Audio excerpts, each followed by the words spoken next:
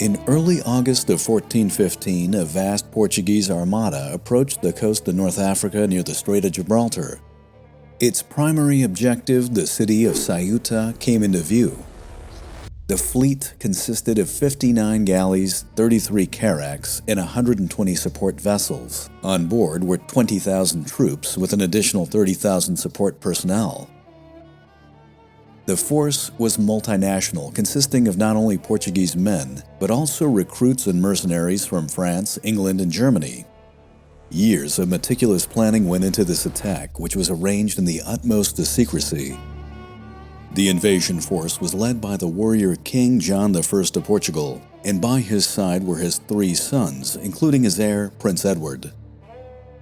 Ceuta was a fabulously wealthy city, a place where the trade routes of North Africa ended, and it was extremely strategic, being well placed on the Strait of Gibraltar.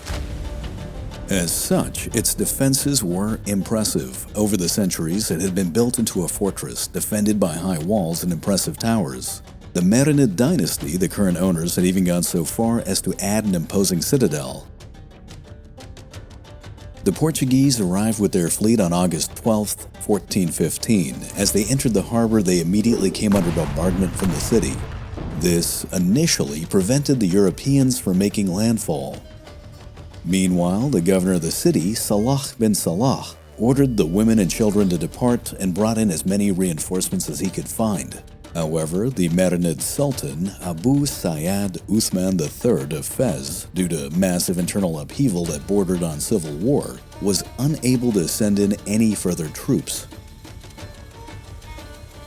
King John of Portugal managed to reorganize his men for an attack on August 16th, but that very night a strong gale descended on the fleet, which literally scattered it to the wind. The next morning, with the Portuguese fleet absent, the defenders of the city came to the conclusion that the Europeans had given up. The governor, Salah bin Salah, made the decision to release his reinforcements, leaving only a small garrison, a decision he'd soon regret. It was on August 21st, 1415, that King John returned in force once again. Against the odds, he had brought his fleet together and his soldiers were eager for battle. As before, the fleet sailed into the harbor. Landing craft that were loaded with troops were lowered into the water and then quickly made their way to the beaches. However, as the king was making his way to the shore, he was shot and wounded in the leg. His men began to falter. It was at this point that his son, a man by the name of Prince Henry, took up the royal standard and led the attack onwards. Flanked by his brother, Prince Edward, the heir to the throne, and supported by 300 men, Henry advanced to the Al-Madinah Gate, which was poorly defended. Due to the speed of Henry's attack, the gate was not properly secured and was soon smashed open.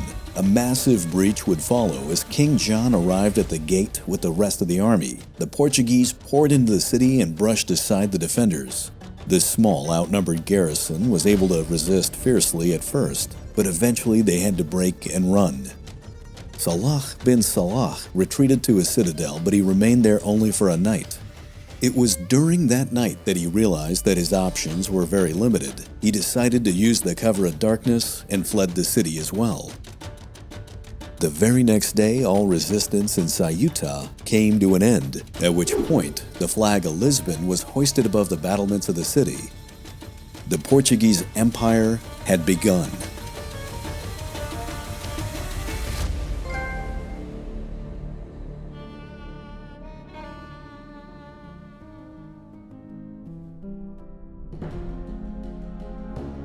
By the late 14th century, Portugal was a relatively impoverished nation. When King John came to power on April 6, 1385, he inherited a kingdom that seemed to have a relatively dismal future. The kingdoms of Central Europe, on the other hand, were growing as the Renaissance in certain areas was beginning. The city-states of Italy, especially Genoa and Venice, which had a monopoly on trade to the Orient, were growing immensely wealthy. As can be imagined, this was envied by just about everybody else. Portugal, meanwhile, was missing out. It was on the extreme periphery. As the writer John Crowley would say, it was the prow of Europe. The kingdom had a long coastal border that looked on towards a menacing, seemingly endless Atlantic Ocean. An ocean, by the way, that the Arabs would call the Green Sea of Darkness. To the east, Portugal was blocked by its powerful and aggressive neighbor Castile. Indeed, a few months after King John had come to power, Castile invaded with a strong army. At the Battle of Aljubarrota on August 14, 1485, the Portuguese king, despite being outnumbered by nearly 5-1, achieved a decisive victory. His position as a sovereign was secured, and the House of Aviz, which he founded, would last for nearly 200 years. In the aftermath of this battle, King John was able to focus on the task of expanding his realm. 30 years later, he and his sons stood as conquerors of the city of Ceuta. Roger Crowley, in the book Conquerors, describes this moment well. Quote, "The Portuguese had come to wash their hands in infidel blood. They fulfilled their contract to the letter. 3 days of pillage and massacre then ransacked a place once described as the flower of all other cities in Africa, its gateway and its key. This stunning coup served notice to European rivals that this small kingdom was self-confident, energetic, and on the move." End quote.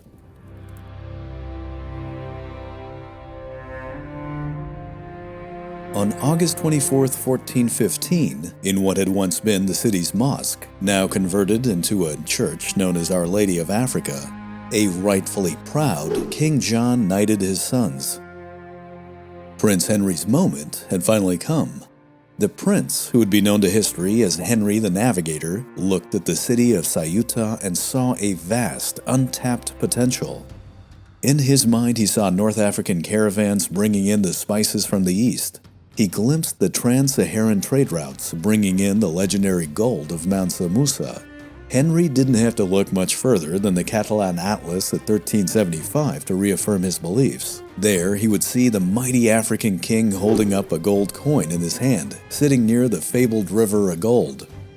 Mansa Musa's famous pilgrimage to Mecca in 1324, where he brought so much gold that it devalued its worth, obviously had an effect on the European mind. But the knighted prince, not just a warrior, but also a man with a talent for seizing opportunity, saw much more. He observed a way of cutting out the middlemen of Genoa and Venice and getting directly to the spice markets of Alexandria and Damascus. He saw an ability to outflank the growth of Islam. Indeed, his later ventures of exploration would be billed to the Pope as crusades. What's more, he believed that by exploring Africa, a way could be found to reach Prester John. Prester John was believed to be an extremely powerful Christian king who had a vast empire someplace to the east. His tale emerged in the 12th and 13th centuries as the Crusades were being pushed back by Islam. The belief was that if Europe could only reach Prester John, then perhaps he would unleash his armies and destroy the caliphate in a combined attack. Prince Henry's mind was made up. Portugal would have to expand, and thus it would need to explore, or face a slow death of obscurity. For Henry, Ceuta was just the beginning. It was a city that needed to be a firm part of Portugal's domain. When his father, King John, placed him in charge of Ceuta's defense, he took the job extremely seriously. Thus, 4 years later, in 1419, when the Marinid Sultan Abu Sayyad Uthman III launched a major attack on the city, Henry quickly sailed his fleet to alleviate the Muslim siege. But by the time he arrived, the commander of his garrison had daringly sallied forth and destroyed the besiegers. The Muslims were forced to fall back, and the Sultan Uthman was later assassinated in Fez in 1420 for his failure. The Marinid Sultanate would descend into anarchy, and Ceuta would face little opposition in the coming years. Prince Henry, on the other hand, got the credit for the win. On May 25, 1420, he was appointed the Grand Master of the Order of Christ. This was a religious organization that was considered the successor to the now dissolved Knights Templar. The position brought him a lot of prestige, and a steady source of income that he was more than eager to use. Henry was now set to further his ambitions. In the city of Sagres, located in the southernmost part of Portugal, he was renowned as establishing his famous school of navigation. Now, it needs to be mentioned that there was not much evidence that Henry actually built a physical school. The truth of the matter is that he probably just brought together cartographers, sea captains, sailors, pilots, men that were willing to explore and compile their information, and the prince provided a platform, likely just a collection of buildings that he owned for these men to congregate and to engage in discourse. Either way, more detailed maps were created. Sailing tools like the compass and the astrolabe were better utilized than studied, and as a result, the Portuguese began to take a commanding lead on venturing into the unknown.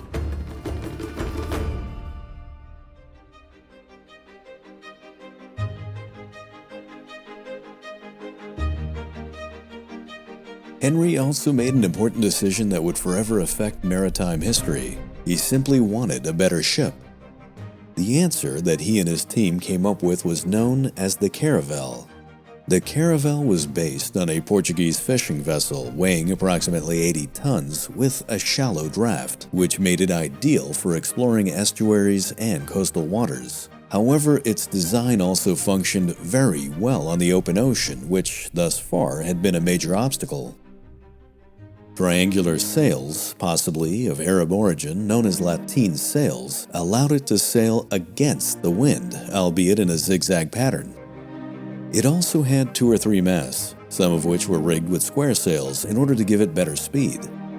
The rudder was expanded for greater maneuverability, and a forecastle and a stern castle were incorporated, giving the ship a better defensive edge.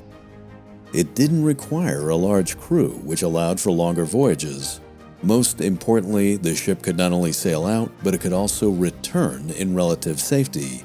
Therefore, the design became an astounding success, and later variants of the caravel would be larger, better equipped, and have heavier weaponry. The stage for exploration was now set.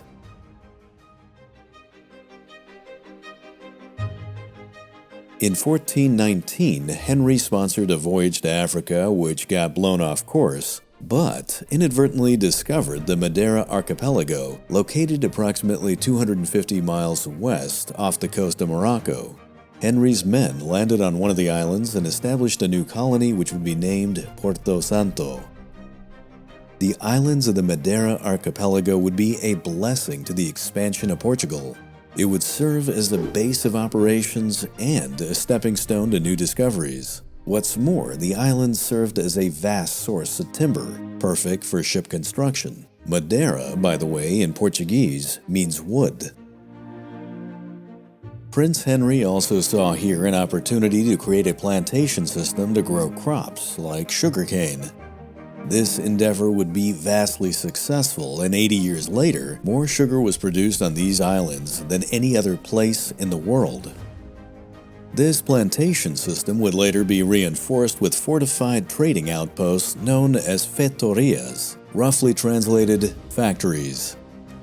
Fetorias and plantations would prove another major success. In fact, in time, they'd be set up in most of the lands that Portugal would eventually claim.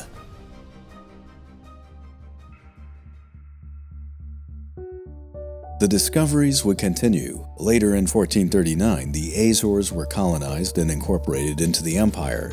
These islands would also serve as a base of operations and a springboard for further exploration. However, for Henry, his main goal was always pushing south along the west coast of Africa.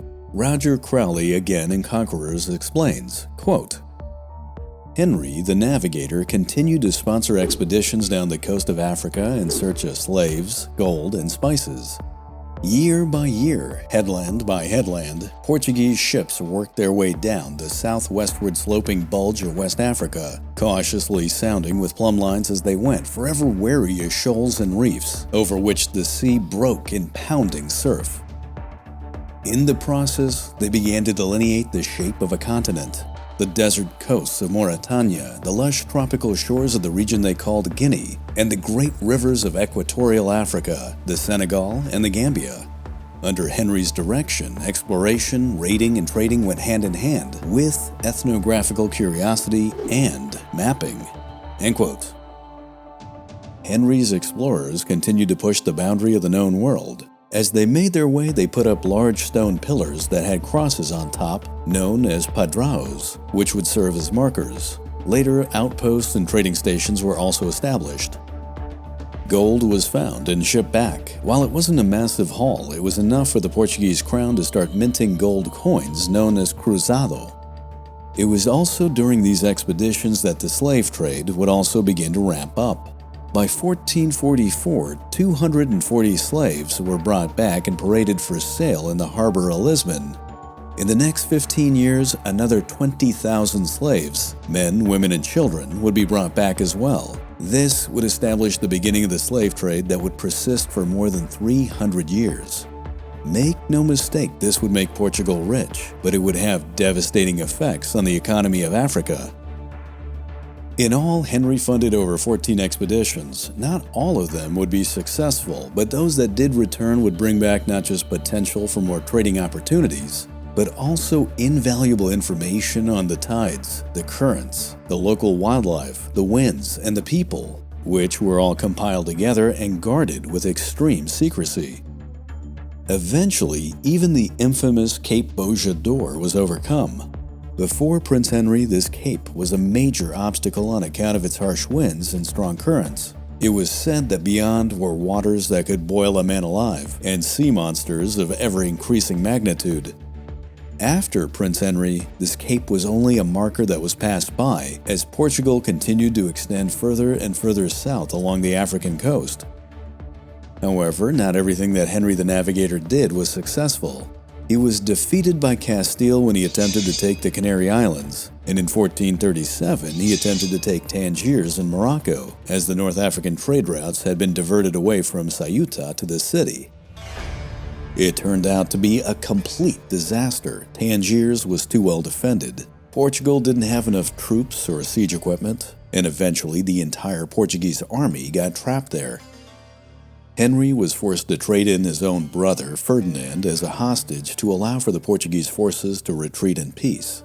The prince was also obliged to hand over Ceuta, which he refused to do, and his brother would eventually die in a Muslim prison.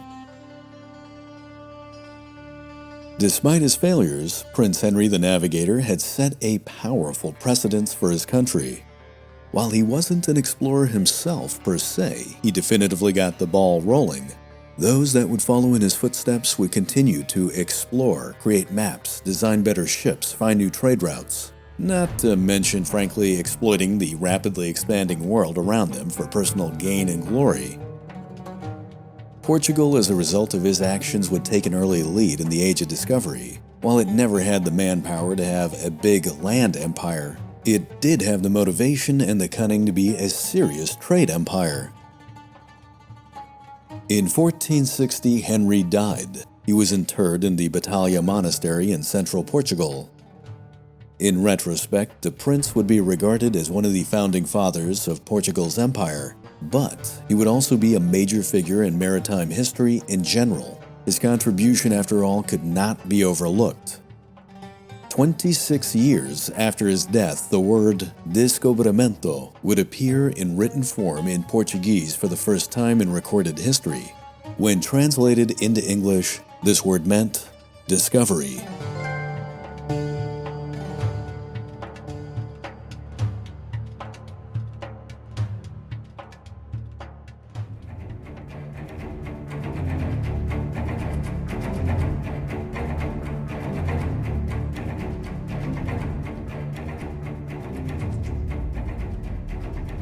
In late December of 1487, two caravels were making their way through the vast uncharted waters along the coast of Africa. No European had ever been this way. They were pushing the final frontier back, but were truly sailing into the unknown. Suddenly, a powerful storm hit the ships, pushing them from the relative safety of coastal waters and far out into the open ocean. It was at this point, when the storms began to abate, that the commander of the ships, a nobleman by the name of Bartholomew Diaz, made a very fateful decision. Instead of immediately heading due east to reclaim the sight of land, he instead allowed the westerly winds and the ocean currents to guide his vessels. Nature moved the ships further to the west, and then to the south. Eventually their course would turn them northeast. For 30 extremely tense days, as supplies and morale dwindled, there was no sight of land whatsoever. Had this been a massive mistake? Had Bartholomew Diaz condemned his men to a slow death on the ocean? Then, suddenly on February 3, 1488, emerging from the distant horizon, land was finally spotted. The two ships quickly made their way to disembark, but once they made landfall, the real question remained. Where exactly had they arrived at? Was this just another bay on the seemingly endless coastline of Africa? Was the Ptolemaic principle, which stated that the Indian Ocean was a closed-off, inaccessible body of water, correct?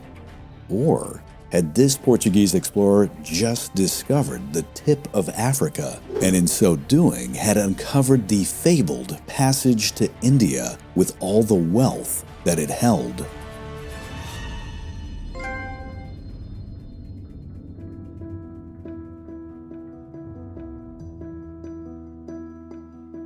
In the early part of the 1400s, Portugal had taken a commanding lead on exploration. Prince Henry, known as Henry the Navigator, had been a massive proponent and patron of exploration and technological development. He had set the standard that his countrymen would adopt and eagerly follow. By the time of his death in 1460, Portuguese ships had discovered and colonized the Madeira Islands, the Azores, and the Cape Verde archipelago. The western coast of Africa had been explored to the sub-Saharan regions, but Portugal was only getting warmed up. In 1471, Fernão Gomes arrived in what is now modern-day Ghana to discover a flourishing gold trade, which gave rise to the name, the Gold Coast.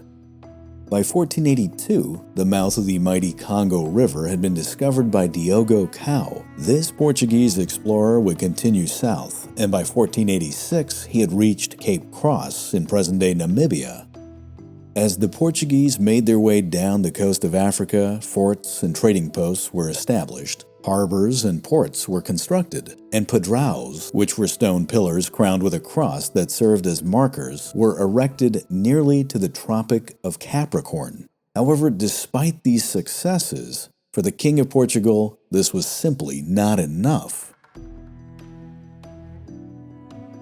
The great-grandson of John I, who had founded the House of Aviz, the ruling dynasty of Portugal at that time, was a man named John II. When his father died in 1481, he became King of Portugal and proved to be a very capable ruler. John II was a Renaissance man. Alongside his father, he had conquered lands in North Africa, taken the city of Tangier, and had distinguished himself at the Battle of Toro against Castile in 1474. But aside from simply leading men into combat, John had a very talented mind for exploration and commerce. This Portuguese king was renowned for having two major obsessions. First, he wanted to find a way to get to India, and second, he wanted to reach the legendary Prester John. India made complete economic sense. It was the source of the spice trade, after all, and therefore it would be the source of immense wealth. Prester John was the epitome of the crusading desire to vanquish Islam. This fabled Christian king was said to have an incredible treasury and vast armies under his command. Now, theoretically speaking, if only the Christians of the West could reach him, then he could unleash his forces, and perhaps the caliphate could be crushed. By the 15th century, it was determined that Prester John was no longer in Asia, but now someplace in Africa. Roger Crowley, in the book Conquerors, explains just how devoted King John was to accomplishing these goals. Quote, "The king had gathered around him a loyal generation of highly talented pilots, sailors, and adventurers, chosen for their talents rather than their social status. In 1486, he energetically planned a three-pronged approach to solving the India problem and locating Prester John. First and foremost, a focused expedition would attempt to sail around Africa. Second, along the way, it would drop off Portuguese-speaking native Africans to seek information about the legendary Christian king in the interior of the continent. And third, an overland expedition to the east would be conducted using Arabic speakers who could penetrate the heartlands of the Indies to learn about spices, Christian kings, and the possibility of sailing routes to the Indian Ocean. John appointed a knight of his household by the name of Bartholomew Diaz to command the next expedition down the African coast. For the overland expedition, the king recruited Pero de Covija. Covija was about 40 years old, a quick-witted, multi-talented adventurer of lowly birth. He was also an adept swordsman, a loyal servant of the Portuguese king, and a spy. It was Covija and another Arabic speaker, Afonso de Paiva, to whom the king now entrusted this daring overland operation. End quote. In the spring of 1487, Covija and Paiva set out from Barcelona and sailed across the Mediterranean to arrive in Rhodes. In the city of Rhodes, they purchased an entire ship's hold worth of honey so they could pass as merchants. They then promptly made their way south, arriving at the port of Alexandria in Egypt. The two blended in and immediately got to work gathering intelligence, spying on the incoming merchants to discover any hint of the trade routes to the east. But shortly after they arrived, both of the king's men were bedridden with fever. Meanwhile, far to the west, Bartholomew Diaz was preparing a journey of his own. At the time, he wouldn't know it, but this voyage he was about to undertake would have a dramatic effect on world history. Bartholomew Diaz was born about 1450 into the aristocracy. He had the favor of King John II and was a member of his court. He came from a line of sailors and had gained a considerable amount of experience on other expeditions along the African coast. In 1482, he joined an expedition to present-day Ghana to establish the fortress of Elmina on the Gold Coast, which, by the way, gave Portugal a very firm hand on the gold trade. It has been suggested that Diaz was also a part of Cow's discovery of the Congo River. Sadly, very little is known of Diaz's exploits in early life, as the Portuguese kept his records a state secret, likely to keep that information from falling into the hands of rivals, and later an earthquake in 1755 destroyed those archives. In July or August of 1487, Diaz was given 3 ships by the crown. 2 were caravels, the São Pantaleo, and his flagship, which he personally commanded, the São Cristavo. The third was a square-rigged support ship which Diaz placed his brother Pero in charge of. On board the ships, Diaz had brought several padraos that he would embed as markers and 6 African slaves, 4 women and 2 men. The Africans had been taught Portuguese, had been adorned in fine clothing, and were given offerings of silver and gold. They would be dropped off at various spots in Africa to serve as ambassadors, to proclaim the glory of the Portuguese and to inquire about Prester John. Their fate, however, is lost to history, and it would seem that little was gained by this endeavor. Diaz set out from Lisbon. He stopped in Ghana at the Elmina fortress to take on more supplies and then continued further south. Eventually, he passed the last padrao, placed at Cape Cross by Diogo da Cunha the year before. On December 8, 1487, he arrived at Walvis Bay in present-day Namibia, where the supply ship and 9 men were parked. Most of the supplies were transferred to the caravels, and the voyage would continue on. It was near New Year's Day that the 2 caravels sailed into a storm, which pushed them from the coast into open waters, at which time a monumental choice was made. Roger Crowley explains, quote, "The pilots took a startling decision. At about 29 degrees south, they gave up the attritional battle with the adverse winds and currents. Instead, they turned their ships away from the shore, lowered their sails to half-mast, and flung themselves out into the void of the westerly ocean, with the counterintuitive aim of sailing east eventually.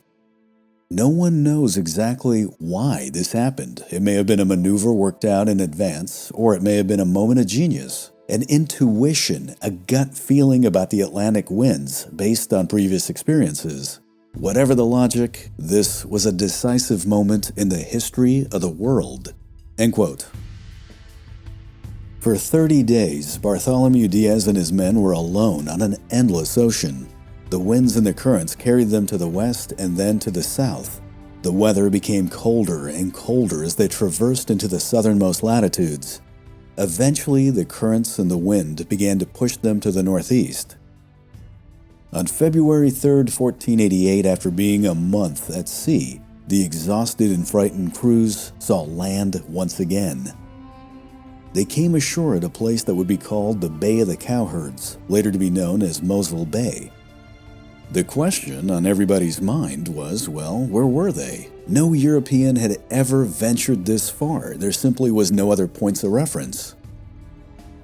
Undaunted, Diaz ordered his men to sail due east. They traversed for another 200 miles along the coast. Then, irrefutably, the coast began to turn to the northeast and the weather began to get warmer. Diaz knew then and there that he had made it around Africa. On March 12, 1488, Diaz anchored at a bay near a rocky headland named Quaihok, where he placed his furthest padrao. His supplies were now critical, and his men's morale was ready to break into open mutiny. However, he and his men agreed to travel for 3 more days. They arrived at a river they would call the Rio Infante. For Bartholomew Diaz, this was as far as his voyage would take him. As he sailed back, he saw his last padrao. The historian João de Barros would later say of him, quote, "When he departed from the pillar, he was overcome by great sadness and deep emotion, as if he was saying goodbye to a son banished forever. He had remembered the great danger faced by him and all his men, how long they had journeyed to come only to this point, then that God had not granted him the main prize. He saw the land of India, but could not enter it, like Moses in the promised land."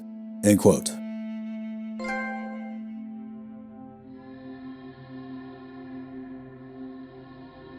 Meanwhile, on the very other end of Africa, Paiva and Covija had recovered from their illnesses and had continued on their mission for the king. They traveled down the Nile to Cairo, and there they took a caravan across the desert to the Red Sea. They boarded ship and traveled to the city of Aden in Yemen at the end of the Arabian Peninsula. At Aden, the 2 men decided to part ways. Paiva would travel to Ethiopia to track down Prester John. Covija, on the other hand, found his way across the Arabian desert. He then boarded ship once again, and after a week on the ocean, he arrived in India at the city of Calicut in autumn of 1487. He had accomplished his mission for the King of Portugal. Calicut was a major hub of the spice trade. Covija would continue his trek, recording everything as he went, from the water currents to the prevailing winds to the cities and the people that he encountered. He moved along the western seaboard of India, and by spring of 1488, he was in Goa. Eventually, he embarked on another ship, crossed the Persian Gulf, and arrived at Ormuz, which happened to be another hub of the spice trade. It wasn't until 1491, 4 years after Covija had left Portugal, that he arrived back in Cairo. Surprisingly, 2 Portuguese messengers that had been dispatched by the king managed to find him. They would take his valuable report back to King John II. However, Covija's travels had made him a man that was no longer capable of going home. He soon discovered that his companion Paiva had died while seeking Prester John. Roger Crowley describes Covija's amazing journey and journey's end.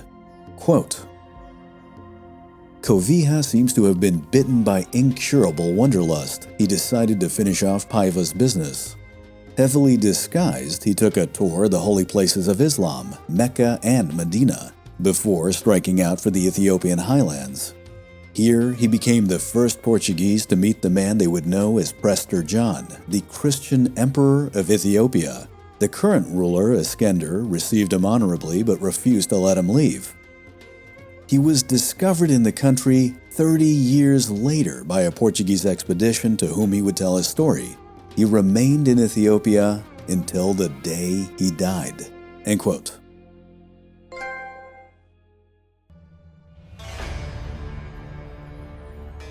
Meanwhile, going back to 1488, Bartholomew Diaz was making his return journey. On his passage west, he became the first European to see the Cabo das Tormentas, the Cape of Storms, named after its incredibly unpredictable weather. He then rounded the tip of Africa again, making his way north. He arrived at his supply ship in Namibia in July of 1488. Of the 9 men he had stationed there, only 3 remained. The supply ship itself was unsalvageable. The undaunted explorer continued north, passing by bays and capes that were now well known to the Portuguese. He arrived back in Lisbon in December of 1488. Altogether, he had traveled for over a year and a half. His voyage was estimated to be approximately 16,000 miles, which, by the way, the circumference of the Earth is just shy of 25,000. When he arrived back, he was celebrated as being the first European to round the tip of Africa and firmly disprove the Ptolemaic doctrine. But King John II did not seem happy with him. It's unknown exactly what was said, but perhaps there was some resentment that he didn't make it to India. Either way, Bartholomew Diaz seemed to have fallen out of favor with the sovereign at this point. He would never be the leader of an expedition again. But that's not to say that the story of Diaz ends here. In retrospect, the king did make it a point to rename Diaz's Cabo das Tormentas, the Cape of Storms, and instead named it the Cape of Good Hope. This may have seemed like a simple PR move, but perhaps for the king it was a challenge to his countrymen to see who could push the limit further. To the credit of the Portuguese sense of exploration, that challenge would soon be accepted. Based on the work of Diaz, Paiva, and Covija, a new round of explorers would seek out that sea passage to India, which in the end was simply too tempting and ambitious a goal to pass up. Folks, I want to give a big shout out to the Explorers podcast by Matt Green. As I've mentioned before, there's not that much known about Bartholomew Diaz. This podcast is extremely well done and was helpful in my research. Matt was extremely kind to send me his material. If you get a chance, check out the Explorers podcast. I will post the link in the description of the video.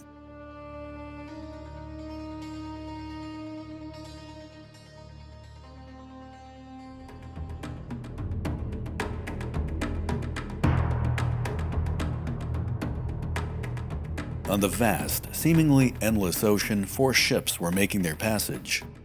The fleet was Portuguese, and the sailors on board had not seen land in 3 long weeks. But this was only a portion of the long journey that they had endured. Their voyage had been an impressive feat of navigation and exploration never before attempted by a European.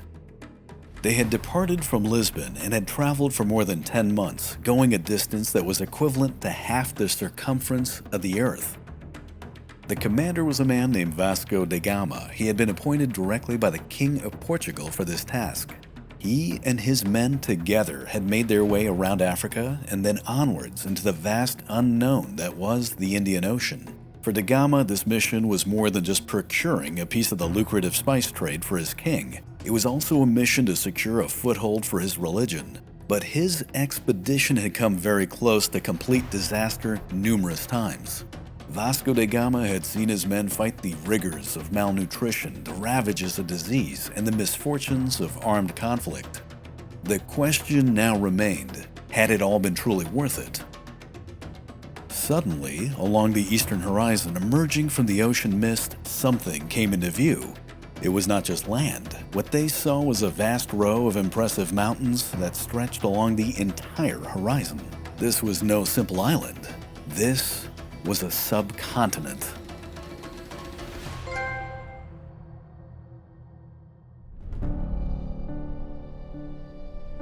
In the final years of the 15th century, dramatic changes were happening in the Iberian Peninsula. Bartholomew Diaz had rounded the tip of Africa, and Pero de Covilhã had made it to the city of Calicut in India. The combined discoveries that these explorers had made put Portugal on the verge of extrapolating the ultimate goal, finding a sea passage to the lucrative spice markets of the Indian subcontinent. However, King John II of Portugal was forced to divert his attention and patronage away from discovery and exploration to the political arena. He was embroiled in vicious campaigns of crusade in North Africa. In 1491, his only son and heir was killed in an accident, prompting problems of succession. And the very next year, 1492, the Portuguese king would face a humanitarian crisis. It was that year that neighboring Castile and Aragon had completed the Reconquista by defeating the last kingdom of Islam in Iberia. They soon afterwards expelled the Jews, many of whom would find refuge in Portugal. But this relocation would put a considerable strain on the Portuguese crown. However, these events were soon to be eclipsed by one of the greatest flashpoints in history. It was on March 3, 1493, that a ship struggled into the harbor of Restelo, a small village near Lisbon. The name of the ship was the Santa Maria, and on board was a Genoese explorer sailing under the flag of Spain. His name was Christopher Columbus, and he carried word of a vast new world that he had just stumbled upon. Now, some argue that Columbus intentionally landed in Portugal to rub his discovery in King John II's face. The king, after all, had previously rejected his expedition. Others say that the Genoese captain barely made it to land. Either way, a confrontation with Spain seemed inevitable as word of Columbus's voyage spread throughout Europe. King John immediately laid claim to the new territory that Columbus had just discovered, citing a violation of a prior treaty. As a result, he began to tremendously expand the Portuguese navy. Spain likewise also geared up for war, but knowing that the Portuguese navy was bigger, the Catholic monarchs, Isabella and Ferdinand, decided to appeal to the Pope to intercede. The pontiff at the time was Alexander VI, the Borgia Pope, who had managed to come to power just the year before. He was considered a Spaniard, technically Aragonese. The man was instrumental in putting Isabella on the throne. The two were on excellent terms, and this is perhaps the reason why the Castilian queen had cunningly chosen this path. The Pope would pass several papal bulls to literally establish spheres of influence for the two Iberian powers. Though it needs to be mentioned, these documents heavily favored Castile. Kristen Downey in the book The Warrior Queen explains what happened next. Quote, "The Portuguese naturally were not happy with the Pope's ruling. Queen Isabella and King João of Portugal therefore negotiated their own division of the globe. In talks that were held in Castile at the town of Tordesillas, the agreement that they reached on June 7, 1494, known as the Treaty of Tordesillas, pushed the north-south dividing line west 370 leagues, approximately 1,200 miles, from the islands of Cape Verde, instead of the Pope's 100 leagues to the west, thereby allowing Portugal to retain all rights to the coast of Africa. The resolution of the dispute, at least at this time, and from the perspective of Queen Isabella and King João, was that Spain now owned the western side of all new lands, and Portugal owned the eastern section. The two cousins had divided the cookie in half." End quote. It should be noted that Portugal may have already known about the eastern edge of South America, that is, Brazil, at this time, rather than the official discovery date of 1500 by Cabral. The world had been divided. Spain, increasingly a rival, would now be headed to the west, and Portugal was free to head to the east. In terms of exploration, or perhaps exploitation, it was time for the Portuguese to get back to work.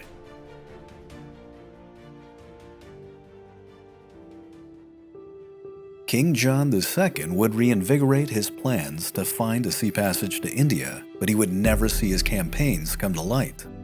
In 1495, John II, once regarded as the perfect prince, at the age of 40, died without an heir.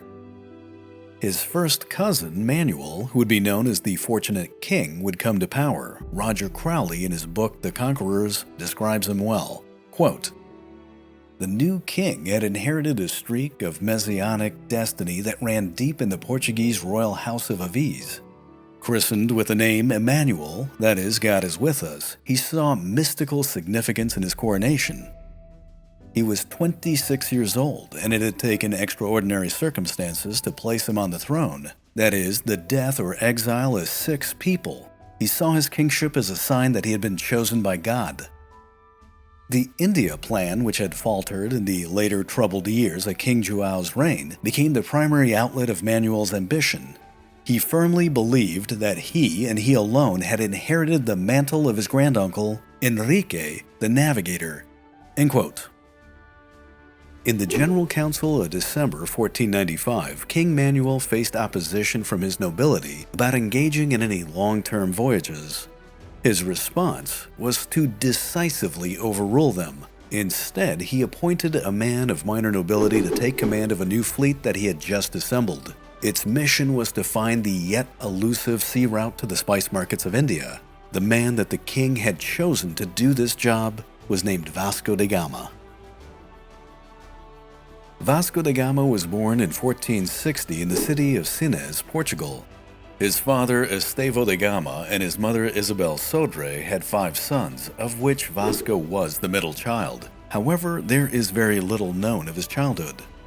As he matured, he was regarded as being intelligent, excellent with mathematics, and well-versed with navigation.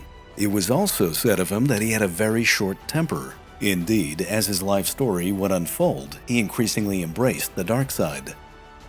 At the age of 20, he pursued a military and religious path. Like many members of his family, he joined the ranks of the Order of Santiago, and in time he would become a fervent defender of the faith.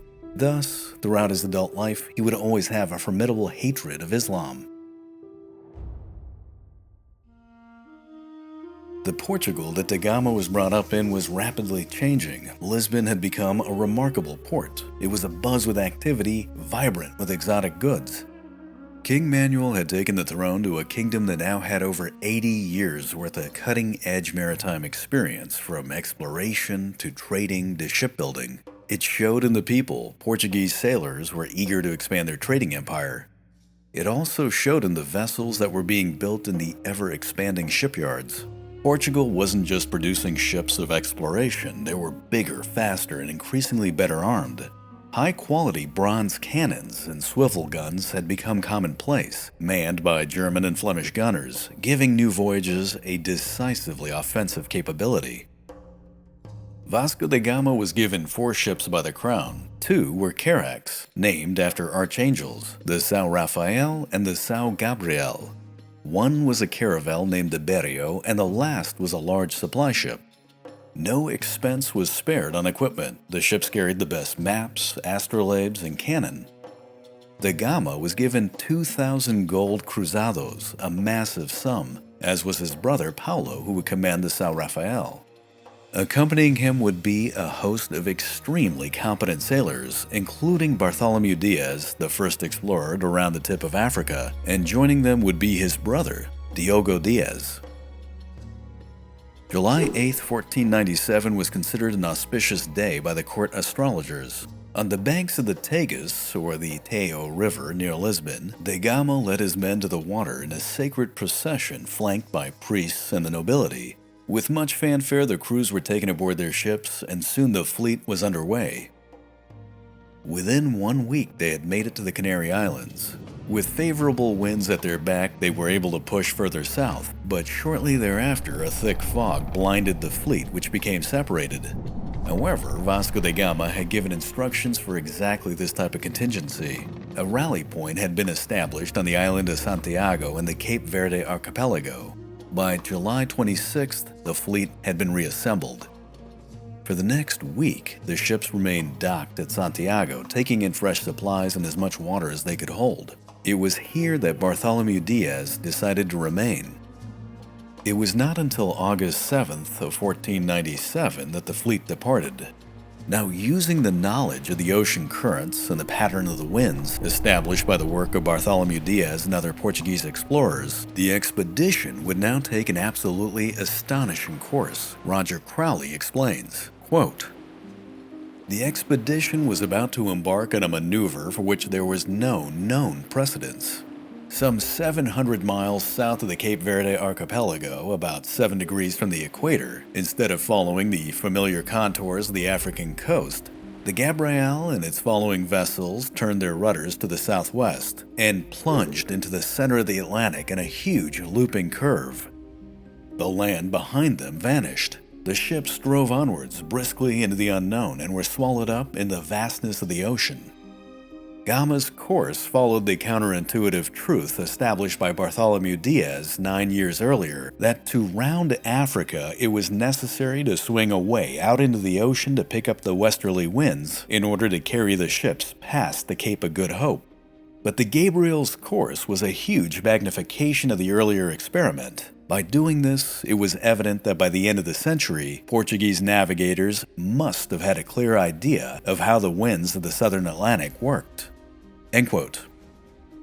The course that the fleet took was a vast arc out into the Atlantic. Whereas Bartholomew Diaz on his journey had been away from land for 30 days, this portion of their voyage would last 93 and covered a distance of over 4,500 miles. To give this modern context, that's like flying from Lisbon to New Delhi. Now there is a very mysterious aspect to this leg of the voyage. 2 weeks in, on August 22nd, the chronicler Álvaro Velho documented seeing birds, signifying proximity to land. Then his journal of events goes silent for 2 months. Could there have been nothing of significance to note during this time? Or, as some have theorized, had the voyage come into contact with the eastern coast of South America, and was the lack of documentation a means of the Portuguese crown to keep this knowledge hidden from its rivals? The resolve of the crew was tested to the extreme during this time. Food began to rot, fresh water became scarce. Fever, dysentery, malnutrition, and scurvy would claim many lives. Once they had made it past the equator, even the reassuring North Star was lost behind the horizon. Then, on November 4th, 1497, the African coast was spotted and the fleet came to anchor at St. Helena Bay. Now granted, this was northeast of the Cape of Good Hope, but they still had made it a long way. The ships were eventually repaired and supplies were procured. Now when the pastoral people of the area were encountered, the Gama initially approached them with good intentions. However, hostility would eventually break out, leading to several armed skirmishes. For Vasco, this was a turning point on his outlook. Increasingly, away parties would be heavily armed. The Gama's temperament had changed to shoot at even the slightest provocation. On December 2nd, 1497, the fleet arrived at the Bay of the Cowherds, where Bartholomew Diaz had previously made landfall. By December 15th, they had passed Diaz's last padrao, that is his final stone marker. The passage to India now lay before them. The fleet proceeded to hug the eastern coast of Africa, but as they went, scurvy set in with a vengeance. The disease would ravage the crew. Crowley gives us insight. Quote, "The symptoms of scurvy were advanced, and many of the crew were in a ghastly state. Their hands, feet, and legs were monstrously swollen. Their bloody and putrid gums grew over their teeth. As a result, most of the men could no longer eat. The smells were atrocious, wounds no longer healed, and the men of the fleet began to die." End quote. On January 22, 1498, the debilitated fleet reached the delta of a massive river. It was here that hippopotamuses and crocodiles were seen. This was the mighty Zambezi River, and it would save the expedition from complete annihilation. It wasn't so much the clean air and the medical interventions which the crew figured was the reason why everyone was getting better, but rather the abundance of fruit that was found along the banks of the river with the critically needed vitamin C. For a month, the fleet anchored off the delta and recuperated. A padrao dedicated to Saint Raphael was placed. Eventually, the ships left the Great River behind on February 24th, but a few days later, on March 2nd, they spotted a large bay. When the caravel, the Berrio, was sent in to investigate, she ran aground on a sandbank. As the crew attempted to get her free, they were approached by men in canoes who invited them to come into the bay. The language that they spoke, however, was unmistakable. It was Arabic. Unknown to Da Gama and his crew, the Zambezi marked the beginning of the lands belonging to the Sultan of Mozambique, a country that was Muslim. The Portuguese had now just entered into a vast new world. The Indian Ocean, after all, is 30 times the size of the Mediterranean, which mirrored its complexity. Roger Crowley once again puts it incredibly well. Quote, Unlike Columbus, the Portuguese had not burst into silent seas. For thousands of years, the Indian Ocean had been the crossroads of the world's trade, from Canton to Cairo and from Burma to Baghdad. This was all done through a complex interlocking of trading systems, maritime styles, cultures, and religions, not to mention a series of important hubs. Malacca on the Malay Peninsula, larger than Venice, for goods from China, Calicut on the western coast of India for pepper, Ormuz, gateway to the Persian Gulf and Baghdad, Aden at the entrance of the Red Sea and the routes to Cairo, which was the nerve center of the Islamic world.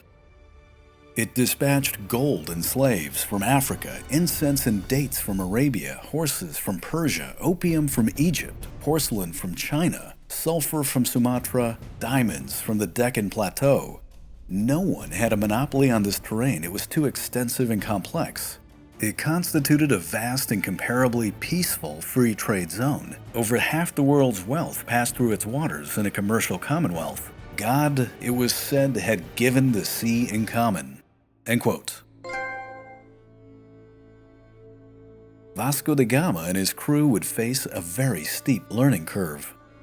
As they entered the bay, they docked at a town in Mozambique. This wasn't just a small village. It was a sophisticated city dotted with buildings, a vibrant port, and mosques. The Sultan peacefully approached them, confusing the Portuguese as being Muslim traders. Vasco da Gama, to his credit, played along to sustain the ruse. But their credibility soon came into question as their ships were in a deplorable state, and the gifts that da Gama could offer, brass bells, coral, modest cloth, were no more than trinkets to the Sultan and his administrators. And when nobody in the fleet could produce a Quran, the Sultan began to suspect that Vasco was not what he appeared. Despite the mounting tensions, the Sultan did provide the Portuguese fleet a pilot when he was asked to do so. However, on March 10, 1498, the ships docked at a nearby island to conduct the Christian Mass. The loaned pilot, seeing this, fled, and da Gama surmised correctly that their cover was blown. It was time to get on the move, but the prevailing winds prevented departure, and their stores of water were running low. On midnight of March 22nd, Vasco da Gama returned to the city and attempted to secretly enter the harbor to obtain fresh water. Their presence was alerted, and for the next 3 days, the Sultan's men viciously fought him. However, the Portuguese brought their cannon to bear and drove them back, destroying a portion of the city in the process. On March 25th, the Portuguese were able to seize water along with some hostages and then fled the port, making it a point to bombard the city as they left. Sailing north was difficult. The winds were just not favorable. It wasn't until April 7th of 1498 that they arrived at the port of Mombasa. Here, the pattern would repeat. The locals initially approached bearing gifts, though the mood was much more cautious. Then later, as the São Gabriel was being brought into the harbor, steered by local guides, it rammed into another ship. The Portuguese panicked and tortured the guide, forcing a confession that this had been done intentionally. The people of the city retaliated by attempting to board the ships at night, but this was eventually driven back. Once again, it was time to move on. However, as the fleet made its way north, it resorted to piracy, attacking and seizing 2 ships along the way. Vasco da Gama, after all, desperately wanted a pilot that could take him across the Indian Ocean, but in this encounter, he would come up empty-handed. On April 14, 1498, they arrived at the city of Malindi in modern-day Kenya. Here, the reception was much more friendly, albeit da Gama refused to go ashore. However, as a show of goodwill, he did release his prisoners. Diplomacy in this case worked. Roger Crowley brings it home. Quote, Vasco da Gama was anxious to obtain a pilot, and it took another hostage seizure to extract one. The Sultan dispatched a, quote, Christian who was willing to steer the expedition across the ocean to their desired destination. He was more likely a Gujarati Muslim who possessed a chart of the Western Indian Ocean and was familiar with quadrants for taking astronomical observations. 500 years later, Arab captains would still be cursing this pilot's name, who was the first to let the Portuguese into the secrets of the ocean's navigation. Eventually, the locals would refer to the Portuguese by the derogatory Hindi name for foreigner. They would call them the Farengi. End quote. On April 24, 1498, the Portuguese departed Malindi. With the monsoon winds at their back, they left the African coast well behind them. They traveled in a northeastern direction, and on April 29th, da Gama spotted the North Star once again. On May 18th, after 23 days on the open ocean, high mountains were spotted on the horizon. These were the Western Ghats, a chain of mountains on the western coast of India. Overall, it had been 309 days since they left Portugal. The fleet had gone 12,000 miles. They had finally arrived along the Malabar coast. The magnificent trading hub of Calicut was nearby. This was a grand moment in history. Vasco da Gama had done it. He had discovered a sea passage to India. The fleet quickly made its way to Calicut and its extraordinary markets of spice. Everybody on board could tell that there was vast wealth to be had. That said, wherever there was extreme wealth, there would also be extreme danger. Vasco da Gama, his men, and his ships were now sailing right into the middle of it.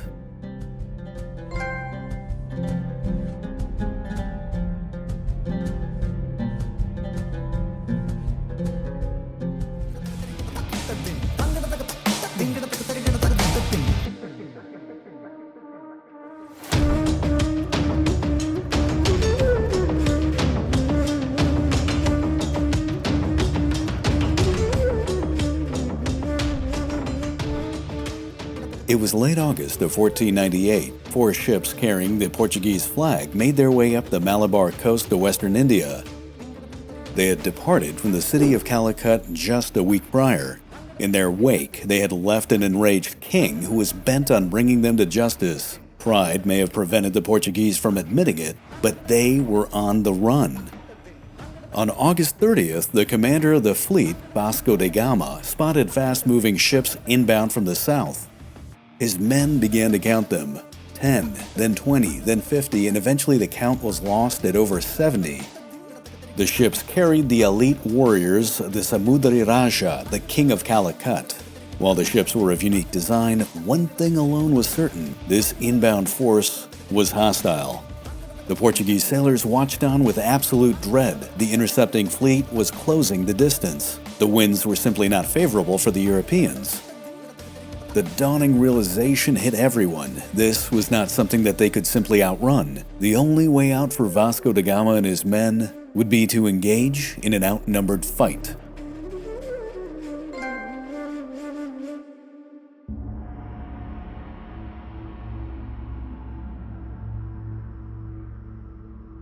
The arrival of the Portuguese at Calicut in late May of 1488 was an astonishing sight for the locals. No ship usually sailed this early in the monsoon, and the design of the Portuguese vessels had never been seen before in this part of the world. 4 smaller ships were dispatched to bring Vasco da Gama and his men into the port. Mistaking them for being Muslim traders, they were initially brought before a group of Tunisians who ironically spoke Castilian. Thus, Vasco and his men had traveled halfway around the world to speak in a relatively local tongue. The Muslim traders they met were friendly and began to enlighten their European guests on just how complex the world of the Indian Ocean truly was. Roger Crowley, in his book The Conquerors, puts it really well. Quote, "The meeting with the friendly Muslims was probably as deeply disorienting as anything that was about to follow. It was as if the Portuguese were looking at their own world down the wrong end of a telescope. It was Europe that was ignorant and isolated, not this sea into which they had stumbled. And they were extremely lucky. One of the Tunisians stated that he would help them interpret this new world. He had a nostalgia for the Portuguese, whose ships he had seen trading on the North African coast during the reign of King João II. He offered guidance to the labyrinthine manners and customs of Calicut that would prove invaluable. The city, he told them, was ruled by a powerful king, the Samudri Raja, which meant the Lord of the Sea." End quote. Calicut was a cosmopolitan port situated on an excellent natural harbor. Ships from all over the Indian Ocean of varying ethnicity and construction would arrive. As long as they paid the all-important harbor tax and stayed somewhat peaceful, no one really became concerned. The people of the city were relatively affluent. The merchants had become rich on trade. This was not a wretched hive of scum and villainy. The city had a respectable Muslim population that had learned to coexist with their Hindu neighbors, and all of this was under the control of the Samudri Raja, the king of Calicut, who went by the name Zamorin. The king had a reputation of being both honorable and fair with traders, making Calicut a major hub in the trading of spice, amongst other things.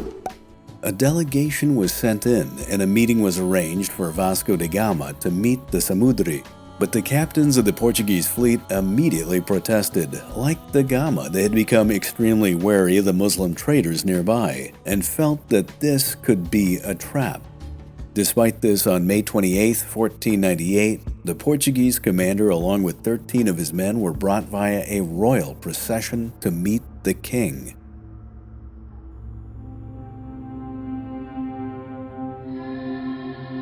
The scene that now unfolded was one of major contrast. The Portuguese on one end were beleaguered, filthy, downtrodden after their long voyage. Zamorin was seated in splendor, flanked by a gleaming royal entourage. He was surrounded by a shield of large men with long beards and hair, many naked to the waist but adorned in fine clothing and gold earrings. Each of them was carrying a sword, which was now drawn. Much like the Janissary of the Ottomans or the Varangian of the Eastern Romans, these men were elite soldiers. They were members of the Hindu warrior caste known as the Nayars, and they were sworn to protect their master with their lives. For the Portuguese envoys, they were an imposing and threatening sight. Surprisingly, despite their unique appearance, Vasco and his entourage considered the Samudri Raja and his men to be Christian. Hinduism at this point was something that was entirely unknown to them. Vasco da Gama introduced himself and then launched into his goals of why his king had sent him. That is, finding new trade routes, establishing contact with new kingdoms, and finding Christian sovereigns. However, despite his enthusiasm, the meeting immediately did not go well. Cultural differences and the finesse of good diplomacy was lost on da Gama. In fact, his sense of pride made him extremely cantankerous when he noted that things were going south. Trying to make up for lost ground, da Gama asked for a private meeting with Zamorin and was granted this. When the king asked point blank what he had really come for, Vasco's response was simply that he was in search of Christians and spices. This response failed to impress, and their first meeting would end on a low note. That day ended with frustration that arose from the confusion of unfamiliar protocols and the nuances of meeting a new culture. That night, Vasco and his men managed to find lodging nearby. However, a massive crowd turned up to see the new spectacle of the Europeans. The exhausting scene was made worse from the pouring monsoon that drenched the explorers. Undaunted, the next day, Vasco da Gama dispatched gifts: 12 pieces of cloth, 4 scarlet hoods, 6 hats, a ring of coral, cases of sugar, honey, and oil, to name a few. None of this was worthy of a king, and as a result, the Europeans lost a great deal of credibility with the Samudri, who perhaps at this point was beginning to think of da Gama and his men as nothing more than a bunch of lowly pirates. After getting these gifts, the king made Vasco wait all day before granting another audience. The second meeting would go worse than the first. The king demanded again to know why the Portuguese had come, and if their country was truly rich, why did they not bring what was truly valued, that is, gold? Da Gama knew he was cornered and responded that this was simply a voyage of discovery and that next time richer gifts would come. This second meeting would end miserably. Vasco da Gama would never meet the Samudri in person again. A standoff between the two had begun and would only intensify. It was, after all, the uncertainty of the motives of either side that would push Vasco and Zamorin to near paranoia. Roger Crowley expertly explains, quote, The Samudri probably remained uncertain how to play these strange visitors. They fitted no known category of merchant, yet they evidently came from a great king, and the commercially oriented monarch, whose wealth derived from the trading vessels that came to his open port, was reluctant to snob a potential opportunity out of hand. At his shoulder, the Muslim merchants were undoubtedly hostile to these infidel intruders. Their significant antagonism, which the King of Calicut quickly deduced, was perhaps as much commercial as it was religious. And perhaps the Muslim opposition was justified. The Portuguese, after all, had come to the Indian Ocean hardened by decades of holy war in North Africa. Their default strategy was suspicion, aggression, the half-drawn sword, and a simple binary choice between Christian and Muslim, which perhaps he could play to his own favor. End quote.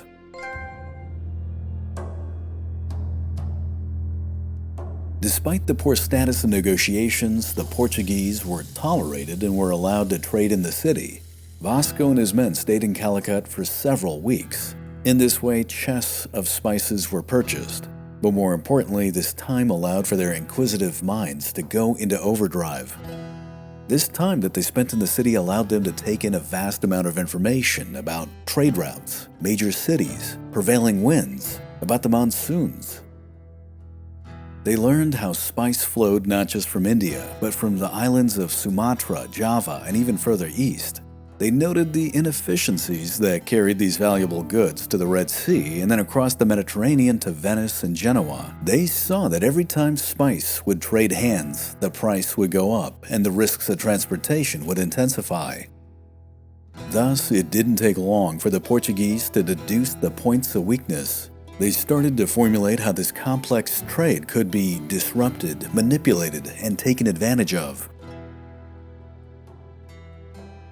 By mid-August, Vasco da Gama knew it was time to leave. July and August had been relatively low periods for trade, but in the weeks to follow, the winds would change and Muslim traders would be inbound. Already, he sensed the growing hostility of the local Muslims, who he feared were poisoning the mind of the Samudri against him. The Portuguese commander could tell that his prior aggressive exploits along the African coast against Muslim cities had caught up with him. Thus, Vasco da Gama dispatched Diogo Diaz, the brother of Bartholomew Diaz, along with a majority of their trading goods to reach out to the King of Calicut to see if he was agreeable to allow the Portuguese to leave a permanent trading outpost. That request was denied. Instead, Zamorin had Diogo Diaz placed under house arrest and his goods confiscated. From the Samudri's perspective, this was a calculated move done to make sure that Vasco da Gama would not simply sail off and would abide by the king's law that all incoming ships pay the port tax. In Vasco's mind, however, this was an act of war. The Portuguese commander would no doubt retaliate. On August 19th, a trading delegation of the citizens of Calicut were welcomed aboard Vasco's flagship, the São Gabriel. A group of merchants came, 6 of which were of high caste, that is, valuable. During the night, Vasco made his move. He had his men seize 18 prisoners, then raised his anchor and sailed away. A letter was sent to Zamorin stating that da Gama would return, open fire on the city, and decapitate the prisoners in the harbor for all to see. That is, if Diogo Diaz's men and the Portuguese goods were not returned. The King of Calicut agreed, even going so far as to allow for a padrao to be constructed in the city. On August 23rd, the prisoner exchange occurred. Several ships approached the Portuguese fleet while it was in harbor. Diogo and his men were exchanged for some of the Hindu prisoners. Then, even more ships approached, bringing in the Portuguese goods. But right then and there, Vasco da Gama changed his mind. Perhaps he could no longer control his paranoia. Or perhaps he surmised that these incoming ships were a threat. The Portuguese commander decided to break the deal, abandon his goods, and abscond with his remaining prisoners. He opted not to pay the port tax on the way out. By the time the Samudri Raja found out about this, the Portuguese fleet was well underway. Zamorin was enraged and rightfully wanted retribution. Meanwhile, Vasco had sailed north along the Malabar coast, but on August 30th, their ships were intercepted by a fleet of over 70 vessels sent by the Samudri to hunt them down. While the Portuguese may have had the advantage in firepower, the warriors of Calicut greatly outnumbered them in terms of ships and men. The smaller ships swarmed around da Gama's fleet. Despite the barrage that was unleashed by the Portuguese cannons, the Samudri's men continued to advance. For several bloody hours, an ongoing fight ensued between the two fleets. Many of the Portuguese were wounded, some of them were killed, and yet the king's men pushed the offensive. For a brief moment, the Nayars of Calicut had the advantage, and events began to look very bleak for Vasco da Gama and his men. Many felt that this was the end. Suddenly, seemingly out of nowhere, a thunderstorm descended on the battle. Vasco had his men open their sails and took advantage of what for him must have been nothing less than a divine wind.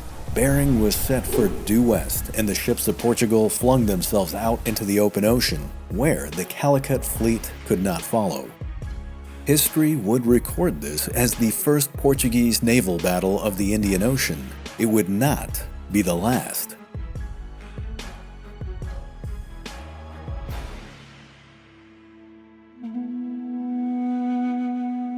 Eventually, Vasco returned to the relative safety of the coast and took anchor at Anjadiva Island.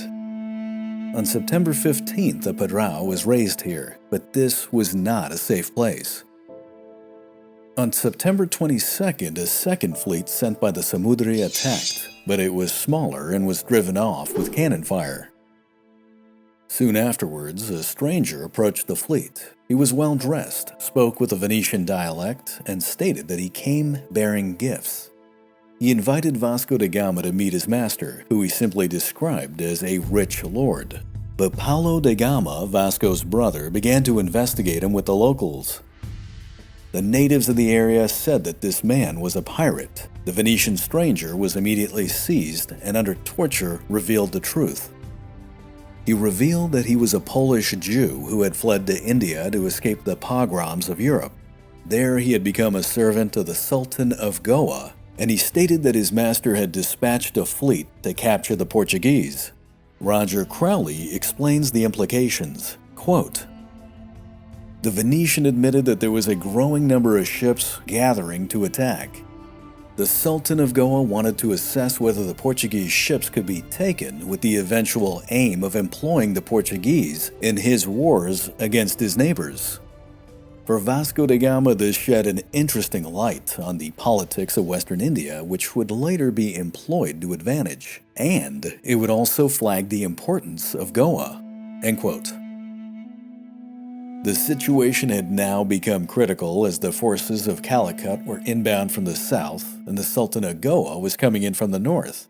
What's more, the island of Anjadiva was a place to restock water, thus implying that Arab merchants from the Islamic world would soon be appearing. It was definitively time to get out.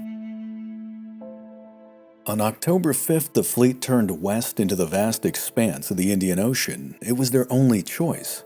The Venetian stranger was brought along. In time, he'd be baptized and named Gaspar da Gama. His political knowledge would prove invaluable. However, with the poor timing of the monsoons, the trip back across the Indian Ocean would prove to be a disaster. In the book The Conquerors, this is well described. Quote, "The return across the Indian Ocean descended into nightmare. It was a sea of dispiriting and contrary breezes pushing them back. Then the far more terrible calms, with the ship sitting unmoving for days. Men bickering over whatever shade was afforded by the dejected sails. They were tortured by thirst and hunger, calling on the saints for aid, vermin crawling from the biscuits, the water afouled. Then the dreaded symptoms of scurvy reappeared. One by one, the dead were lowered over the sides, with a soft splash and the murmuring of prayers. Those that were left alive were just tottering. A mutiny was in the making. Then, as despair reached its zenith, a favorable wind picked up and carried them west for 6 days. On January 2nd, 1499, the battered ship spotted the African coast. It had taken 23 days to make the voyage across. The return took 93. The lessons of the seasonal monsoon were extremely hard-won." End quote. They had arrived near the Muslim port of Mogadishu in modern-day Somalia. They didn't stop, but they did manage to shell the city as they passed. On January 7th, they arrived at Malindi to exchange gifts with the local sultan and then moved on. Hostile Mombasa was avoided entirely on January 13th. However, as they made their way south, the loss of life on the Indian Ocean became very apparent. There simply wasn't enough sailors for the entire fleet. The São Rafael was beached and then burned. The remaining 3 ships continued the journey. At Zanzibar, peaceful negotiations were made with the Sultan. It wasn't until March 3rd that the fleet took anchor at St. Bras. Here, the supply ship was too unfit to continue. By March 20th, 1499, the Cape of Good Hope was rounded and Vasco now turned north, away from the cold. From this point onward, the record of the voyage became very hazy. There is one account that by April 25th, the fleet had reached the Gambia, at which point a storm separated the remaining 2 ships. The Berrio would arrive back at Lisbon on July 10th, 1499, the São Gabriel a few days afterwards. Vasco da Gama was not on board. His brother Paulo had become very sick on the last leg, and Vasco would accompany him to the Azores, where Paulo died. Vasco would eventually return to Portugal in late August, where he would mourn his brother's death at the Chapel Santa Maria de Belém. It wasn't until early September that he made his glorious entry into the capital. King Manuel was ecstatic with the success and gave da Gama grants of money, land, and title. The spices that he brought back sold for a fortune, and his exploits were quickly made known to the rest of Europe. Even the Borgia Pope Alexander VI was impressed. A sea passage to India had been found.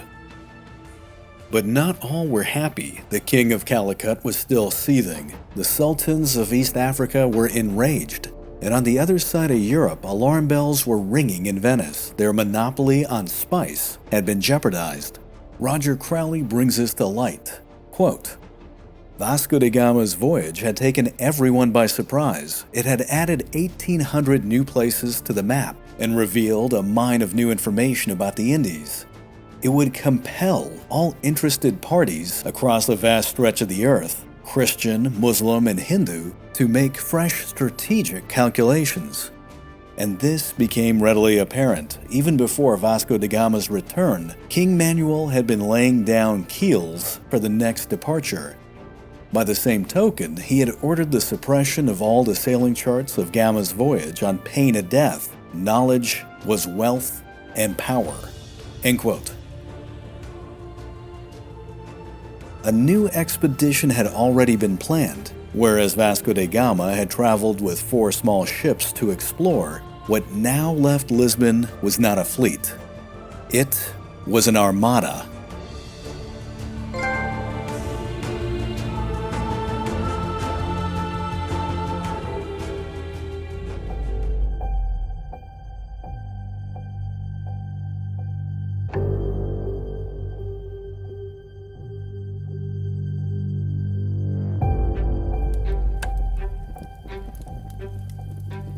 The Captain Major of the Portuguese fleet climbed to the bridge of his flagship. The scene before him was gruesome. His armada had established naval superiority over the harbor of the Indian city of Calicut. All around him were the destroyed, broken remains of a Muslim fleet. Hundreds of dead bodies still drifted in the water. Some of the ships, that is, the ones that the Portuguese had not sent to the bottom of the harbor, were still burning, billowing smoke into the humid air of the Malabar coast. Not far away was a trading outpost that Portugal had just established. Now, it was nothing more than a shattered ruin. 2 nights before, an overwhelming Muslim force had attacked it, burned it to the ground, and killed nearly everyone inside. Diplomacy had obviously failed. Now there was only a sense of vengeance that was left. Meanwhile, during these 2 critical days, the Hindu king of Calicut had not sent a message indicating that he had either supported, or more importantly, denounced the attack on the outpost. His royal silence for the men of Portugal implied that he was guilty of conspiring with the Muslims, and thus he too would be held accountable. The captain major was a man by the name of Pedro Alvarez Cabral. He had his fleet towed by longboats as close to the city as the shallow waters of the harbor would allow. While the Portuguese ships were being brought in, a vast portion of the population of the city had come out to the beach. They had come out to retrieve the bodies of those that were killed and to behold this large fleet that had come to anchor so close to them.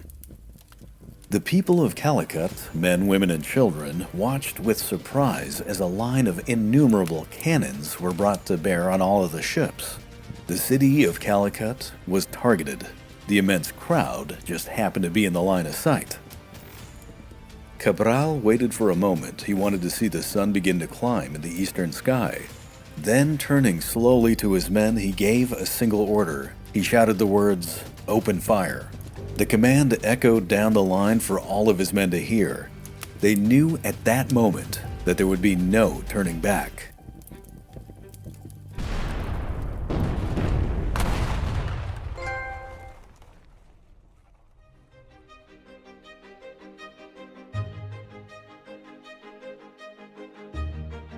Gaspar da Gama was dressed in a regal white linen shirt. It had become essentially his trademark. It did, after all, complement his other fine clothing, which was needed as he was on his way to see the King of Portugal. He was an intellectually refined man who commanded incredible charisma. He also happened to speak at least a dozen languages, including Latin, Castilian, Portuguese, Arabic, Italian, and several dialects of southern India. In time, he'd also pick up a little Swahili. His knowledge of the Indian Ocean made him invaluable as the ideal diplomat and guide, not to mention also being a great interpreter. Over the years, he had gained an impressive survival trait, that is, having the ability to charm just about anyone. At the same time, he carried about him this aura of being enigmatic and mysterious. No one really knew where he was originally from. He said he was born of Jewish parents in the Kingdom of Poland, circa 1444-ish. But others were convinced that he was from Bosnia, Grenada, or perhaps even Alexandria. It was said that he had fled Europe to escape religious persecution, then converted to Islam, and in time had come into the good graces of the Sultan of Goa, who he then served as an ambassador. How this happened, no one really knows for sure. The story he gave seemed to keep changing. What is known with more certainty is that Gaspar met Vasco da Gama, the first European to discover the sea passage to India, on his return trip from Calicut in 1498. At that time, Gaspar had been dispatched by the Sultan of Goa to lure the Portuguese fleet into a trap, but he was discovered, taken prisoner, beaten up a bit, converted to Christianity, unleashed his charm, and thus managed to befriend and then accompany Vasco da Gama all 12,000 miles back to Portugal. Nigel Cliff, in his book The Last Crusade, speaks of how he got his name. Quote, "He took the name Gaspar after one of the 3 Eastern kings who had followed the Star of Bethlehem, and da Gama after his captor, torturer, interrogator, and now Godfather." End quote. Gaspar immediately became one of King Manuel's favorites. The sovereign of Portugal would often take his counsel. Now, it needs to be said that King Manuel was firmly convinced that the inhabitants of India were Christian. Indeed, part of the reason why the Portuguese king had spent so much money on his expeditions was an attempt to reach out to the, quote, Christian kings of India to have them join the West in their ongoing crusades against Islam. Gaspar da Gama knew that in reality there weren't that many Christians in the East at all, but the man also wanted to survive and keep his head. So when he arrived in the king's presence and was asked about the status of Christian rulers in the subcontinent, he responded by saying that there were 14 Indian states, of which 12 were Christian, mainly the larger ones, who together could field an army of, 223,000 foot soldiers, at least 15,000 cavalry, and 12,400 war elephants, who each carried a dozen men in a wooden castle on their backs, and charged their enemies with 5 swords attached to their tusks. King Manuel was blown away. With that kind of firepower and the wealth of the spice trade, Islam wouldn't stand a chance. The king was overjoyed with this news, and thus he personally brought Gaspar to see the vast new armada that he had built. Whereas before Vasco da Gama was dispatched with 4 ships and approximately 170 men, now there would be 13 ships and 1,500 men, of which 600 were soldiers. On board was the best nautical equipment, lavish gifts for the kings of India, and some of the finest sailors that Portugal could produce. The entire enterprise was backed up not only by royal funds, but also by investors from Florence and surprisingly Genoa, who had turned from competitor to collaborator. But the most important thing the Armada carried was knowledge. The departure time was now dictated by the rhythm of the monsoons, not by the estimates of the royal astrologers. The sea route would be based on the circular winds of the South Atlantic, which had been proven effective by the prior voyages of Bartholomew Diaz and Vasco da Gama. Leading the ships were experienced men like Pedro Escobar and Nicolas Coelho, who had journeyed with Vasco da Gama and had seen India. Indeed, even Bartholomew Diaz, the first European to round the tip of Africa, and his brother Diogo Diaz had joined the venture. Of course, Gaspar da Gama, with his knowledge and experience, would also be coming along. Now all that was left was to find someone capable to run the entire show. The man chosen as leader of the expedition was Pedro Álvarez Cabral. He was a fidalgo, that is, a person of noble birth. He was born in 1467 in Belmonte, Portugal, and became a member of the royal court, where he obtained an excellent education.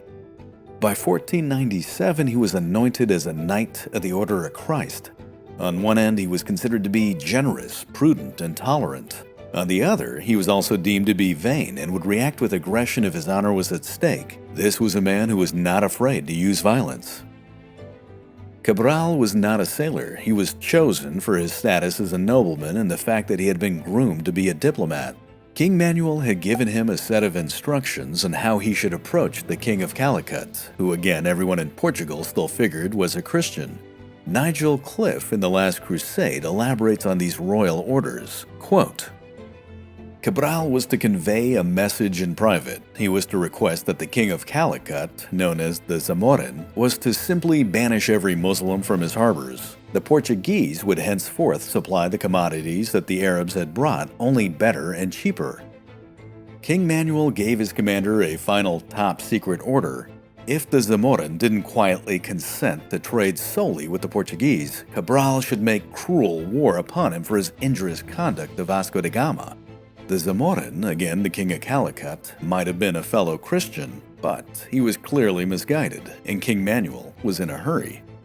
Cabral's orders also instructed him to establish relations with the other Christian states of India and to do all he could to interfere with Muslim shipping. End quote.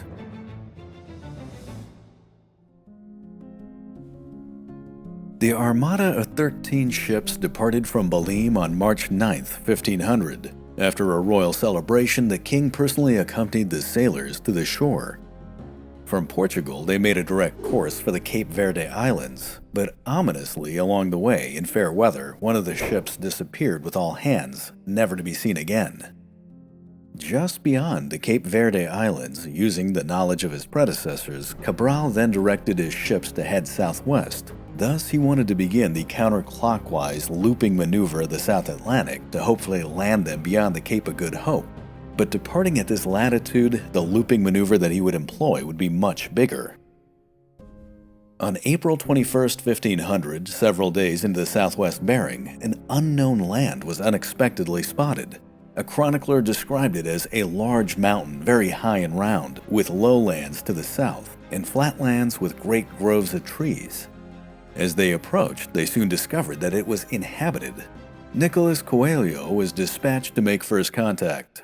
Roger Crowley in the book The Conquerors described the scene. Quote, "This landfall proved to be as peaceful as it was unexpected. The naked inhabitants were vividly different from the tribes that were encountered on the shores of Africa. The people appeared to be docile. They danced to Portuguese bagpipe music and were willing to mimic the actions of the mass performed on the tropic shore. This place, which they christened the Land of the True Cross, had plentiful water and fruit and strange animals. They ate the flesh of the manatee, which they described as being as large as a barrel with a head like that of a pig and small eyes. They saw brilliantly colored parrots, some as large as hens.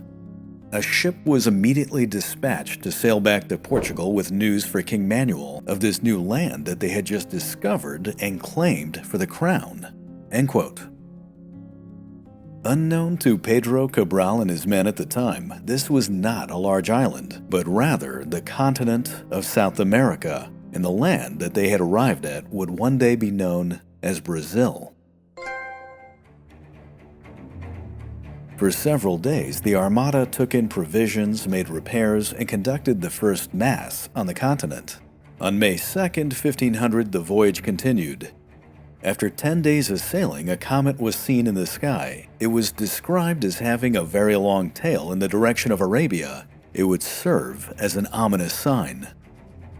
12 days later, on May 24th, Cabral's fleet entered the high-pressure zone of the South Atlantic. A strong wind pushed them east, but near the Cape of Good Hope, the Armada sailed directly into a fierce storm. It came on so suddenly that no one was prepared. In the fury of the tempest, 4 ships were lost, including the carrack that carried Bartholomew Diaz. He was never seen again, and ironically, he died at the cape that he had discovered. After some time, the remaining 7 ships moved up the eastern coast of Africa and managed to reassemble on June 20th off the coast of Mozambique. But shortly thereafter, Diogo Diaz and his ship got separated from the Armada, drifting off to the east. For several days, he attempted to find his countrymen, but instead, he stumbled into a large island. Diogo Diaz would go down in history as the first Portuguese explorer to set eyes on Madagascar. Diogo continued north in an attempt to find the Armada. He would sail past the Horn of Africa and into the Gulf of Aden, which was another place that no Portuguese had ever sailed. Here, he was trapped by the winds and attacked by pirates. Thirst and starvation reduced his crew to a fraction of their original number. With these losses, Diogo was forced to give up the chase. He turned south, limped away, and eventually made the vast, long journey back to Lisbon. Meanwhile, Cabral and the remaining 6 ships made their way along the African coast. The Sultan of Mozambique would give them a cold reception. His city was, after all, still rebuilding from Vasco da Gama's attack 2 years prior. From here, they carried on to discover the port of Kilwa in modern-day Tanzania. It was a major trading hub, and here they took on provisions. Mombasa was skipped entirely. It wasn't until they arrived at Malindi on August 2nd that they got a somewhat lukewarm reception.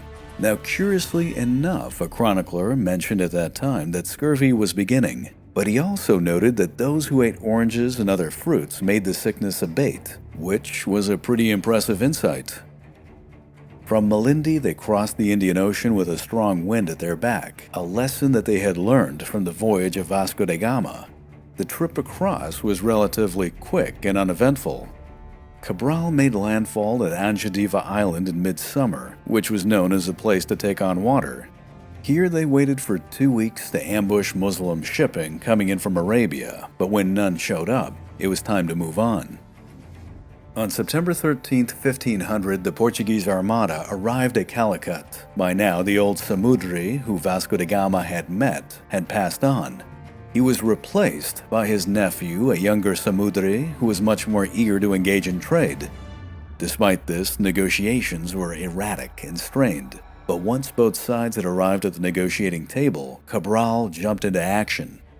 He presented the King of Calicut his letter of introduction from King Manuel, along with extremely lavish gifts of gold and silver. However, he also gave his list of demands. Now you gotta keep in mind that from the Portuguese perspective, they had been appointed by the Pope to come to the Indian Ocean to firmly establish trade, gain allies, and wage holy war against Islam. Cabral thus demanded restitution of goods that Vasco da Gama had left behind, a low cost to all spices, a secure trading outpost in Calicut, preferential tax tariffs, and that all Muslims were to be banished. An exceedingly tall, if not impossible order. To top it all off, the Portuguese also insisted that they were to be unhindered as they attacked Arab shipping. It took 2.5 months of negotiations that were tainted with aggressive stances and confrontational posturing to secure some of these mandates. But eventually it worked out. In time, a Portuguese trading outpost went up in the city, being built into a series of houses that lined the waterfront. Despite this success, Pedro Cabral was not satisfied. He knew that something sinister was in the works. The negotiations between the Portuguese and the Samudri were done with Muslim intermediary translators. This was a major breach in security. Any transaction, any conversation would be readily known to the Muslim traders of the city. Cabral knew that they could not be trusted. He feared that his Islamic competitors were busy poisoning the mind of the King of Calicut against him. What made it even more suspicious was that after 3 months at port, only 2 of his ships had been filled with spice. Something must have been obstructing the process. In that same time, Arab traders had come and gone with their cargo holds full.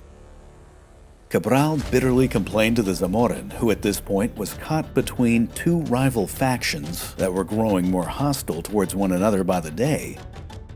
Finally, in December of 1500, the King of Calicut grudgingly acquiesced to the Portuguese demand to hunt down Muslim shipping on the high seas. Cabral now had his green light. He simply waited for an opportunity. It just so happened that a few days later, a rich Muslim merchant ship destined for the port of Jeddah departed. The Portuguese armada raced in. They captured the vessel, took its cargo, and killed most of the crew. That building hostility that had been reaching a breaking point between Christian and Muslim was now ready to explode. In the book, The Conquerors, Crowley recounts the Muslim response. Quote, "A mob began to gather in the city streets. Together they moved towards the Portuguese trading outpost. There were about 70 men from the ships in the town armed with swords and shields trying to resist the attack against the mob, who were described as being innumerable.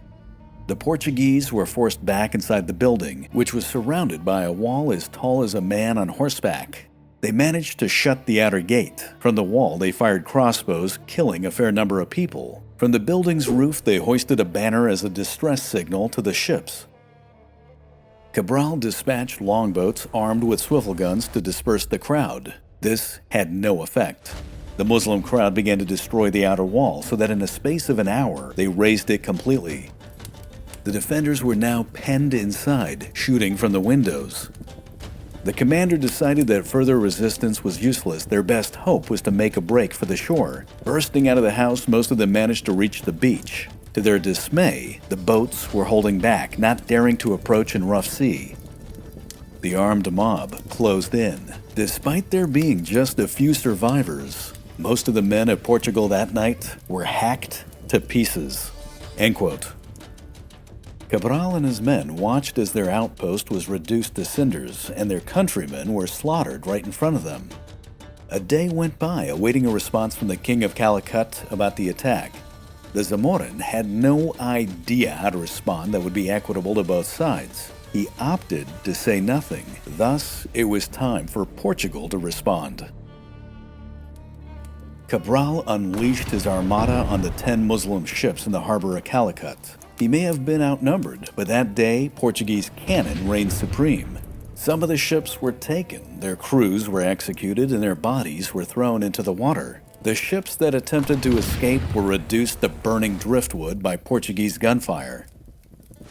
The people of Calicut could only watch on with horror at the unfolding carnage before them. The fighting continued well into the night, and yet there was still no response from the Zamorin. For Cabral and his men, this only meant that the Samudri was a Muslim agent, and thus he too would need to be taught a lesson. The very next morning, the Portuguese ships were towed as close to the city as their longboats would allow. Every cannon was brought to bear on the city. Meanwhile, a massive crowd had gathered on the beaches to salvage what they could. They were positioned directly in front of the ships.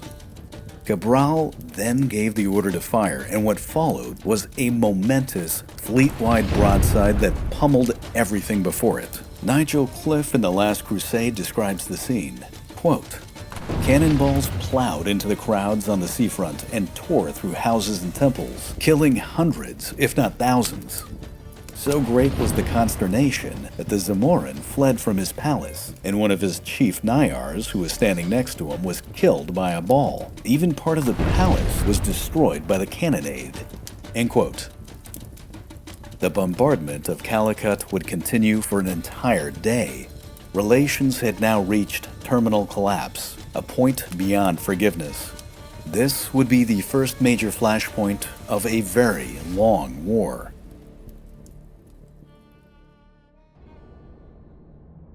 The next morning, wanting to cut his losses, Cabral decided to sail off.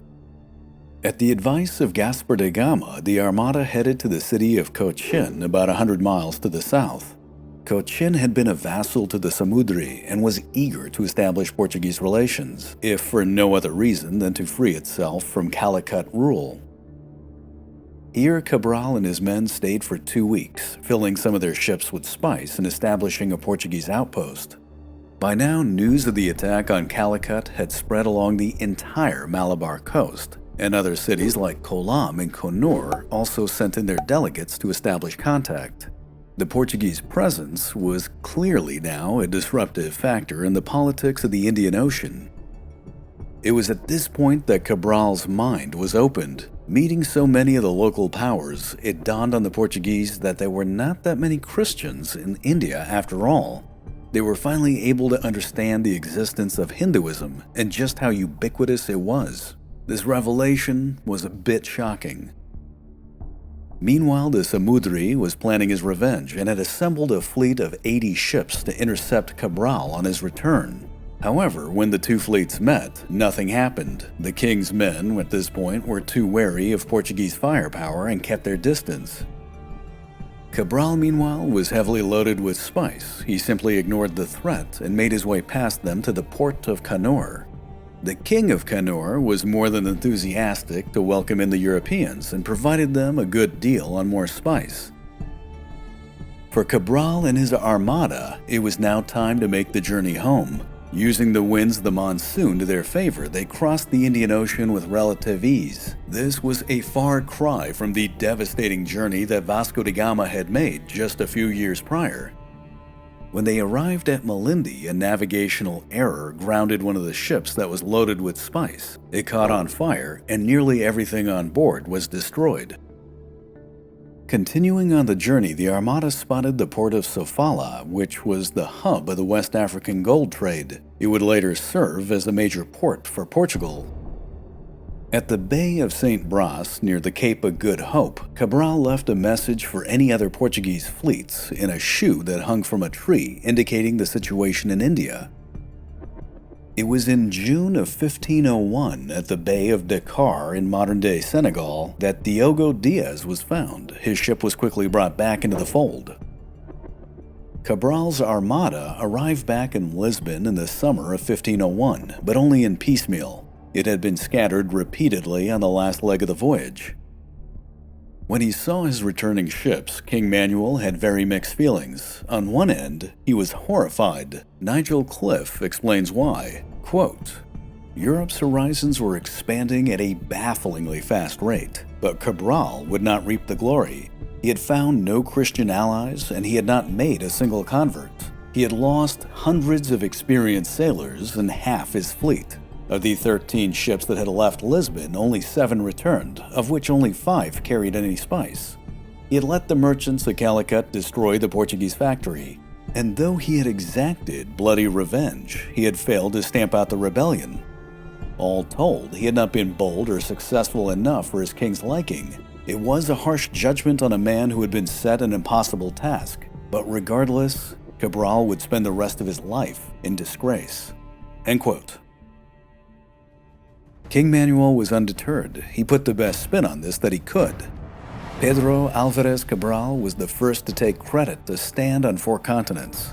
From a Portuguese perspective, his voyage had discovered South America, Madagascar, the opening of the Red Sea, and the ports of Kilwa and Sofala. He proved that he could use the monsoons for his benefit, and the spices that he brought back sold for 800% profit, which not only paid for everything, but it also horrified the Venetians. But perhaps most importantly, Cabral's voyage made the King of Portugal realize the gravity of the situation. That is, there were very few Christians in India, and the spice trade was commanded by a Muslim monopoly. King Manuel decided then and there that the only solution to establishing a firm presence in India was the use of overwhelming strength. He would claw his way in. By then, a new and much more powerful armada had already been built. It was even bigger, 20 ships, 1,800 men, and all of it armed to the teeth. To some, it was even called the Revenge Fleet. All that was left was to put it in the hands of someone who was not afraid to use its destructive potential. Someone who already held a grudge. Someone who wanted vengeance. The man appointed to the task was a veteran.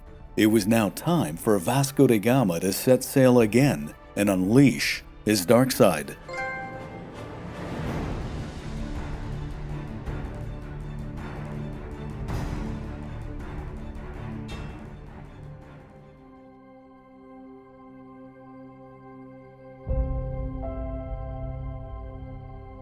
It was a calm day on the broad expanse of the Indian Ocean.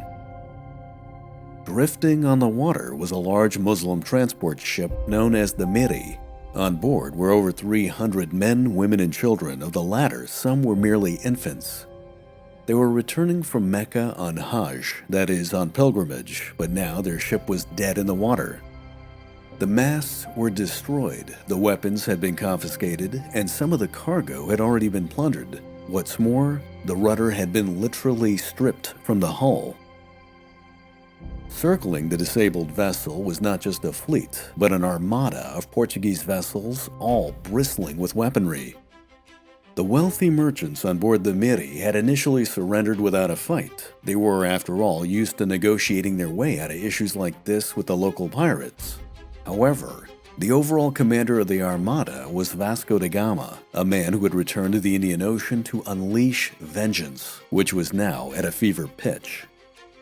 The once explorer, now promoted to the rank of admiral, had refused every lucrative offer that came his way and had declined all forms of diplomacy. He passively watched as the women on the stricken vessel held up their children and pleaded for mercy. But in the end, his final solution was to set the ship on fire and let it burn with everyone on board. Tome Lopes, a chronicler and eyewitness of the event, was horrified with what he saw. Nigel Cliff, in his book The Last Crusade, surmises his thoughts well. Quote, Tome Lopes was stunned, shocked by the admiral's refusal to relent and amazed that he was willing to turn down such wealthy offers. There was no doubt in his mind that the ransom would have been enough to buy the freedom of every Christian prisoner in Morocco. Yet despite his misgivings, there were plenty of zealous Christians among the crews who had no more qualms than their crusader forebears about killing peaceful merchants and pilgrims. The dehumanizing notion that their enemies in faith were somehow not real people was too deeply ingrained. Like holy warriors, before and after, they avoided looking into their victims' eyes and got on with their godly business. End quote. With a nod from Vasco da Gama, Portuguese engineers came on board the Miri. They systematically locked all the people of the ship in the holds, then set incendiary charges and quickly exited the scene. The people on board the Miri were now left to watch with terror as the flames that surrounded them began to rise.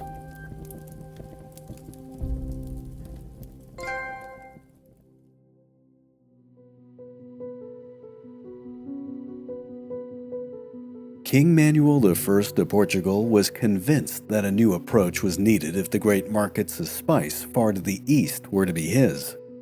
In a prior voyage, Pedro Alvarez Cabral had been dispatched to India, but he had suffered tremendous losses, and in the eyes of the king, his mission had failed.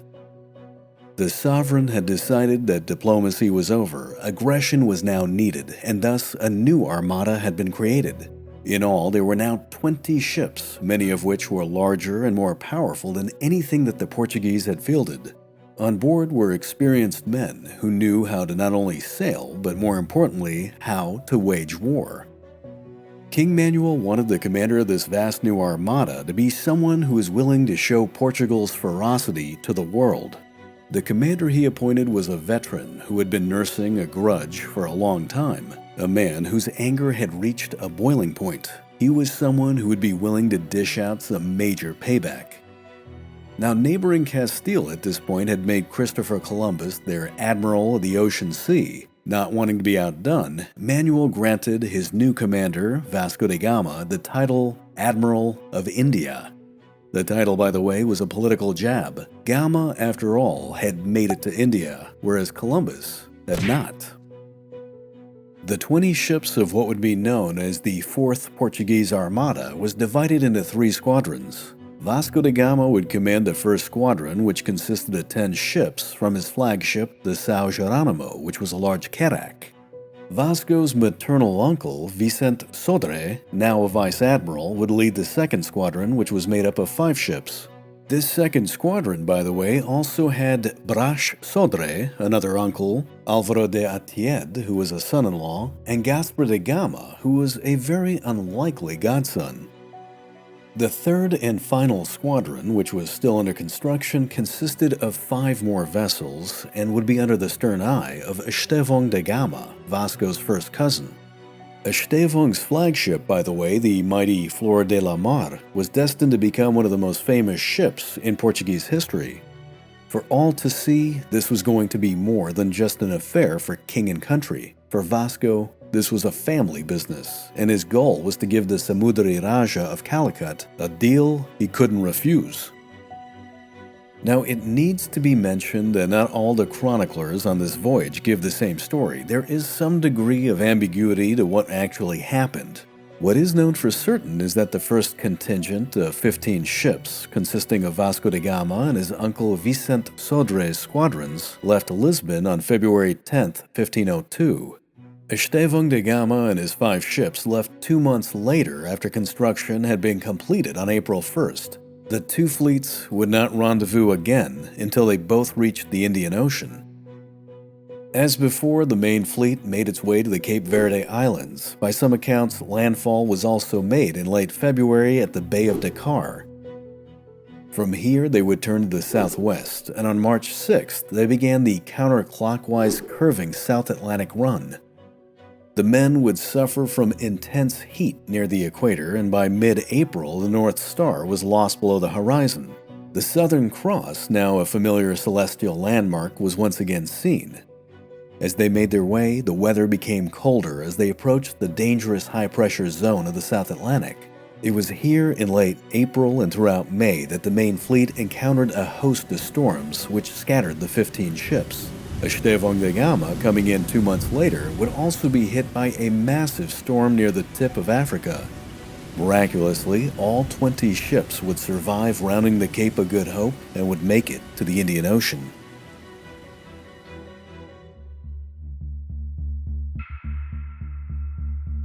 Once Vasco da Gama and his 15 ships arrived and regrouped off the eastern coast of Africa at a predetermined rally point, the decision was made to move on to Sofala. Sofala was believed to be the biblical port of Ophir, a wealthy city renowned as the location of King Solomon's mines, and perhaps even the capital city for the Queen of Sheba. The city sat on an island at the delta of the Buzi River where the gold trade of eastern Africa funneled its way down. The Armada would arrive on June 10th. Vasco, who had been informed of the significance of the city, immediately surveyed the land for an ideal spot for a fortress. He then sent his men in to begin trading. Over the next 2 weeks, the Portuguese would haul in a massive amount of gold in exchange for simple glass beads, woolen apparel, and other minor goods. Having his ships put their cannons on display seemed to have significantly swayed the exchange rate. The Armada sailed on to Mozambique, a place that Vasco had shelled during his last visit. Now, with nearly 4 times the ships and perhaps 10 times the firepower, the Sultan was all about cooperation. More gold was brought on board before Vasco sailed on. On July 12th, he arrived at Kilwa. The city may have hit its golden age more than a century before, but it was still rich and wealthy from both the gold and ivory trade. However, the Sultan had given the prior Portuguese commander, Pedro Cabral, a cold reception and had gone so far as to deny Vasco an audience, claiming that he was sick.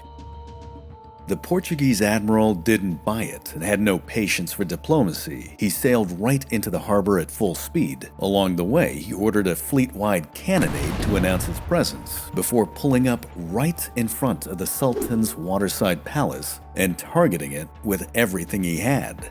The chronicler Gaspar Correa recounted his response, quote, "I am the slave of the king my sovereign. All the men whom you see here and who are in that fleet will do that which I command, and know for certain that if I choose in one single hour, your city will be reduced to embers, and if I choose to kill your people, they will all be burned in that fire." End quote. The Sultan suddenly emerged, and Vasco simply gave him a to-do list. Gama demanded that the Portuguese would now have the rights to trade in gold, ivory, and spice under very favorable conditions. Quilwa would henceforth be a vassal and was now required to pay the King of Portugal a hefty annual tribute for protection. And the Sultan was now required to fly the Portuguese flag from the tallest tower of his palace. With Quilwa brought down a notch, the Armada made its way and arrived at friendly Malindi on July 27th. With a line of ships stretching to the horizon, Malindi was now friendlier. 2 days later, on July 29th, with the winds of the monsoon building to crescendo, Vasco da Gama turned his ships to the east and plunged into the Indian Ocean. Roger Crowley in the book The Conquerors recounts his voyage, quote, "The crossing of the Indian Ocean was comparatively uneventful. By August 20th, 1502, the whole fleet was at the Angediva Islands. Along the way, they raided the ports of Anovar and Batkal without any apparent justification. Gama bluntly declared to their cowering Raja, in the words of the chronicler Correa, 'This is the fleet of the King of Portugal, my sovereign, who is the lord of the sea, the world, and also of you.' From here, the Armada moved further south, and by early September, it was at Mount Delhi, a prominent headland backed by sheltering lagoons north of Kannur. This was the first and last port of call for merchant ships trading along the Malabar coast. The crest of Mount Delhi, 900 feet above sea level, provided a wide lookout point from which to plan a maritime ambush. On September 29, 1502, that chance came. A large dhow was sighted coming from the north. Gama immediately put out to sea with a detachment of ships. His cannons were primed." End quote.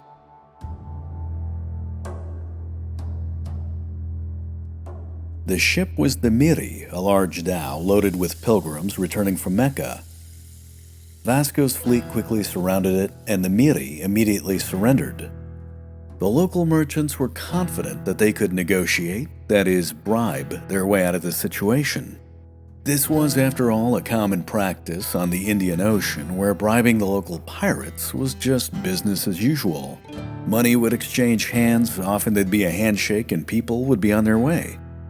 Thus, the merchants on the Miri made one offer after another, each bid increasing in value. But negotiation gave way to desperation as Gama accepted none of it. Instead, the admiral demanded everything on the ship be handed over. Tomé Lopes, one of Vasco's men who watched and recorded the event, stated that the merchants gave what they wanted without torture. Apparently, it wasn't enough. Gama was angry. In his first voyage, he had come as an explorer. Now he came as a crusader. In his eyes, he was engaged in a holy war. The ship was stripped of its rudder and its tackle, and by some accounts, its masts were disabled. Then it was towed out far into the ocean. The people on board began to beg for their lives, and it became clear what would happen next. The Portuguese boarded the ship and rigged it to burn with everyone on board. The fires were lit, and the engineers returned to their longboats. Roger Crowley explained what happened next. Quote, "Now understanding the seriousness of their plight, those aboard the Miri responded with spirit. They somehow extinguished the fires and sought out whatever missiles, arms, and stones they could find. They decided to go down fighting." When the longboats returned to reignite the fires, they were met with a hail of missiles hurled by both men and women. They were forced to back off. They attempted to pummel the disabled ship with their gunfire, but the longboats carried cannons too light to inflict serious damage. Even from a distance, they could see the women pleading for their lives, holding out jewelry and precious objects, begging the admiral for mercy. Some even took their little children and held them out. "We understood that what they asked for was simply pity," wrote Tomé Lopes, whose account became increasingly more distraught. Gama watched all of this impassively, hidden from sight behind a spy hole. He made no response. On the ship, the passengers started to construct barricades out of mattresses, hurdles, anything they could find. They were determined that they would sell their lives at the highest price. For 5 days, the disabled Miri floated on the hot sea. The ship on which Lopes sailed followed it closely. On the 5th day, they were ordered to finish it off. "We could see everything," wrote Tomé Lopes. "It was Monday, October 3rd, a date I will remember as long as I live." End quote.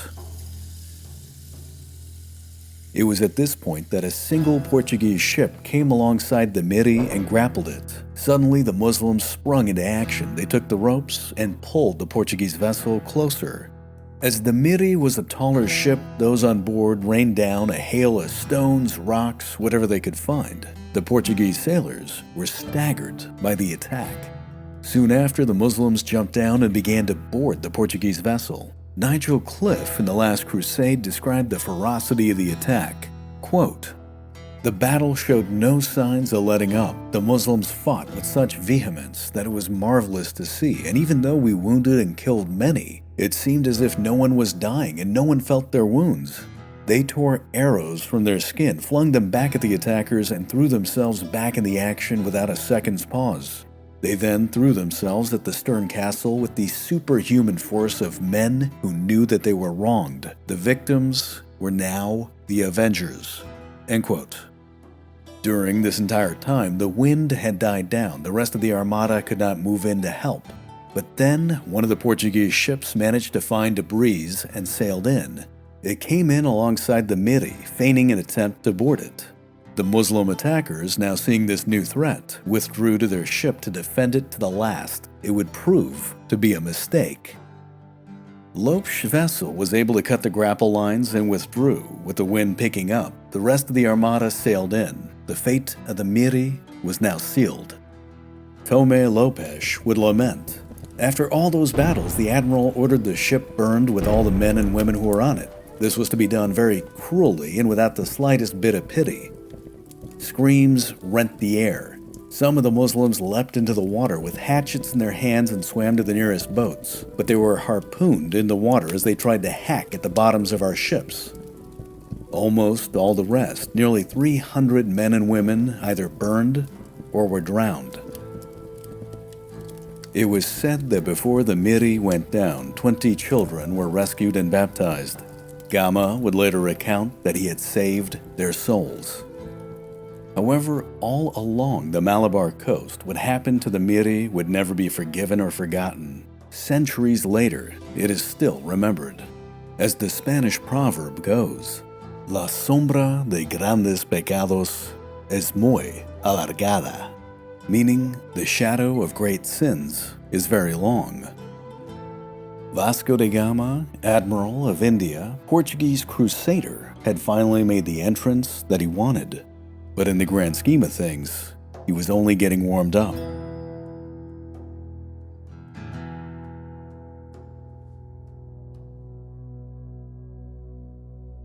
The Armada now made its way to the city of Kannur and took up position in its harbor on October 18th. This was a friendly port that already had a small Portuguese presence. The Kolattiri, the Raja of Kannur, greeted Vasco with his royal entourage. He was flanked by over 400 of his elite Nayar warriors.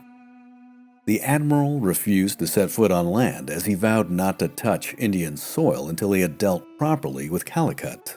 Here, royal gifts were exchanged and a new formal treaty was established, but it was not a smooth process. Vasco was easily angered with any deviation from his demands, which included favorable prices on spice, the establishment of a Portuguese factory in the city, and the initiation of the cartaz system. The latter was a system of licensing. From that period onwards, all ships conducting trade had to have proper paperwork or else be subject to attack. That is, Portuguese attack. With favorable negotiations completed, it was now time to move on to Calicut. The admiral and his ships arrived before the great city on October 29th. The Samudri Raja, also known as the Zamorin, by now had heard of this massive incoming fleet and no doubt of the incident with the Miri. Days before, the ruler of Calicut had composed a diplomatic letter to Vasco da Gama. Crowley elaborates, quote, "The Samudri Raja wrote a letter to Gama while he was still in Kannur in an attempt to establish peace. He wished the Christians nothing but friendship. However, he had written a rather different letter to his rebellious vassal, the Raja of Cochin. In it, he stressed the need for cooperation and gave a crystal clear analysis of their joint situation. There remained only one sure solution. If they did not adopt it, they would all be lost and conquered. He proposed that the whole of the Malabar coast should shut their ports and offer no more spice to the Europeans."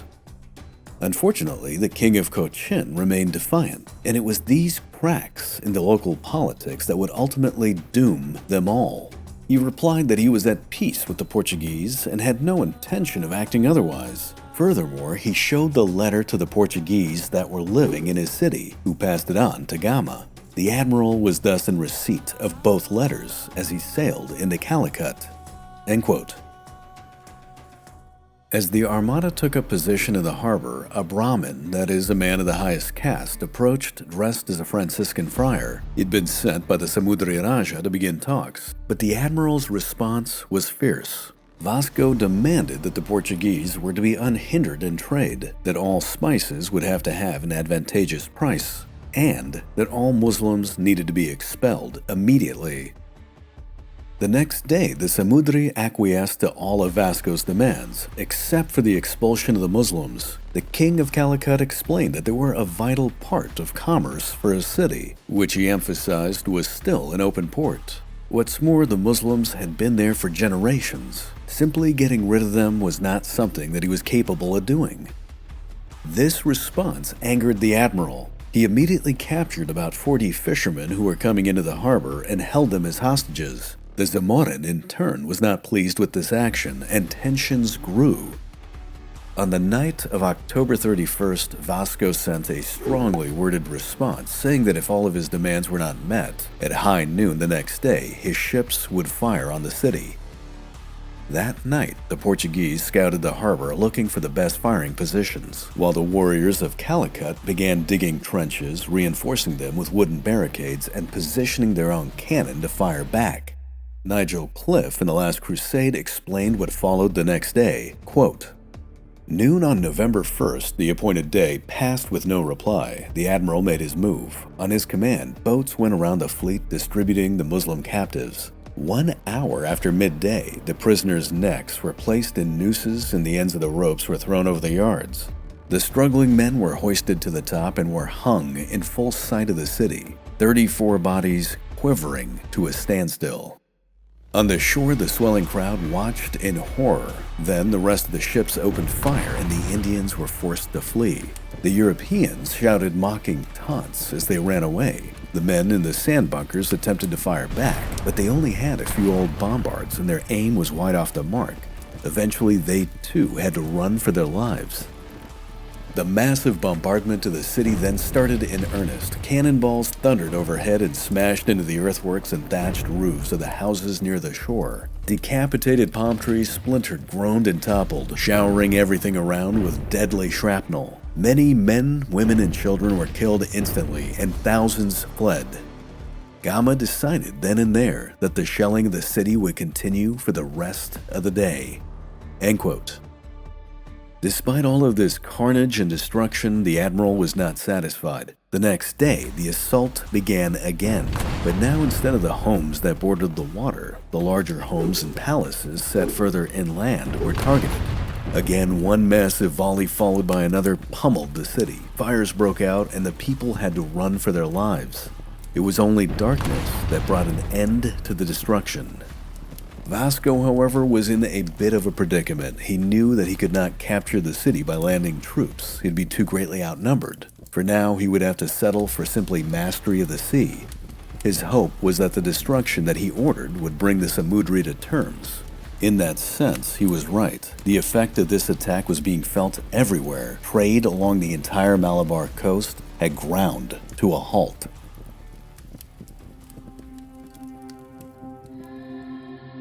On November 3rd, the Armada departed to the south. Vicente Sodre and his squadron were ordered to patrol Calicut and blockade all shipping. Clearly, the Portuguese presence in the Indian Ocean now had the manpower to accomplish multiple objectives. To the south, Cochin was an excellent harbor built on a small peninsula of land that was surrounded by lagoons and waterways. Its Raja was a devoted ally of the Portuguese, though the trust and faith he placed in the Europeans was never fully returned in kind. For Vasco da Gama, this was a very productive stop. He immediately got to work filling his ships with spice. Delegates from Kannur arrived advocating their support and an eagerness to continue trade. What's more, the queen of the neighboring city of Kolam sent in an envoy proposing the same thing. It was during this exchange with the embassy of Kolam that the Portuguese learned of a Christian community further to the south. It was said that the apostle St. Thomas had traveled to India and there had established a church. Now there were approximately 30,000 followers. Granted, they were a sect that followed the teachings of Nestorianism, making them all, well, heretics. But it was a start, and they were willing to pledge their loyalty to the King of Portugal. Vasco also learned of Ceylon, now known as Sri Lanka, which was described as a rich island 300 leagues long with great mountains and an abundance of precious stones, pearls, and spice. This was quickly added to the map to be looked into later. Early 1503 saw things going definitively in the admiral's favor. His armada was fully loaded with spice, his patrolling squadrons were having a field day raiding the local shipping, and the cities of the Malabar coast were now competing for Portugal's favor, most advocating for the Portuguese to build a fortress in their area. Vasco da Gama knew that his bombardment of Calicut had a major effect. What's more, Vicente Sodre's blockade had reduced the city to near starvation, making it an example for anyone who would defy the Portuguese. Thus, it wasn't that surprising when the Samudri of Calicut sent in one of his esteemed Brahmin priests, heavily laden with gifts and jewels, as an envoy to renew talks. Skeptical at first, the admiral was eventually convinced to go back. He decided to take command of Estevão da Gama's ship, the Flor de la Mar, and with the addition of just one other small caravel, he sailed to Calicut to hear what its king would offer. After 3 days of traveling, Gama arrived at Calicut again. The Brahmin was sent into the city, but didn't return. Instead, another man arrived and asked if the admiral could send a man of high stature into the city to complete the negotiations. Vasco knew that something was off. His anger exploded, and this request was denied.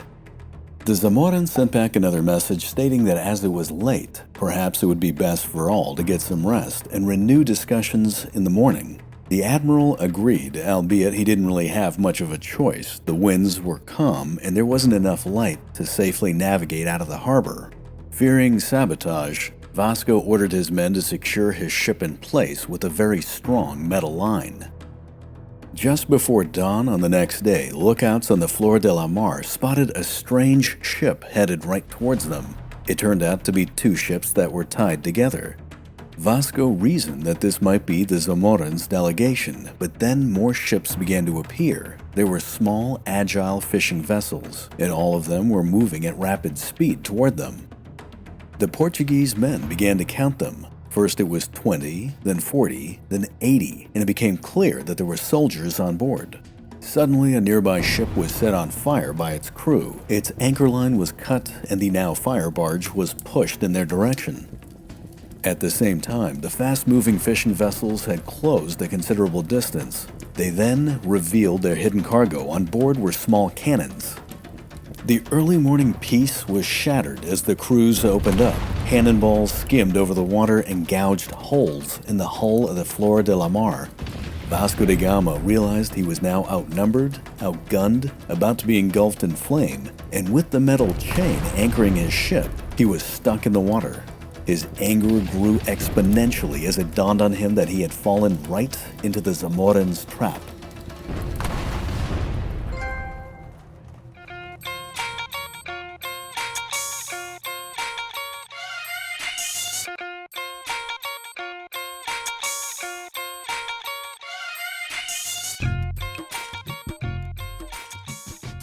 The Flor de la Mar was a 400-ton carrack and the pride of the 4th Portuguese Armada.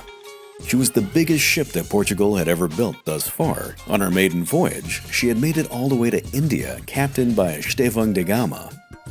She was now under the command of Estevão's relative, the Admiral Vasco da Gama. Vasco da Gama had come back to India to assert his king's dominance over trade in the Indian Ocean. In doing so, he had left a path of carnage and destruction in his wake. But now, his luck had run dry. The Zamorin, the Samudri Raja of Calicut, had caught him in a trap. The Raja had managed to lure the admiral into the harbor of the great trading city under the premise of negotiating a treaty. But this time around, there was going to be absolutely no discussions. Early the next morning, Vasco found himself surrounded, outnumbered, and under attack by a large fleet of ships. Even a nearby vessel had been set ablaze, and the now fire barge was released in Gama's direction. To make matters even worse, the night before, the admiral had ordered his men to secure the ship in place using a heavy metal chain, which now, of course, prevented him from escaping. Gama had most of his men take cover below deck. His first priority was to break the chain and get underway. But the Raja's men kept up a massive volley of arrow and cannon fire, killing and wounding many of the Portuguese sailors who attempted to cut the anchor line. Meanwhile, the fire barge moved ever closer, threatening to bring the Flor de la Mar to a fiery demise. Indeed, as they came in, the scene looked very bleak. The deck was already strewn with the dead and the dying. Vasco himself had also been wounded several times. The end for him seemed like it was quickly approaching. Miraculously, the water current of the harbor suddenly shifted. The fire barge began to drift off, only missing the Portuguese vessel by a narrow margin. Instead, it moved off towards the Raja's ships, which had to swerve to miss it. Many of them were forced to break off their attack. Gama's men finally managed to break the chain and get underway, but just as they were starting to move, the wind died and once again the massive ship was stuck. Desperate Portuguese gunners brought their broadsides to bear, but at such short range, they were mostly ineffective. However, the sound of gunfire could be heard for miles around. It was unmistakable for all those who heard it. Just as fate would have it, that gunfire was indeed heard. Vicente Sodré, Gama's uncle and vice admiral, just happened to be inbound from Canor that morning with his entire flotilla. The sound of Portuguese cannons going off instantly brought them to full alert. Sails were fully unfurled and the fleet sailed in at ramming speed. When the wind faded, oars were frantically deployed, and in record time, Sodré was in range to attack. His fleet came alongside and opened up on the Raja's men. Portuguese gunners at this point were highly skilled, and their accuracy was deadly. With the big guns unloading upon them, the sailors of Calicut were caught completely off guard. Their ships were pummeled, and eventually they had to scatter and flee. Vicente Sodré then pulled up to Gama's ship to render assistance and provide protection. The admiral at this point was furious. Now, instead of departing immediately, he had his ships parade back and forth in the harbor as a show of force. That night, Vasco had his men gather together the Indian bodies of those that were killed in the attack. He ordered the corpses to be placed in a large pile on a barge. The ghastly vessel was then driven ashore with a note for the Samudri Raja.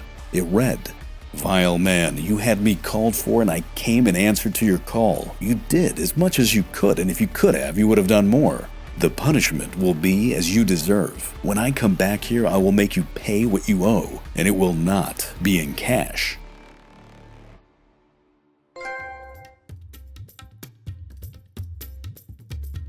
Leaving Calicut behind, the fleet made its way first to Canor for repairs, where Vasco da Gama had a chance to take in the strategic situation. He knew that if the Portuguese endeavor in India was to be successful, it would need to hold dominance not just on the sea, but also on the land. With that, the admiral ordered the armada back to Cochin, where a meeting was arranged with the Trimumpara Raja.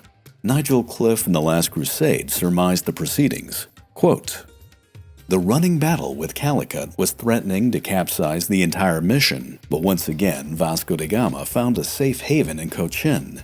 The fleet regrouped, the sailors swapped stories, and the admiral met twice more with the king. Their final agreement established a permanent Portuguese factory in the city. What's more, in a somewhat surprising sleight of hand, the admiral was given jurisdiction over all the Portuguese in Cochin, and by proxy, all the Christians in India. This was no mere trade treaty. It established Europe's first Indian colony, and in theory at least, it made all of India's Christians subjects of the Portuguese crown." End quote. This Portuguese colony in Cochin, by the way, was going to be more than just a simple trading outpost.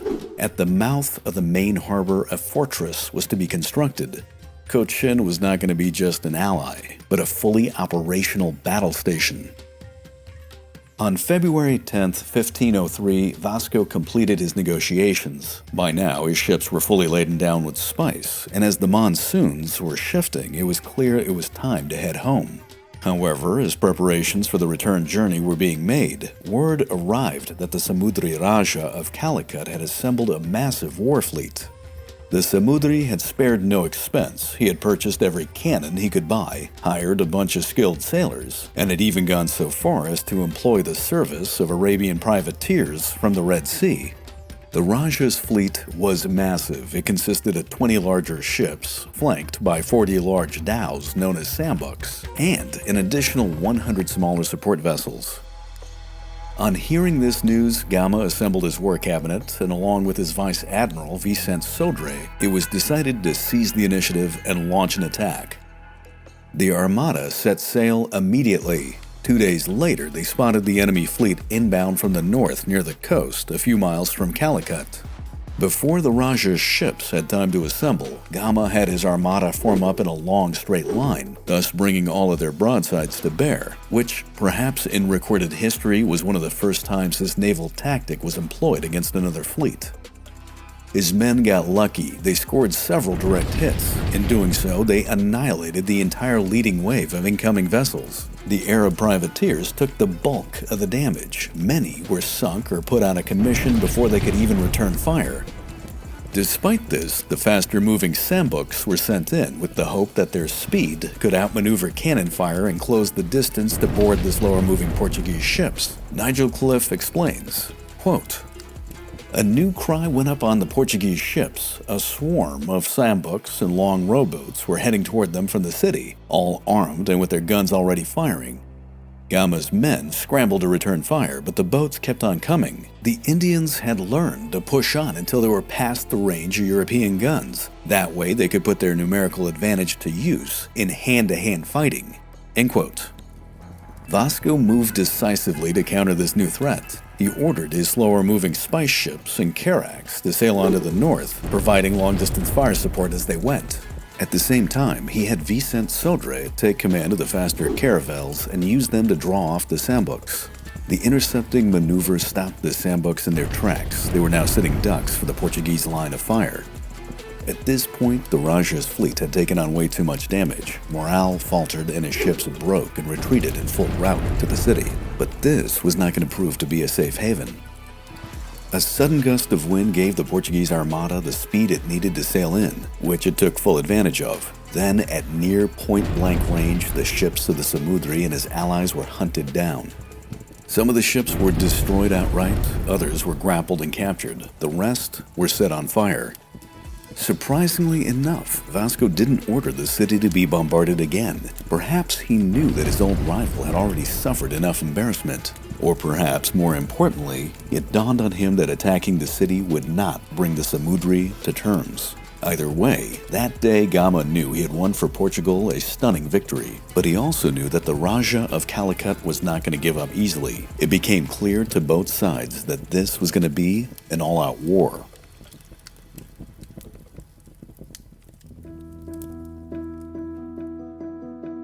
With the Samudri's fleet and his reputation left in ruins, the 4th Portuguese Armada made its way north to Kannur.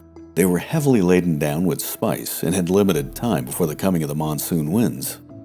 In Kannur, the admiral met again with the Kolatiri Raja, who was more than willing now to accept Portugal as an ally. Word of Gama's stunning victory, after all, had spread along the entire Malabar coast, bringing many of the city-states towards the Portuguese side.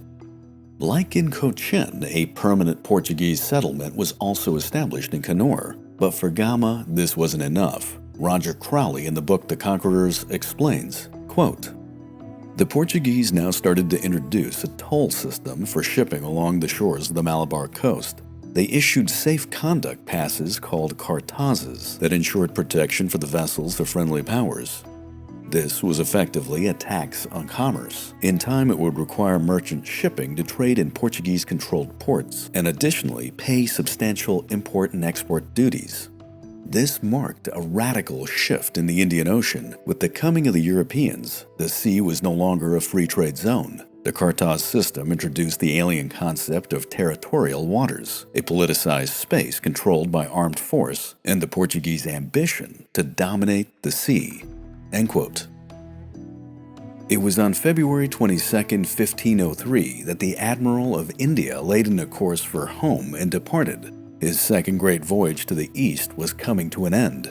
However, as he left, Vasco da Gama was very worried. The fact that the Samudri of Calicut was able to raise a decent navy meant that the sea would be contested. Furthermore, the admiral knew that if Portugal was to be successful, it would also need to dominate the land. Thus, a system of fortresses would be absolutely critical. Taking in the strategic situation once again, the admiral formulated what needed to be done till more Portuguese forces could arrive. Vasco ordered his uncles, Vicente Sodré and Brás Sodré, to remain behind with their ships. This was to be the first permanent Portuguese naval presence in the Indian Ocean. Vicente and Brás were given multiple objectives. First, they were to blockade Calicut in order to cripple it economically and starve the city into submission, something that they did, by the way, very well. Second, they were also to travel to the city of Aden at the mouth of the Red Sea, with the intent to bottle up Arab shipping, which was an extremely strategic move, and mark my words, would have serious repercussions. Finally, and perhaps most importantly, they were to defend a fortress that was being built in Cochin. Vasco da Gama and King Manuel knew that this was the key for all future endeavors. Portugal's lifeblood would hinge on fortresses like this, something that the admiral, by the way, emphasized to the two brothers before he left.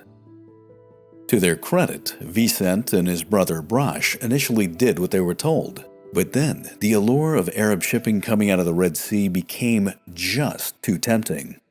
Their greed overcame their strategic insight, and for that matter, what they were ordered to do. Despite the desperate pleas of its Raja to remain and provide protection, both Sodrés decided instead to abandon Cochin. Leaving only a handful of Portuguese behind, the two sailed off to get richer. Vicente and Brás made their way to Aden. There they raided and plundered and killed anything they could find. Arab ships proved easy targets for these experienced captains. But then, Mother Nature intervened. Near the Red Sea, both men were caught in a storm and were shipwrecked. It was said that Vicente drowned immediately, and that Brás, who was despised by his men, was killed in a mutiny that followed. The Portuguese initiative in the Indian Ocean had now been seriously compromised, not to mention that Cochin was now nearly defenseless.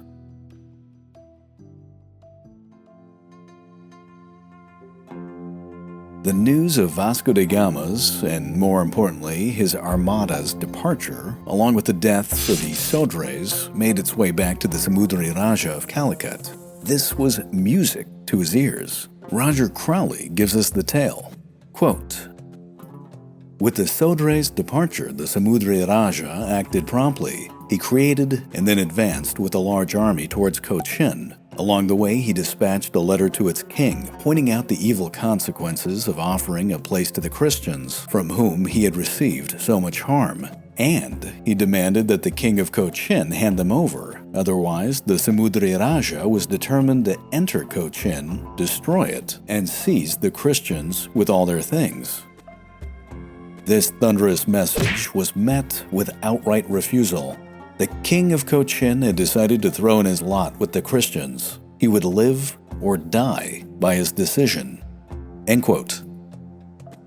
By some estimates, the Samudri Raja had 50,000 men on the march. He had created this vast army by combining his forces with that of all of his other vassals. In a sense, he was all in. The Portuguese, on the other hand, had a few hundred, along with perhaps 8,000 Nayar warriors of Cochin, who, by the way, were not exactly thrilled to fight for Europeans. Now, if the Samudri was able to capture the city, destroy the Portuguese fortress and outpost, and apprehend, and most likely then execute, the men of Portugal who were stationed there, it would prove absolutely disastrous for the entire Portuguese cause. Make no mistake, this was a game changer. Thus, with such a massive army advancing on the city, it was clear that the Portuguese presence was now hanging on by its fingernails. Yet, in this dark hour, Portugal had a commander who rose up to answer the call to defend the city. However, with such long odds, this general would still need a miracle if he, his men, and his country's position were to survive. That all said, whether he was ready for it or not, the battle for Cochin had begun.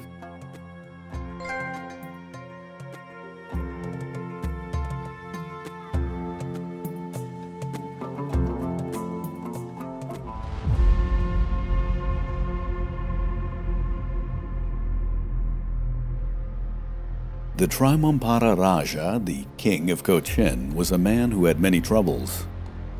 His throne was never secure, and it wasn't just the political factions that surrounded him, but members of his own family who were based in the nearby town of Edapali that were all maneuvering to seize his crown. To make matters even worse, he was a vassal to the Samudri Raja of Calicut, whose rule extended over many of the cities of the Malabar coast, including Cochin. Thus, the ruler of Cochin needed something, anything, to stay on top. Opportunity would soon present itself. When the Portuguese had arrived in the Indian Ocean, it wasn't long before war had broken out with Calicut. The Europeans had dealt the Samudri Raja one defeat after another. They had bombarded the city several times, and they had even destroyed the Calicut fleet. As a result, many of the city-states of the Malabar coast rose up in defiance. Cochin was among them. The Trimampara Raja, again the king of Cochin, had welcomed in the Portuguese with open arms. He allowed them to continue their trade in spice, thus made them extremely wealthy, and allowed them to build a fortress in his city. But now matters had taken a dramatic change for the worse.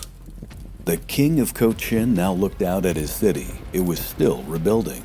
It was not that long ago that it had been burned to the ground.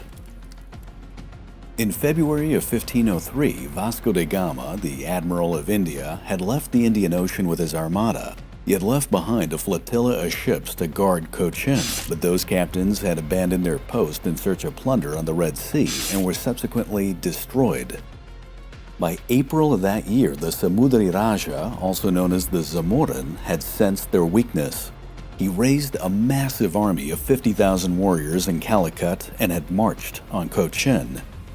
The Trimampara Raja had at best 5,500 warriors, whom he placed under the command of his heir, Prince Narayan. The warrior prince had marched out, and at the town of Edapali he put up a stout defense at the ford of a river. Though outnumbered nearly 10-1, Narayan was able to hold off 2 direct assaults. Roger Crowley in the book Conquerors brings justice to this valiant stand. Quote, after having some initial military success, the Samudri Raja bribed the prince's men into disaffection, and Narayan was killed.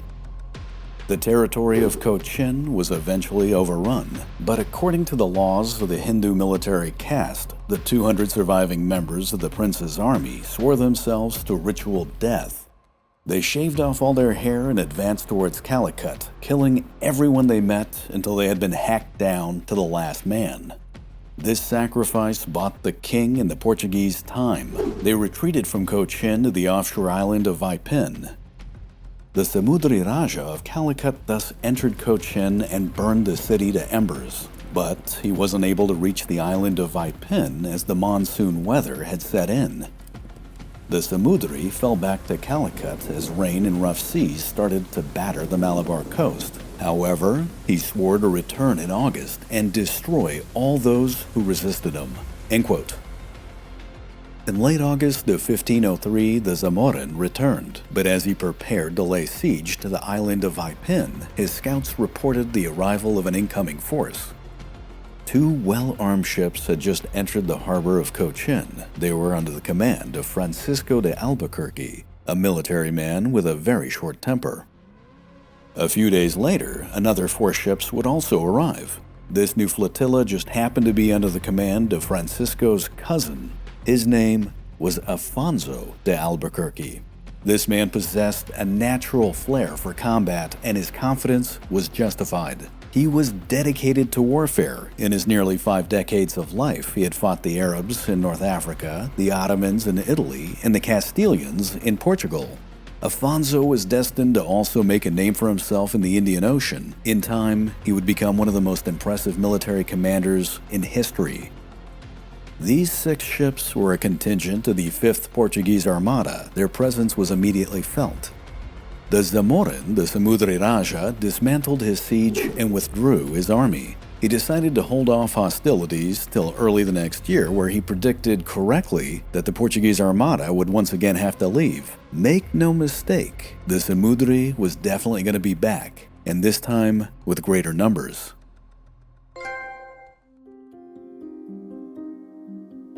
Francisco de Albuquerque immediately took the credit for, quote, routing the army of Calicut. However, all the Portuguese commanders knew that Cochin was by no means out of danger. They had to move fast. A punitive raid was launched in the Vembanad Lagoon. Villages that had helped the Zamorin were attacked and destroyed. The city of Etapali, where the rival family members of the king of Cochin lived, was brutally razed to the ground, and many of those rivals were put to death. The Portuguese, after all, were not going to take any chances with someone else coming to power in Cochin. In record time, Fort Santiago, later named Fort Manuel, was built at the mouth of the harbor. Inside of the fort, the Portuguese built their first church in India named São Bartholomew. Their message was clear: the Europeans were here to stay.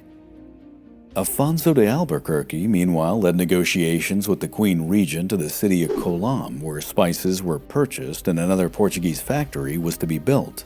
However, the monsoon winds were shifting, and the time to leave was quickly approaching. In late January of 1504, the 5th Portuguese Armada departed for home. Its journey would be ill-fated. Francisco de Albuquerque hit rough weather in the Mozambique Channel and was never heard from again. Of the 10 ships that had been part of the Armada, only 5 made it back to Portugal, and those that did, including the one carrying Afonso de Albuquerque, only barely made it. However, before Afonso left, he made a decision that would forever shape the Portuguese fortune in India. Afonso had placed one of his most skilled and articulate captains in charge of the defense of Cochin. That man's name was Duarte Pacheco Pereira. Duarte Pacheco Pereira was born in Lisbon in the year 1460. He was the embodiment of a Renaissance man. He was intelligent, well-educated, inquisitive, and perfectly at home on the battlefield. The great poet Luís de Camões would describe him as the Portuguese Achilles in the epic poem Lusíadas, where he was described as having a pen in one hand and a sword in the other. Duarte seemed to have been involved everywhere in the early Portuguese Empire. In 1475, he graduated with a formal education and would go on to become the King of Portugal's personal squire, where he would become extremely well acquainted with the intrigue of the court. Later, he would be involved in various expeditions along the coast of West Africa. When he got shipwrecked in one of his journeys, he was picked up and saved by Bartholomew Diaz on his famous return from the Cape of Good Hope. In 1494, Duarte was also involved in the critical Treaty of Tordesillas, which divided the world between the Spanish and the Portuguese. In 1488, it was even hinted that he might have been the first European to have discovered the coast of South America, 2 years prior to the celebrated time of Cabral in 1500. He was an avid learner who wrote books on exploration, studied the interaction of primates, calculated the arc meridian to its most accurate degree, and was one of the first Europeans to scientifically understand the relationship between the moon and the tides. Indeed, the mathematical models he formulated were able to predict the rhythm of the tides better than anyone had ever done before. This last bit of knowledge, by the way, would one day, strangely enough, save his life.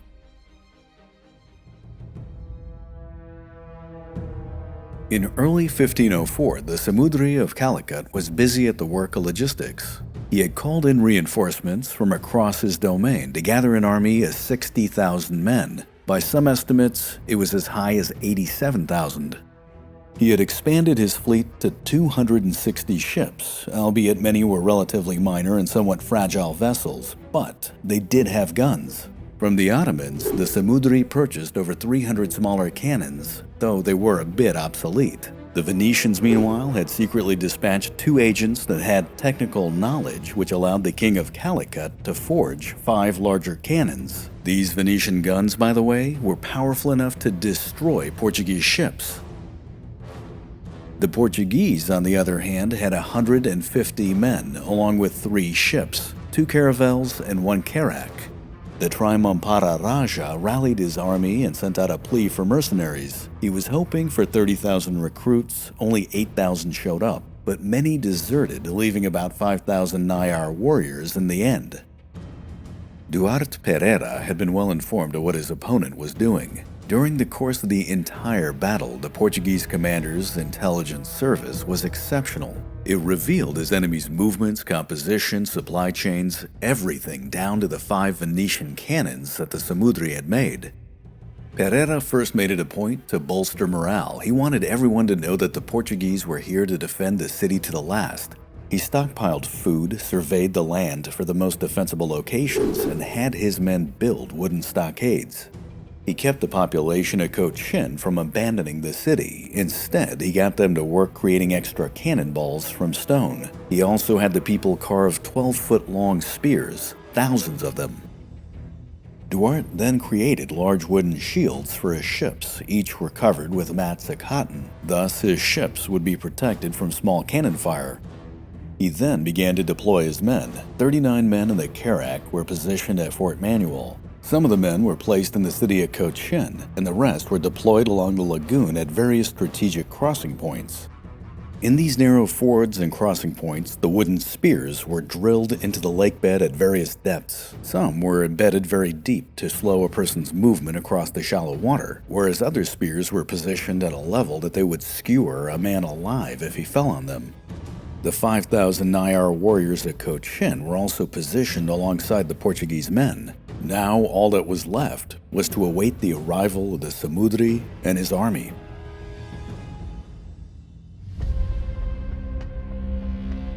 On March 31st, 1504, the Zamorin of Calicut arrived. He moved in on the fort of Cambalam with the intent to cross the lagoon and advance on the city. Here, Pereira decided to make his stand, but this sudden appearance of over 60,000 warriors at Calicut shattered his men's morale. Many fled, leaving only 90 Portuguese and a few hundred Nayar. Duarte immediately deployed all 3 of his ships to the ford.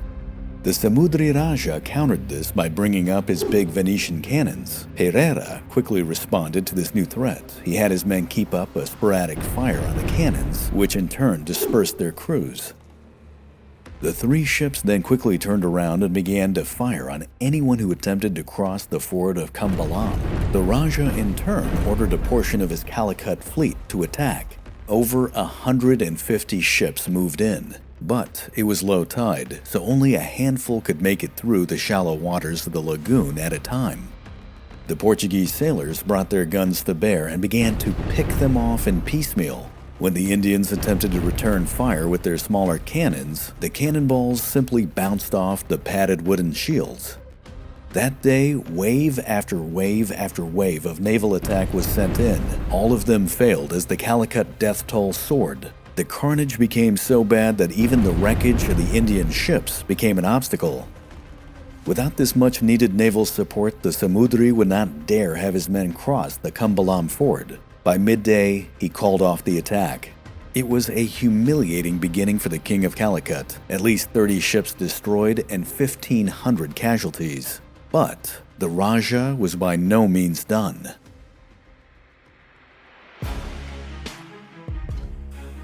On April 7th, a week later, the Samudri Raja attacked again. His plan this time was a two-pronged assault. The first portion was a diversionary naval attack on the city. If the Portuguese raced to secure Cochin, they would leave the pass of Kumbalam open, at which time the Raja of Calicut could cross with his men and attack. Of course, it wasn't long before Duarte Pereira knew of this strategy and planned accordingly. The Portuguese commander positioned his stronger carack at the mouth of the harbor and left his two faster caravels at the Kumbalam ford. The carack was soon fighting off the enemy. Pereira had his faster caravels race to assist the carack. When the Samudri's men saw the incoming ships, they realized that they were going to be caught in a crossfire. They brought down their sails and quickly retreated. Duarte knew that the tide was going out. At low tide, the ford of Kumbalam could be crossed. He had all three of his ships get back to it as fast as they could. The Portuguese flotilla arrived just in the nick of time and began to unleash their guns on anything that moved. The Raja's fleet was battered, and anyone attempting to cross the ford soon found themselves in a watery grave. This time, the Samudri would lose 19 ships and 300 men.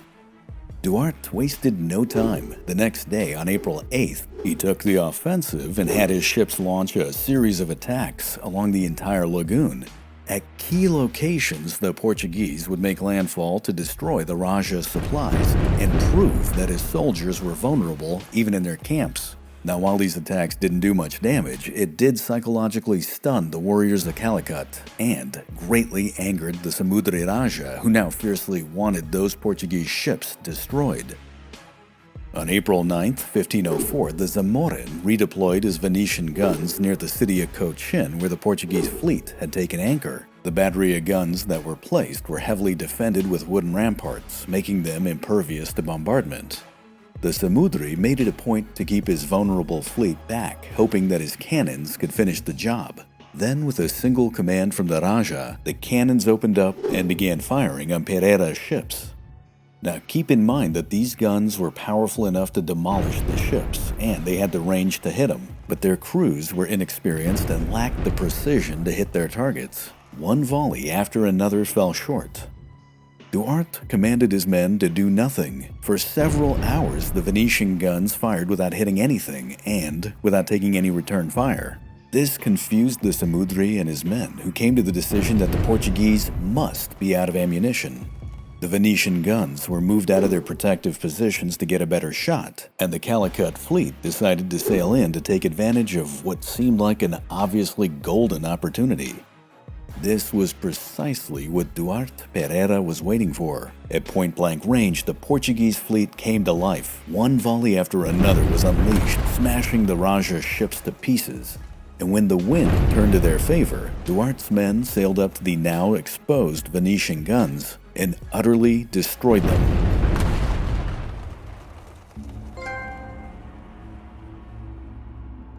A demoralized Samudri Raja was forced to retreat his forces. Once again, his casualty list was extensive. It was in late April that Duarte's spies reported that the Zamorin had taken down his camp at the Kumbalam ford and had started to march north. At first, it seemed that the forces at Calicut were done and were retreating back to their city, but soon it became apparent that they were only maneuvering into a new position at the island of Araul. The Samudri Raja had regained his nerve for battle and was now ready to unleash everything he had.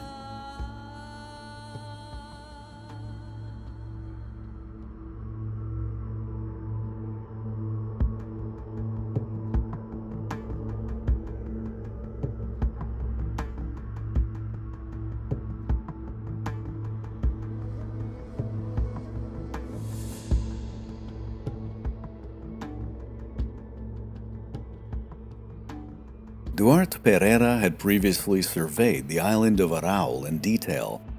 It was the closest island to the peninsula that Cochin sat on. A mere 500 feet of water separated the two. In the northern part of the island was the ford of Palignar, and in the southern portion was the ford of Palerti.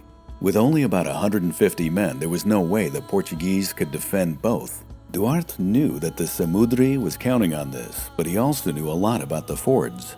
He knew that Palignar in the north was fordable on foot only at low tide, and that Palerti in the south was only fordable with ships at high tide, as the ferries could not operate in shallow water.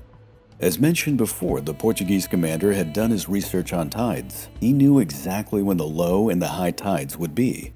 He thus planned accordingly. 2 stockades were built at both passes, spikes and spears were drilled into the ford waterbeds. He also had his men prepared to move back and forth quickly along with their cannons. Before the Samudri Raja had even positioned himself on the island, Duarte had his men enter the island to cut down all the trees and vegetation so that there would be absolutely no cover. On May 1st, 1504, the Zamorin attacked in force. It was high tide, which meant the attack would come in the south at the ford of Palerti. Duarte had his men ready. His ships and shore batteries began opening fire on the Zamorans' men who were preparing to embark on their ferries. As there was no vegetation to hide in, they made easy targets. And when the Samudri's men attempted to set up their own cannons, they too were easily picked off. In fact, at certain points, the Portuguese sailors would come ashore, rush the Indian batteries, and spike the cannons to explode. The Samudri Raja's ships were once again no match for the Portuguese caravels. They were decimated by concentrated gunfire. This fighting went on for hours, and soon the tide went out. Duarte now knew it was time to shift to the northern fort of Palignar. As predicted, the Zamorin had a column of shock troops sent in, but even before they could enter the fort, they came under intense cannon fire. Those that did make it into the lagoon moved slowly. Some of these soldiers had their feet impaled on the spikes that the engineers at Cochin had drilled into the shallow waters, making them move even slower. They made little progress and took heavy casualties, but at the same time, the situation for the Portuguese and the Nayars at Cochin was becoming desperate. Many were wounded and exhausted. Supplies and ammunition were running low. It became evidently clear that the defenses that Duarte had in place were simply not enough. Now, had the Samudri Raja attacked again immediately, which he planned to do, he simply would have overwhelmed the defenders. However, that very night, gale-force winds and heavy rain struck the battlefield. Nobody could move. What's worse, a massive cholera epidemic broke out in the Zamorans' camp. In the course of the coming week, cholera would claim over 10,000 men. That week gave the Portuguese time to greatly strengthen all of their defenses, larger stockades, more spikes in the water, and rest for the men. They were gonna need it.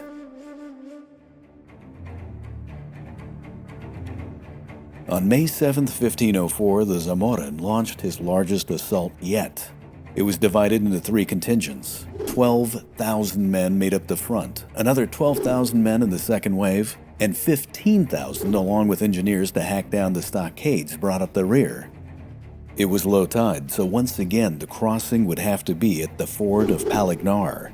The Portuguese were estimated to have about 100 men, along with about 200 warriors of Cochin, so roughly 300. But in that narrow corridor, they were determined to make the Zamorans' numbers count for nothing.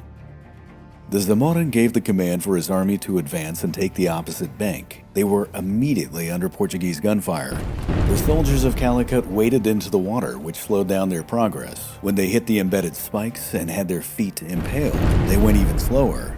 However, the Zamorans' military timetable had not anticipated this. The second and the third wave came up precisely when they were supposed to, but the slowed movement of that first wave forced them all together. They became compacted into one giant mass of human bodies, all slowly making their way across the water. Duarte now had all of his cannons direct their fire into this mound. The results were horrific. Cannonballs hit the mob of men, gutting open large swathes. Some incoming rounds would tear their way through 5 or even 6 lines of men. Portuguese precision was spot on. At one point, a talented gunner even fired directly at the Zamoran's tent, killing one of the king's aides right next to him. As the day progressed, the artillery was relentless, and yet the Zamoran threw even more men into the fight. Surprisingly, his men made it to the opposite bank. There, they had to overcome a stockade, but some of the defenders abandoned their positions and ran for their lives. It would seem that the Zamoran had achieved his goal. But then the tide came in and stopped all progress. The warriors of Calicut were now reduced to swimming back in the middle of cannon fire. This attack would be one of the most costly defeats the Samudri had to endure, but he knew he had come within a hair's breadth of victory. Analyzing everything that had happened, the king of Calicut now came up with one final plan to crush his enemy.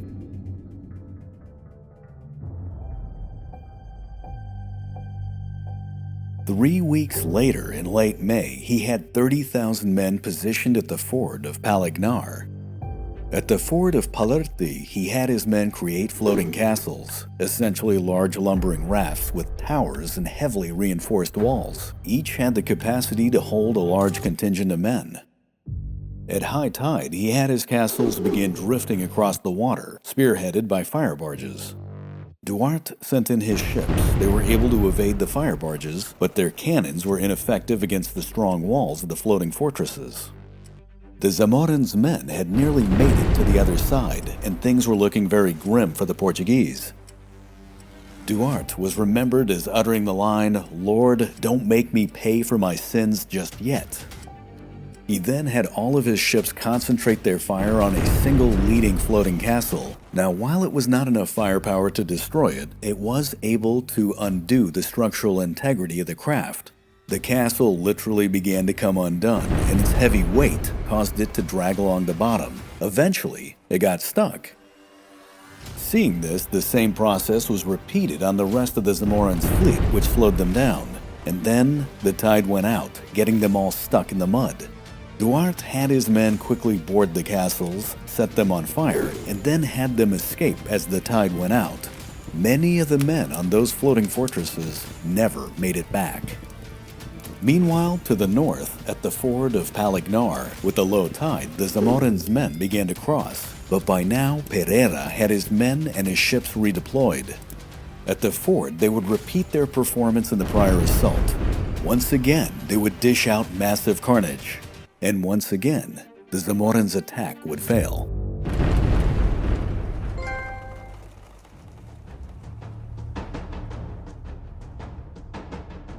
That day, the Zamoran had the greatest number of casualties of any assault. In the aftermath, his nerves were shattered, the morale of his men destroyed. Other assaults would be ordered over the next few days, but they would never have the same resolve or fortitude again. On June 24, 1504, the king of Calicut, now a broken man, abdicated his throne. He would pass his crown on to his nephew and heir, Prince Naubiadarim. Now, with poor weather coming in and few other options, the army of Calicut retreated on July 3rd. The Battle of Cochin was over. Meanwhile, on the other side of the world, the King of Portugal, Manuel I, had laid down the plans to launch the 6th Portuguese Armada. It was a powerful force, built with the assumption that Cochin and the other Malabar city-states had likely already fallen. Thus, this new armada was prepared for a massive fight. But when the ships arrived in the Indian Ocean, they were in for a shock. Roger Crowley explains, quote, "The fleet that relieved Cochin in the autumn of 1504 was substantial. 14 carracks, including 5 large and newly built ones, each carrying a substantial complement of soldiers, sailors, and great firepower.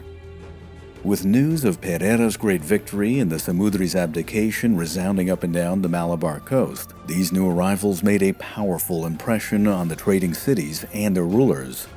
The word was out. The Portuguese were evidently invincible." End quote. Duarte Pacheco Pereira had saved Cochin and arguably the Portuguese Empire in India. He would return to Lisbon in 1505 to a hero's welcome. Eventually, he returned to being a Renaissance man. Pereira would write books, continue to explore, and engage in his mathematical pursuits. However, for a man who gave so much for his country, He was ironically brought down by the intrigue of the Portuguese court. He was falsely accused of corruption and theft, briefly imprisoned, eventually exonerated, but he would never regain his former fame. He would die in obscurity in 1533. Yet, his contribution was undeniable. Portugal, a small impoverished country only a few decades back, was now on the cusp of incredible greatness. The time of discovery was over. The sea passage to India had become essentially a highway. The time of commerce, creating new trade routes and outposts, was well established. The money was flowing in. Now, the King of Portugal was about to unleash two incredibly gifted military commanders, Francisco de Almeida and Alfonso de Albuquerque. The time of conquest had begun.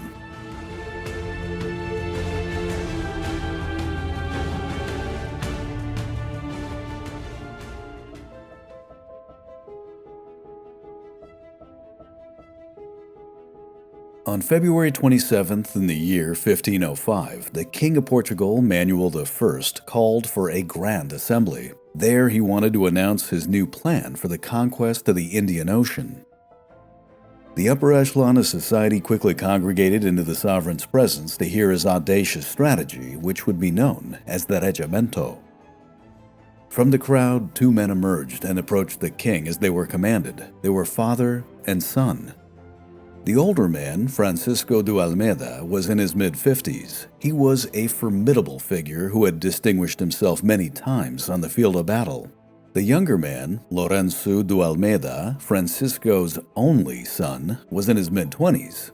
He was dashing and handsome, intelligent and resourceful. Most of all, he was eager to prove himself to his king, to his country, but especially to his father. The king then brought Francisco closer, and there, in front of this distinguished entourage, he proclaimed him the first viceroy of India, essentially the king's proxy. Lorenzo, who was standing a few feet behind, watched with pride and absolute awe of his father as he was granted so high a title. It was later, after the fanfare had ended, that the two men, along with the rest of the high nobility, were ushered into a private chamber where the king began to outline his plan in detail. It was an absolutely bold strategy that bordered on outright arrogance, but it showed that the Portuguese insight into the world of the Indian Ocean was indeed impressive. In less than 1 decade, the Iberian Kingdom had obtained vast amounts of knowledge into the commerce, the vital ports, and the politics of the East. And now King Manuel I was ready to exploit that knowledge. Portugal was not out to simply just trade anymore. It was determined to establish an empire.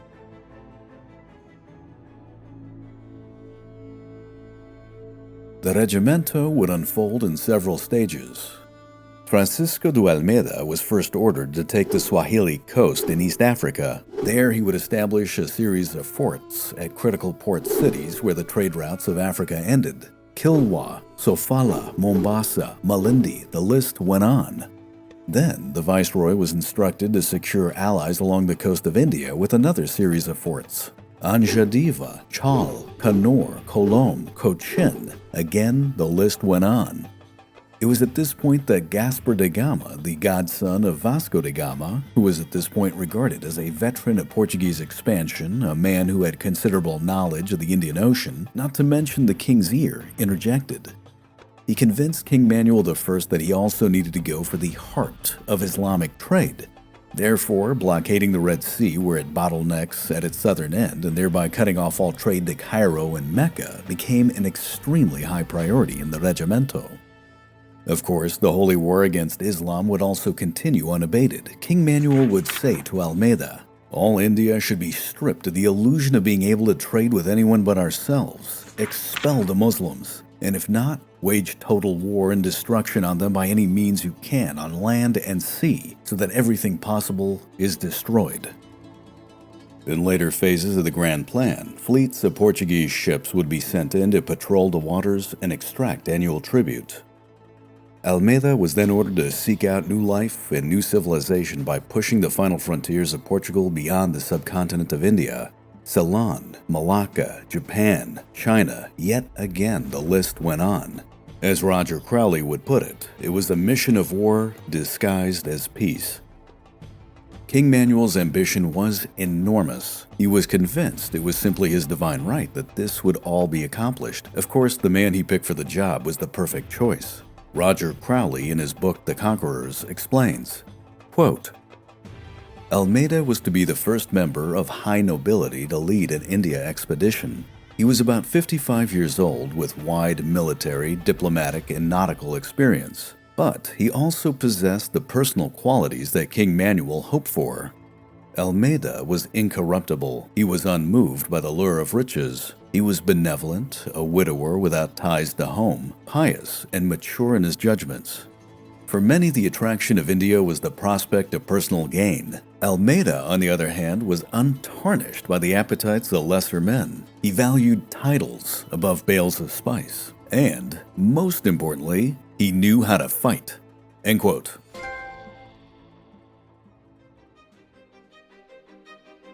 On March 25, 1505, the new Viceroy of India walked down a triumphant procession with his son. As they made their way, the king and the aristocracy gave them their blessing. Both father and son were impressively dressed for the occasion. It was a clear message to everyone. The Almeida family would be commanding this voyage. The Armada set out from Lisbon. It was massive, 21 ships with over 1,500 men. It was so big that even a few women managed to sneak on board. At the helm were experienced sailors and captains. Some had already made the India run before. Among the crews was Gaspar da Gama, who had joined the voyage to add his experience. But also included in the roster was one Ferdinand Magellan, who was there to gain experience. This, by the way, was the very same man who would one day get the credit for being the first to circumnavigate the world, albeit he did it under a different flag and, well, for another country. The Portuguese Armada passed the coast of northwest Africa before beginning its looping maneuver to the southwest. On the way to Brazil, however, a ship was lost to storms. Moving through the South Atlantic and braving the dangerous high-pressure zones that were there, the rest of the ships managed to round the Cape of Good Hope in late June. The Armada then rounded the tip of Africa and made its way north into the Mozambique Channel. On July 22, 1505, it arrived at Kilwa. Kilwa was a prize. It was a beautiful city. It was a major hub where the trade routes to East Africa ended. Its busy port also conducted commerce with Arabia, Persia, and with the Gujarati cities in distant India. Gold, cotton, cloth, incense, silver, gems, and of course, in its time, the most precious substance in the universe, spice, were commonplace on its wharfs. Now, 3 years prior, Vasco da Gama had come to the city. At that time, he demanded that the Sultan pay a hefty tribute and fly the Portuguese flag from its tallest tower. However, when Francisco arrived, the tribute had not been paid for 2 years, and there was no flag to be seen. This made the Viceroy, well, unhappy, and he demanded an immediate audience. The Sultan, in response, gave him a really weak excuse. Thus, 2 days later, on July 24th at dawn, Francisco Almeida stepped down from his ship adorned in his finest suit of armor, holding the Portuguese flag in one hand and a sword in the other. At the head of his troops, he uttered the word, "Attack," and with that, his men surged forward. Francisco smiled and looked on with pride as he watched his son Lorenzo lead a contingent of men into the heart of the city. There they pillaged and destroyed as they went, brushing aside all resistance.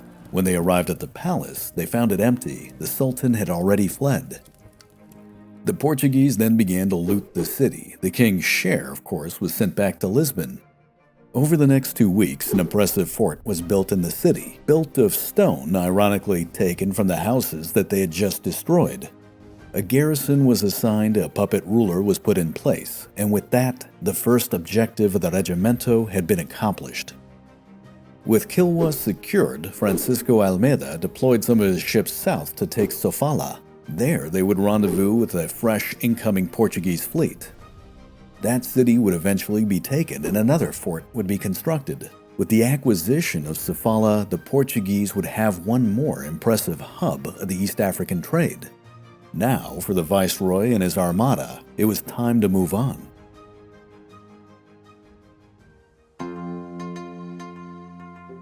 King Manuel's plan now called for the Viceroy to head directly to India. However, Francisco had decided that he wanted to secure one more foothold in Africa before he left.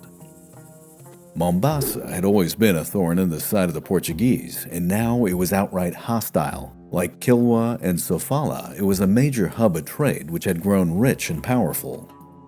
The Sultan had encountered the Portuguese before. He had wisely prepared for their return. The defenses of the city were fortified, cannons were brought in and installed, and a large garrison was put in place.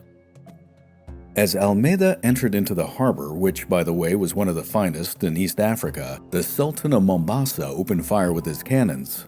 In that first shot, he got really lucky. The salvo hit the lead ship and gouged a massive hole in the upper deck, killing all the men inside. However, for the Sultan, it was going to be all downhill from there. The Portuguese armada came alive and returned fire. One fortunate cannonball somehow managed to penetrate through the city walls and hit Mombasa's powder magazine. The catastrophic explosion that ensued rattled the ground like an earthquake and silenced the city's artillery. What happened next was truly a test of willpower. The Sultan had an army of over 4,000 men at his command, and he was determined to hold his ground. Francisco de Almeida, on the other hand, had the initiative, and he was just as determined to take the city. Thus, the armada was ordered to move in for the kill. As it approached the city, it began to unload its soldiers, and then the great assault began. Fighting was intensely fierce in the narrow passageways and small corridors. The Sultan's men fought heroically, street to street, house to house. Almeida, seeing his men and his offensive begin to falter, came up with a new tactic. He had his men roll barrels of gunpowder down from the ships. He then ordered the gunpowder to be placed into various buildings in the city upwind from his opponent.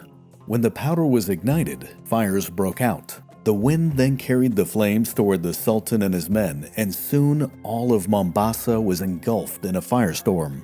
A chronicler of the time who witnessed the event would comment, quote, "The fire that ran throughout the city burned all that afternoon and into the night that followed. It seemed as if the whole city was on fire. There was enormous destruction.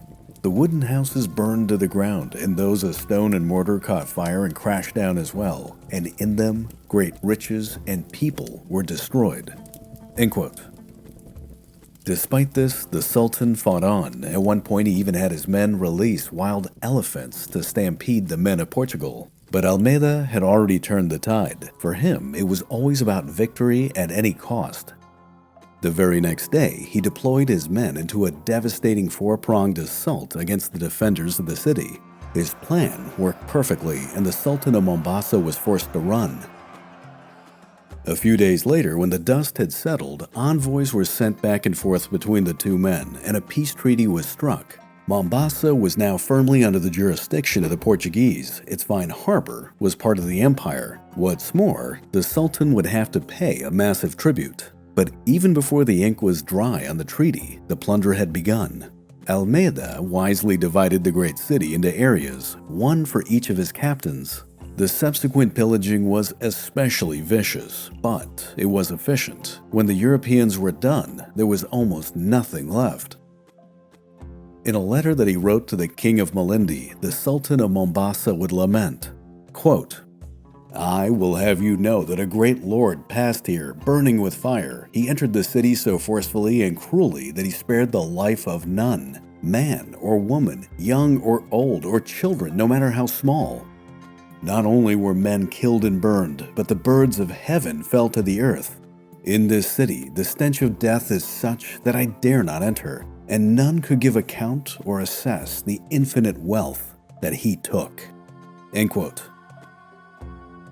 On August 23, 1505, Almeida left Africa. Sofala, Kilwa, Mombasa were all taken. Malindi remained a faithful ally.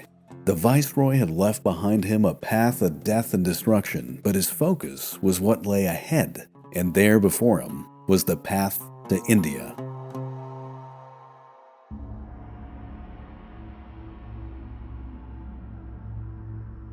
The Portuguese position in India at this time was precarious at best. Portugal only had a few settlements, one in Canor, another in Colom, and a fort in Cochin, which, by the way, only escaped a narrow destruction through the genius of its defense by Duarte Pacheco Pereira the year before. Many cities remained hostile, including Diu, Dabul, Chal, and especially the great rival, Calicut. Francisco de Almeida got right to work after arriving along the Malabar coast in late August of 1505. He initially arrived at Angediva Island, which was a watering stop for ships conducting trade along the coast, and there he began construction of another fort. 1 month later, as the fort was nearing completion, Francisco decided to move south to the city of Onovar. But there, a disagreement with its Raja over a shipload of horses spiraled out of control and broke out into a massive fight. Violence spilled out across the entire city. The viceroy at one point was hit in the foot with an arrow, and so he looked to his son to finish the job. Lorenzo was deployed with his men. For him, it was a chance to really prove himself. But taking a page from his own father, half the city was laid to waste before the young Almeida emerged victorious, though he did come close to dying a few times along the way. From the locals, he gained the nickname the Devil for how fierce, some would argue how reckless his attacks were. But that said, the shock and awe worked. The Raja of Onovar sued for peace. An annual tribute was imposed. The Raja just didn't want to see that level of aggression from Iberian men that he now thought were somewhat insane.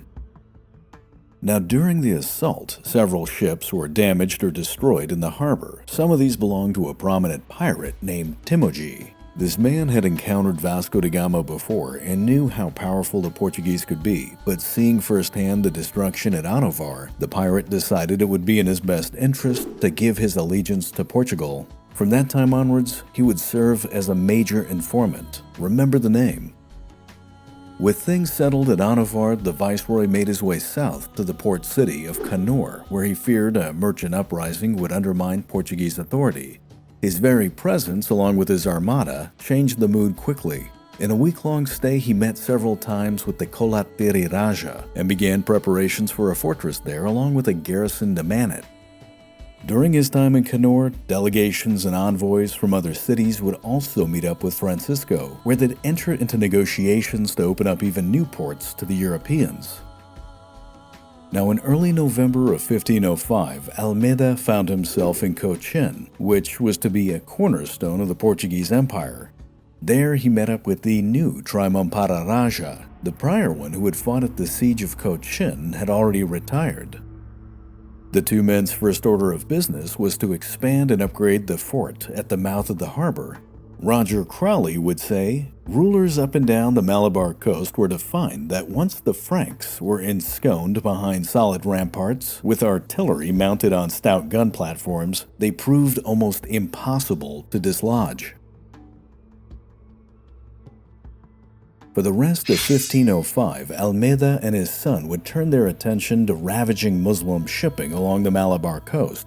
The destruction they handed out was impressive. In response, the Arabian captains diverted their ships down to the Maldives. Their hope was that they could get around the Armada. Of course, the viceroy was not going to let that slide.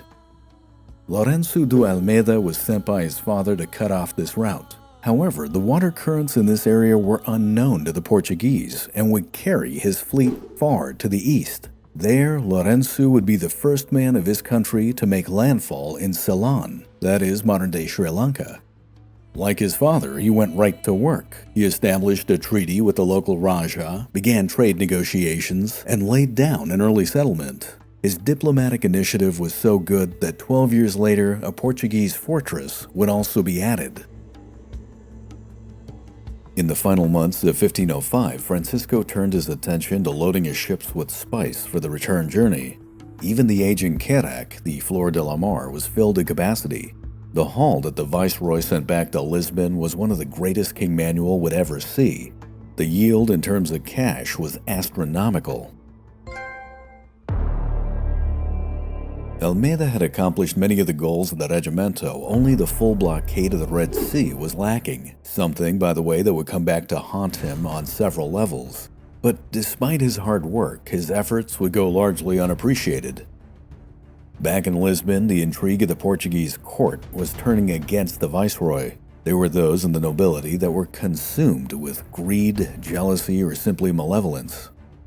Several members of the high aristocracy had come forth to turn the king's favor away from Francisco de Almeida. In fact, by February of 1506, King Manuel had already chosen a replacement and had begun to view Almeida with suspicion. Early that year, Alfonso de Albuquerque, who had gained the king's confidence, was dispatched with a powerful fleet. In his hand, he carried a letter from the king which granted him the title of governor and effectively ended the viceroy's time in power. Meanwhile, back in the Indian Ocean, the beginning of 1506 saw Francisco de Almeida hit a high point, yet he knew that trouble was brewing. The Zamorin of Calicut, also known as the Samudri Raja, who happened to be the biggest rival of the Portuguese, had sent a fleet to Canor to blockade the harbor. In March of 1506, Lourenço de Almeida sailed in. There he annihilated the Zamorin's fleet. But despite this victory, confidence in Portuguese supremacy was waning. Arab shipping, after all, was still getting through. The navies of the Indian Ocean were using more cannons, and new enemies were emerging. In the north, the Sultan of Bijapur, who owned the city of Dabul, was not happy with the Portuguese fortress at Angediva, which, to be fair, was intruding on the commerce of his city. In a well-timed and coordinated attack just before the monsoons came, the Sultan bombarded the fortress, shelled the people inside, and destroyed 3 nearby ships. His assault went unopposed for several days, and the garrison was at his mercy. Roger Crowley explained what happened next. Quote, Lourenço was dispatched and forced a withdrawal of the Sultan's ships, but it was clear that the fort was unsustainable, too close to hostile Bijapur, too short of natural resources. At the end of the year, Almeida took the decision, without reference to Manuel, to abandon and dismantle the structure. It was a riposte to the wisdom of the grand plan, and it did not go down well. At the same time, it gave hope to Muslim merchants that the Portuguese could indeed be dislodged. End quote. The story of Angediva empowered Portugal's enemies, who were all just waiting for the chance to strike.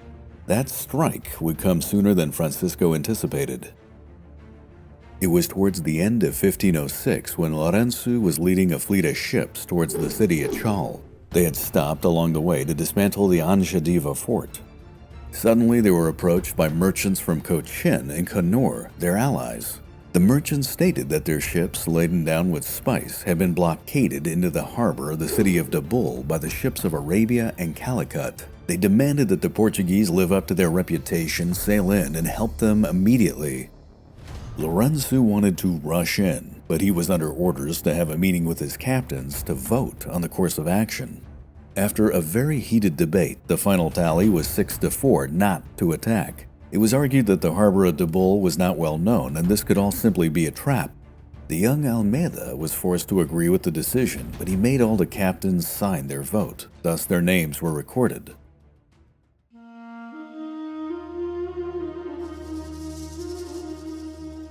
The book Conquerors describes the aftermath of this fateful decision. Quote, The inevitable happened. The friendly merchantmen were sacked, their crews killed, and their valuable cargo confiscated. The ships of Calicut fired mocking shots as they sailed away. For the first time, the Portuguese had flunked a fight. The refusal to protect their ships was taken badly in friendly Malabar ports. Not to mention, Francisco de Almeida was appalled by the news. End quote. All along the Malabar coast, the Portuguese position was now in jeopardy.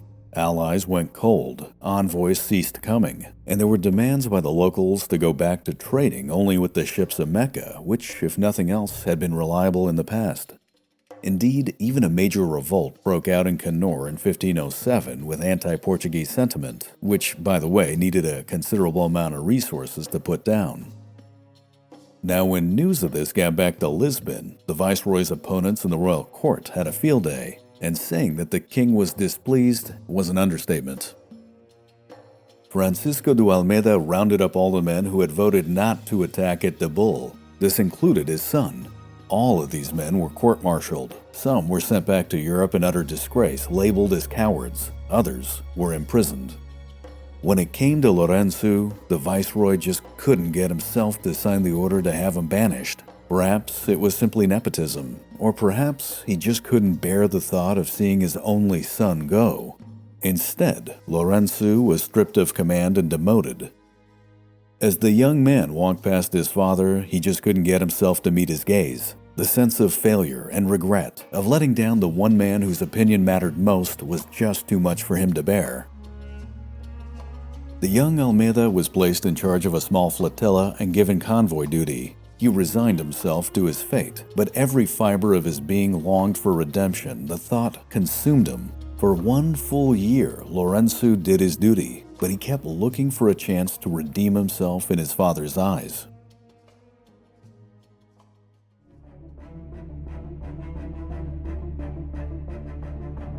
In March of 1508, Lourenço de Almeida found himself in the port city of Chal, which was not exactly a friendly port. Now, little did he, or for that matter his father, know, but approximately 200 miles to the northwest in the city of Diu was a massive Muslim armada. It had been built in the shipyards of the Mamluk Sultanate, traveled down the Red Sea, and had managed to evade all Portuguese ships. The Mamluk Armada had been in the Indian Ocean for months, and no one in the Portuguese High Command knew anything about it. When spies reported that the viceroy's son was in Chal and only had a handful of ships, it was way too tempting a target. The Muslim Armada immediately set sail for Chal. Lourenço de Almeida would get his chance for redemption, and he would pay for it with his own blood.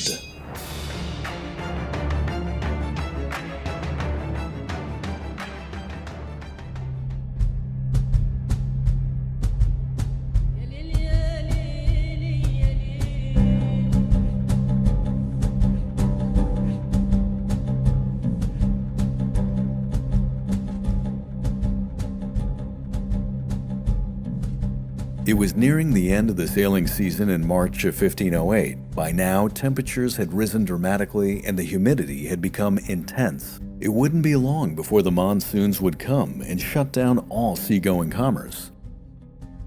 It was in the harbor of the city of Chal that the ships of Cochin were being loaded with cargo. Their hope was to beat the weather and get in one last trading run. Lourenço de Almeida, the son of the viceroy, was there to provide protection for the cargo ships. The man had been demoted and assigned to basic convoy duty for over a year by his own father. This was punishment for his prior failure in 1506 to protect Portuguese allies at the city of Dobol. Lourenço was now in command of 3 small carracks, 3 caravels, and 2 galleys, crewed by approximately 500 men, which at this point was, well, a relatively small Portuguese fleet.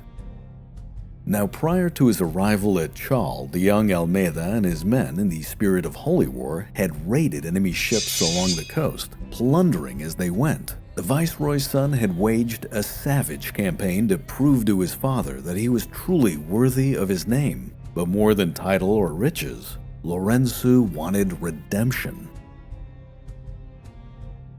Now, it has to be said that the Portuguese presence in the Indian Ocean had been disruptive, to say the least.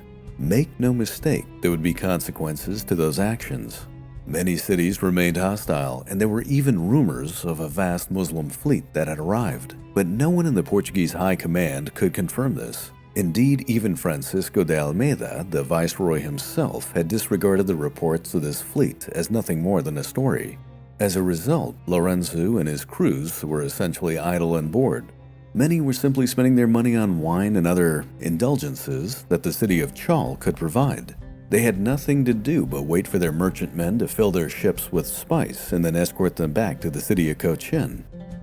The mood was calm, and thus Lourenço's ships were positioned lazily in the middle of the Candalica River. However, that said, it was about midday towards the end of March when a series of ships appeared on the horizon.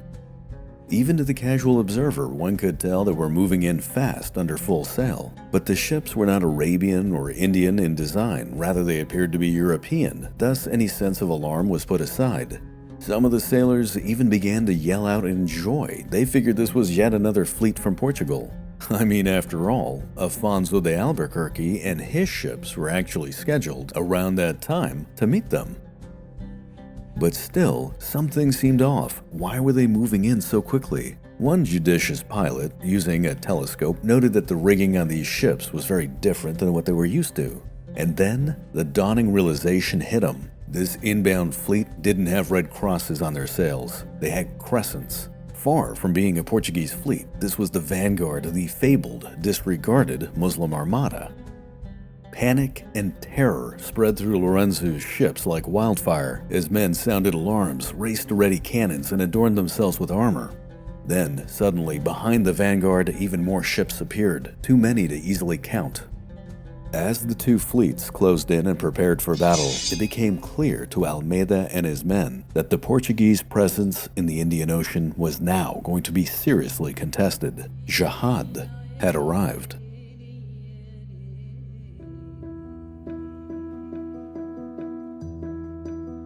Now, halfway around the world, the Republic of Venice was in a state of crisis. The lifeblood of its monopoly on spice was being drained away. Vasco da Gama's discovery of the sea passage to India had opened up a brand new way to bring in the extremely lucrative commodity.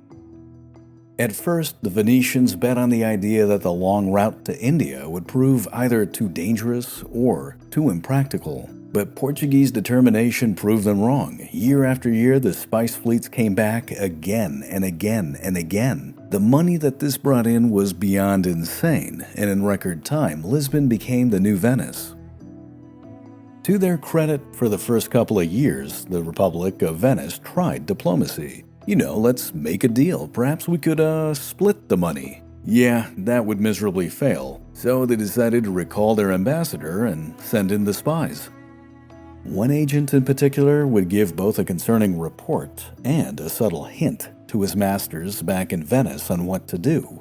Quote, "I see that this enterprise in India cannot be destroyed by the inability to sail there. It goes on as a regular and stable business, and without doubt the King of Portugal will dominate the sea completely, because it's patiently obvious that the Indians cannot protect their maritime trade, nor resist the shipping or artillery of this most serene king. There is no doubt that the ships of India are weak for no other reason than the lack of cannons." End quote.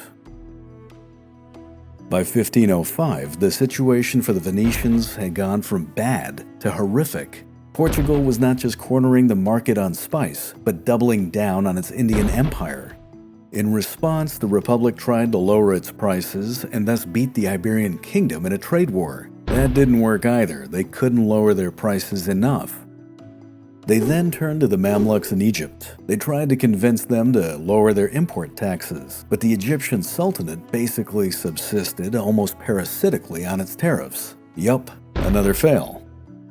Now, there was even an instance in order to facilitate trade that the leader of Venice, the Doge, Leonardo Loredan, proposed to the Sultan to build a canal to connect the Mediterranean to the Red Sea at a narrow point, perhaps at the port of Suez. The Sultan, however, found the idea not to his liking. The cost would be enormous, the manpower needed ridiculous. And besides, what on earth would you even call such a waterway? The Canal of Suez? Absolutely preposterous. Completely exasperated, the Republic of Venice decided it was now time to play dirty. The Portuguese had committed numerous atrocities on the Muslims of the Indian Ocean. After all, ships had been raided, towns had been burned to the ground, and holy war had been conducted. But all of this paled in comparison to the absolute brutality that was seen with the destruction of the Muslim pilgrim ship, the Miri, whose barbaric and violent end still shocked all that heard the tale, and gave rise to the very legitimate concern that Mecca itself was in danger. As can be imagined, there was a lot of resentment, and the Venetians, well, they were going to simply capitalize on this. The Doge and his high council now pushed diplomatically to get the Egyptian Sultanate to act. They pointed out that the Mamluks, who had jurisdiction over Mecca and Medina, were truly defenders of the faith. With the Portuguese expanding over the Indian Ocean like a plague, the pilgrimage, the Hajj itself, was at stake. Something had to be done. But the Mamluks were not a maritime power, but that was not going to be a problem because Venice was determined to make them one. Advisors and engineers laden down with European ship schematics were deployed to the port of Suez, which was built into an impressive shipyard. Sailors were trained to man the ships, and more importantly, to fire Venetian-style cannons, which did have the capacity to bring down other European ships. Even raw materials would be taken care of. Roger Crowley in the book The Conquerors gives the tale, quote, "It became obvious that materials for both ship and cannon construction were being assembled for a concerted campaign. King Manuel received warning of this via the island of Rhodes, where one of the Knights of St. John, a Portuguese by the name of André do Amaral, fed information on the Mamluks back to Lisbon. The Portuguese would later claim that the ships in the dockyards of Suez were being built with timber that was cut, dressed, and supplied by the Venetians. To make matters worse, their construction was overseen by Venetian officials. However, when the Portuguese ambassador at the English court of Henry VIII put such charges against his Venetian opposite in the summer of 1517, these accusations were flatly denied." End quote. By the winter of 1505, 6 European carracks and 6 galleys had been built. And keep in mind, all of them were carrying some of the finest cannons that could be produced. Then, 1,100 of the Sultan's men boarded the ships, and with several more support vessels, the Mamluk Armada began its voyage down the Red Sea.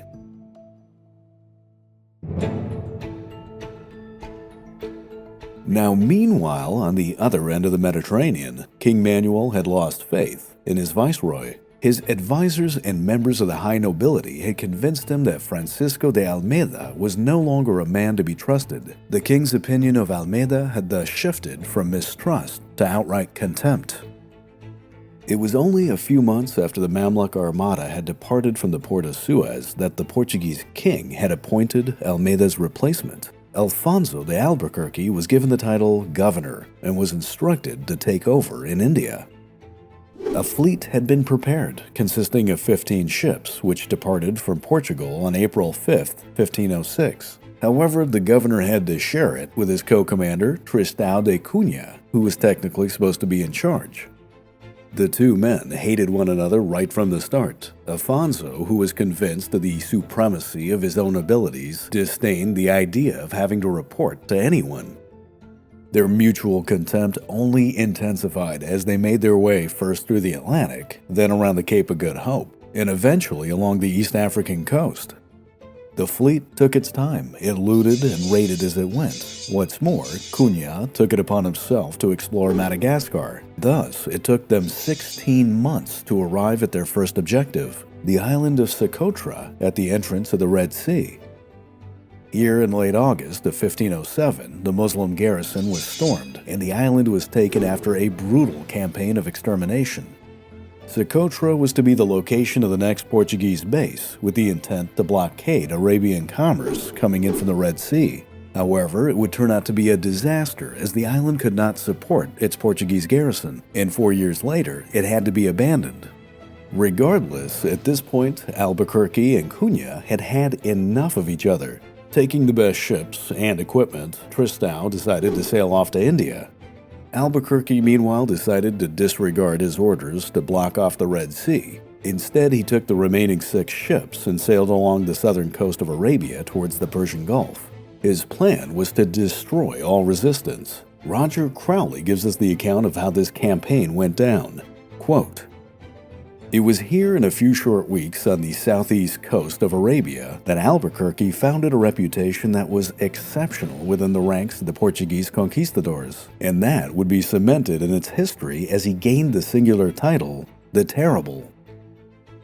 One after another, his fleet of tattered ships sailed into the trading ports of Oman. Some of the ports along the Omani coast decided to submit meekly, others resisted and were sacked. Albuquerque would use terror as a weapon of war intended to soften up resistance. In this fashion, a string of small ports went up in flames. The destruction of Muscat, which was a major trading hub along the coast, was especially savage. Albuquerque was intent on transmitting terror ahead of him. He ordered the ears and noses of the captured Muslims to be cut off, and then sent them to Ormuz as a testament to their disgrace. End quote. In this way, cities from Muscat to Khor Fakkan were either sacked or taken, but the real prize was the city of Ormuz. Ormuz was a major trading hub of spice and also happened to control the entrance to the Persian Gulf. It was a fabulously wealthy city that had even been visited by the famous Chinese treasure ships of the Ming Dynasty. Alfonso arrived with his ragged fleet on September 25, 1507. He made a poor first impression. That said, 2 days later he crushed a large contingent of Muslim ships in the harbor. The vizier of the city sued for peace and agreed to pay tribute. Alfonso was not satisfied. He insisted on the construction of a fortress, but by now his men's anger at his harsh methods had reached a boiling point. 4 of his captains mutinied and departed with their ships. When the Portuguese governor heard of this, he flew into a rage. He ordered all the wells to be poisoned, the city bombarded, and every man, woman, and child to be executed. But these orders were too barbaric for even his own men to follow.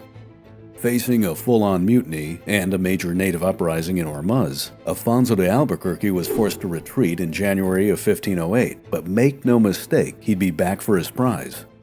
However, as he was gaining the title of the Terrible in the Persian Gulf, the Red Sea was left wide open.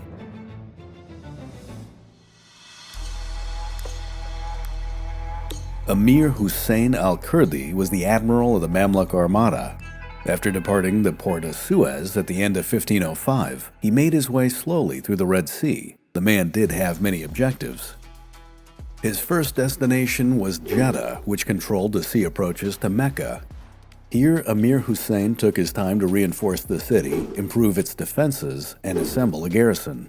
Jeddah was to be a fortress. If the Portuguese were to arrive, the admiral was determined that they would face a challenge. But Mecca was still not secure. Arabia was in turmoil. Many of the Bedouin tribes at this point had risen up in revolt. Hussein marched his forces into the unforgiving sands of the Arabian Peninsula, systematically crushing this revolt, which took nearly a year. The Bedouin, after all, were a fierce adversary. They would exact a high toll in terms of casualties. Undaunted, the admiral pushed on and arrived at the city of Aden in August of 1507, just about the same time that Albuquerque was sacking the Omani coast. Now, during his time in the Red Sea, he consistently got reports of Portuguese atrocities in the Indian Ocean. He knew it was now time to bring the fight to them. Departing Aden, Emir Hussein made his way to the city of Diu. He found it rather strange that the vaunted Portuguese navy was nowhere to be seen. It was in September of 1507 when he arrived in India. At Diu, he would harbor his ships where they would undergo refit and repair. Here, Emir awaited for the opportunity to strike, and 6 months later, he got word that the viceroy's son was at Chaul with a meager force. The Mamluk ships were readied for battle. Emir Hussein even convinced the governor of the city of Diu, Malik Ayaz, to join him with the city's navy. Thus, the combined fleet, consisting of both the Mamluk Armada and the ships of Diu, made their way to confront the son of the viceroy.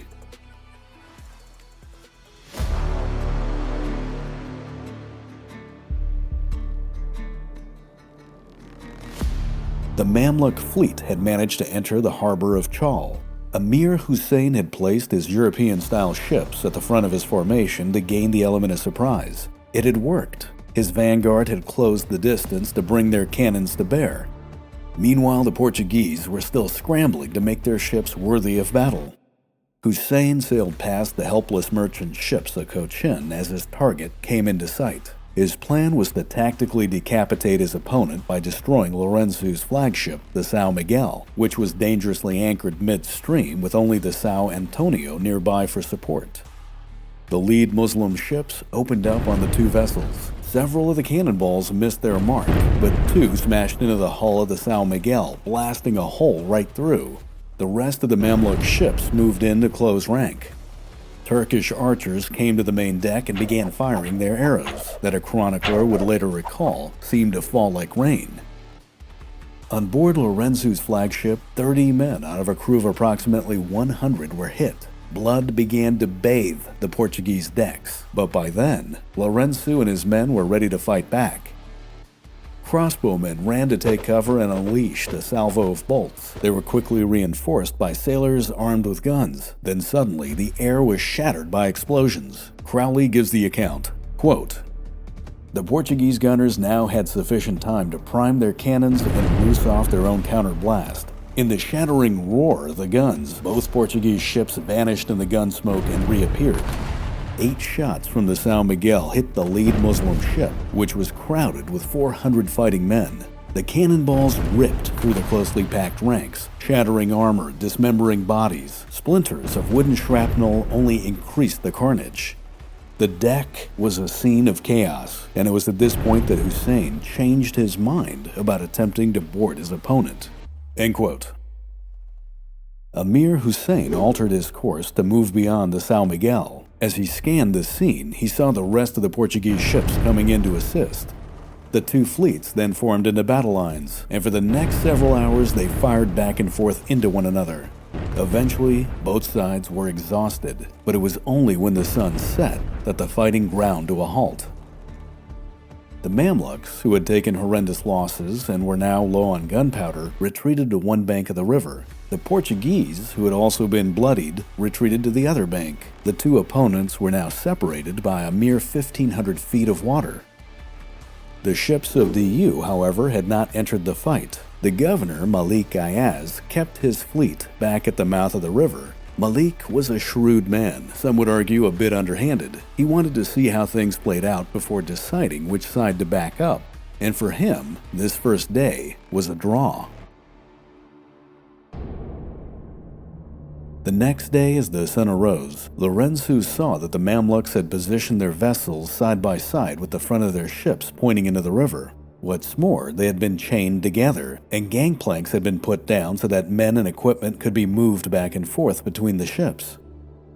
Seeing this, Lourenço de Almeida could not believe how foolish his opponent was. It was obvious that the Muslims now had European ships, but it was also obvious that they had no idea how to properly use them. By adopting this formation, Amir Hussein had negated his ability to move, to maneuver, or even to bring his broadsides to bear. He had thus lost the initiative and made himself the perfect target. Lourenço immediately convened with his men. There were really two options that they could use. The first option was to bombard the Mamluks from a distance, something that the Portuguese were really good at. And the fact that their opponent wasn't really moving, well, they could probably do this blindfolded. Option 2 was to move in and take the enemy ships by direct assault, that is, to board and capture them, by far the much riskier venture. Lourenço gave it considerable thought, but he was a man who was still haunted by his failure at the city of Dabul. If he was able to capture those ships and bring them back as trophies, it would bring him not only glory, but perhaps the redemption he so eagerly desired. In the end, Lourenço wanted nothing more than to prove to his father that he was indeed courageous and worthy of his family name. Option 2 it would be.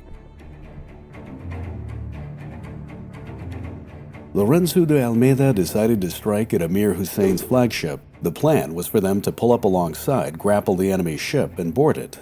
The rest of the Portuguese ships would come in to provide support and suppress the remainder of the Muslim fleet. It wasn't until the early afternoon that the winds were favorable, but on the incoming breeze, Lourenço and his men launched themselves into the attack. The Mamluk fleet had taller ships, so using that advantage, they immediately opened up with a deadly attack of arrows and cannon fire. Despite taking damage, the Portuguese kept their guns silent as they moved in to seize Hussein's fleet. But then, as they came within 30 feet, the wind died, and Lourenço and his men were at the mercy of the river current.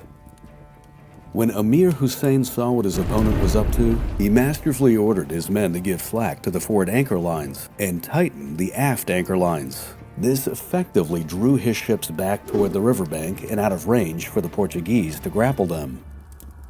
The São Miguel and her sister ship began to drift past their objective. They both dropped their anchors to maintain their position, but this made them easy stationary targets for the Mamluks.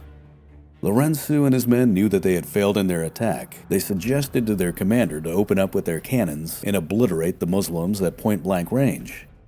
Once again, Lorenzo wanted a prize to present to his father, and he refused to do a broadside. To show his commitment, he came to the bridge of his ship to command his men directly. Hussein, meanwhile, took advantage of the situation. He ordered more archers to come to the top deck and intensified the hail of arrows. One arrow would graze Lorenzo, while another hit him directly in the lower face. Blood gushed from his wounds as he fell to his knees. In pain, the young Almeida ordered the anchor line to be cut. The São Miguel and the São Antonio thus drifted away downstream.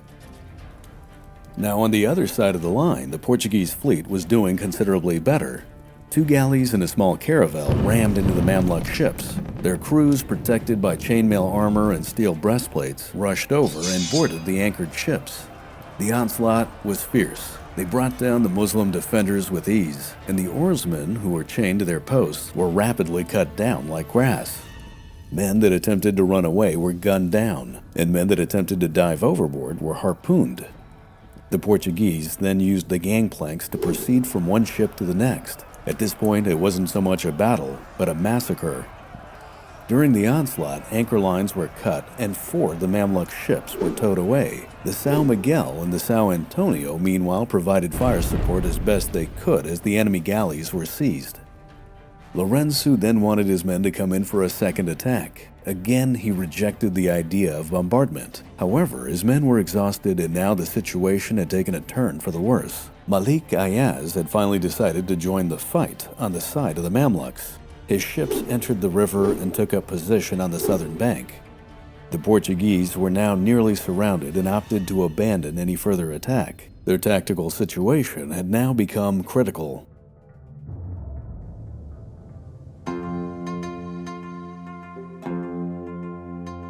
It was that night that Lorenzo, still recovering from his wounds, decided along with his men to depart the city of Chal. He did, after all, have his prizes of war, and the protection of the Cochin merchant ships was their first priority. At midnight, the ships of Cochin silently cut their anchor lines and began to leave, at which point the Portuguese started to follow them. Lorenzo insisted that he and his ship, the São Miguel, would be the last to go. But by now, Amir Hussein and Malik Ayaz had figured out that their adversary was fleeing. Their fleets sprung into action. The Portuguese ships, knowing that they had been discovered, opened up with their cannons. They managed to keep the Mamluks at a distance with their gunfire. However, the São Miguel, which was towing another ship, began to drag behind. Lorenzo, who had brought up the rear, was soon isolated. Malik Ayaz moved in quickly with his ships. When he was in firing range, he ordered them to target the São Miguel. His cannons were smaller, but one lucky shot hit the São Miguel, gouging a hole near the waterline. The bottom deck of Lorenzo's ship thus began flooding. Men attempted frantically to pump out the water, but the São Miguel was carrying rice in its hold, which absorbed the incoming water like a sponge. The added weight slowed down the ship and eventually brought her to a standstill. In time, the São Miguel even began to list to one side. Now, while the Mamluks and the forces of DU were closing in for the kill, Lorenzo's men were preparing a longboat for him to escape, but he would decline it. As water continued to seep in, the São Miguel was boarded. In the book, The Conquerors, the scene is told, quote, "It was mayhem aboard the São Miguel. Cannonballs were smacking into the immobilized vessel. Clouds of arrows buzzed and whined through the air. Thick gun smoke obscured the increasingly defenseless ship.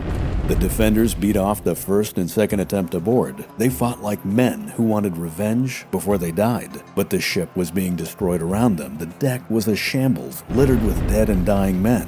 Dismembered heads and legs, blood running down the planks. And everywhere there was shouting and screaming." End quote. Despite the chaos that surrounded him, Lorenzo continued to command his men. But then, suddenly, a cannonball hit him directly in the thigh, cutting his leg completely off. His men raced to his side and lowered him into a chair. There, he would begin to bleed profusely onto the deck. His suffering, however, would not be for long. Another cannonball hit him in the chest, and this one would kill him instantly.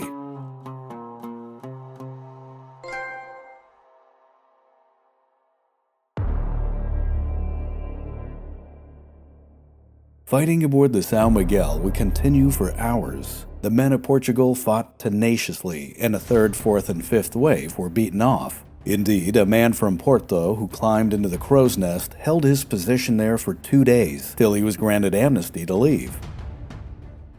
When the bloodshed had ended, some of the Portuguese men were taken as prisoners, others were executed. However, before the end, Lourenço's men took his body, and fearing that it would become a trophy for the enemy, pushed it from an opening where the weight of his armor sank it to the bottom of the Kundalika River. His remains would never be recovered.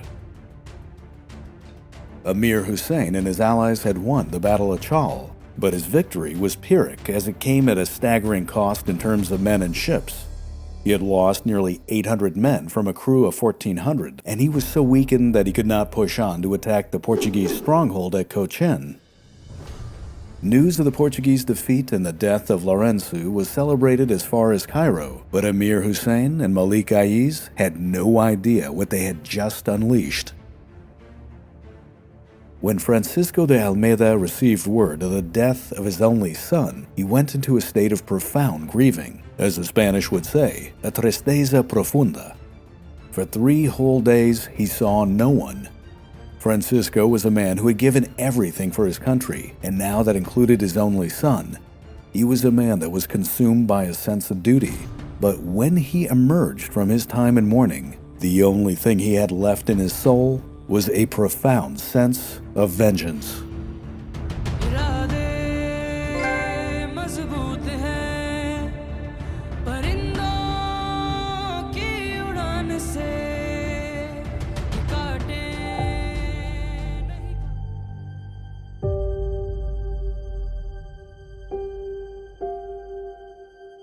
My name is Francisco de Almeida. You killed my only son. Prepare to die. It had been 9 months since the Battle of Chaul, 9 months since the Portuguese were forced to flee, 9 months since Francisco de Almeida's only son, Lourenço, had perished.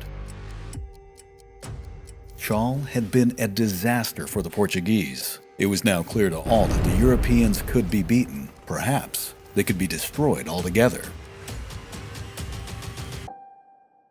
However, the Mamluk Armada had only won a Pyrrhic victory. It had taken horrendous losses, and along with its allies, they were forced to limp their way back to the city of Diu. Almeida knew that if Chaul was not avenged and quickly, his enemies would only grow stronger and bolder. The Portuguese Empire in India, with its vast wealth and spice, would be severely threatened, and there was even potential that it could fall entirely. But the Mamluks had made a grave mistake. They had only killed the son of the viceroy. As Francisco would later say, he who eats the chicken must also eat the rooster, or pay the price.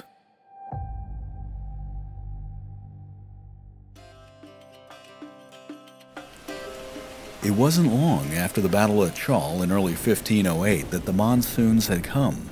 Storms ravaged the Malabar coast. Any naval expedition would simply have to wait. The Viceroy of India wasted no time. He began to assemble a grand fleet, bringing in every ship he could find. Francisco spent that year personally training his crews to the peak of performance. He was determined to make his men into killing machines. By December of 1508, he had 18 ships and 1,200 men. They all seemed to share a sense of vengeance with their commander, who had promised them knighthood, plunder, amnesty, and even pardon for those on the bottom rung. Make no mistake, for Almeida, this wasn't just about fighting for his king and for his country. This coming fight was deeply personal. However, Francisco knew that he was running out of time. The King of Portugal, Manuel I, had obviously lost favor in him. Every month, an envoy would arrive from Portugal with an unending list of royal grievances. It was absolutely clear that Almeida's rivals in the royal court of Lisbon had been busy turning the king against them. King Manuel now wanted Almeida not just replaced, but sent home in utter disgrace. Regardless, Francisco continued his preparations. He dutifully sent the spice ships back to Portugal, and by early December of 1508, his war fleet was nearly ready to sail. As the date of his departure came near, he composed a letter to the king which outlined his plan. In the words he wrote, it was obvious that this, for him, was both a personal and a holy war. Indeed, his letter read almost like a final will and testament. Quote, "I have a great desire to write to your highness, as I have determined to leave a memory. Whatever happens to me, my son is dead, as God willed and my sins deserved. The Venetians and the Sultan's Muslims killed him. It seems to me that this year we cannot avoid a trial of strength with them, which is the thing I most desire, because it seems to me that with God's help we have to remove them totally from the sea, so that they do not return to this land.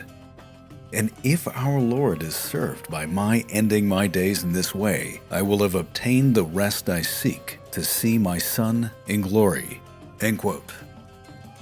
Almeida finished his letter on December 5, 1508 on board the Flor de la Mar. He knew that this coming battle would forever shape the fortunes of Portugal and India. The man resigned himself to the fight ahead. In his mind, he was prepared to die.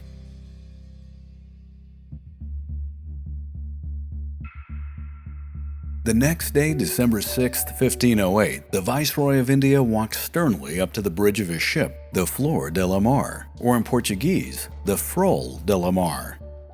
The massive 400-ton carrack was a legend in the Portuguese Navy. She had made the India run more times than any other ship. She had been under the command of Vasco da Gama when he bombarded Calicut, participated in the capture of the island of Socotra, and her journey was far from over. The Flor de la Mar was now a massive gun platform and the flagship of Almeida's armada, but as fate would have it, she was soon to be a commandeered ship, as Francisco de Almeida was soon to be a fugitive. It was on this very day that Alfonso de Albuquerque, who was coming in from his defeat at the city of Ormuz in the Persian Gulf, arrived in India.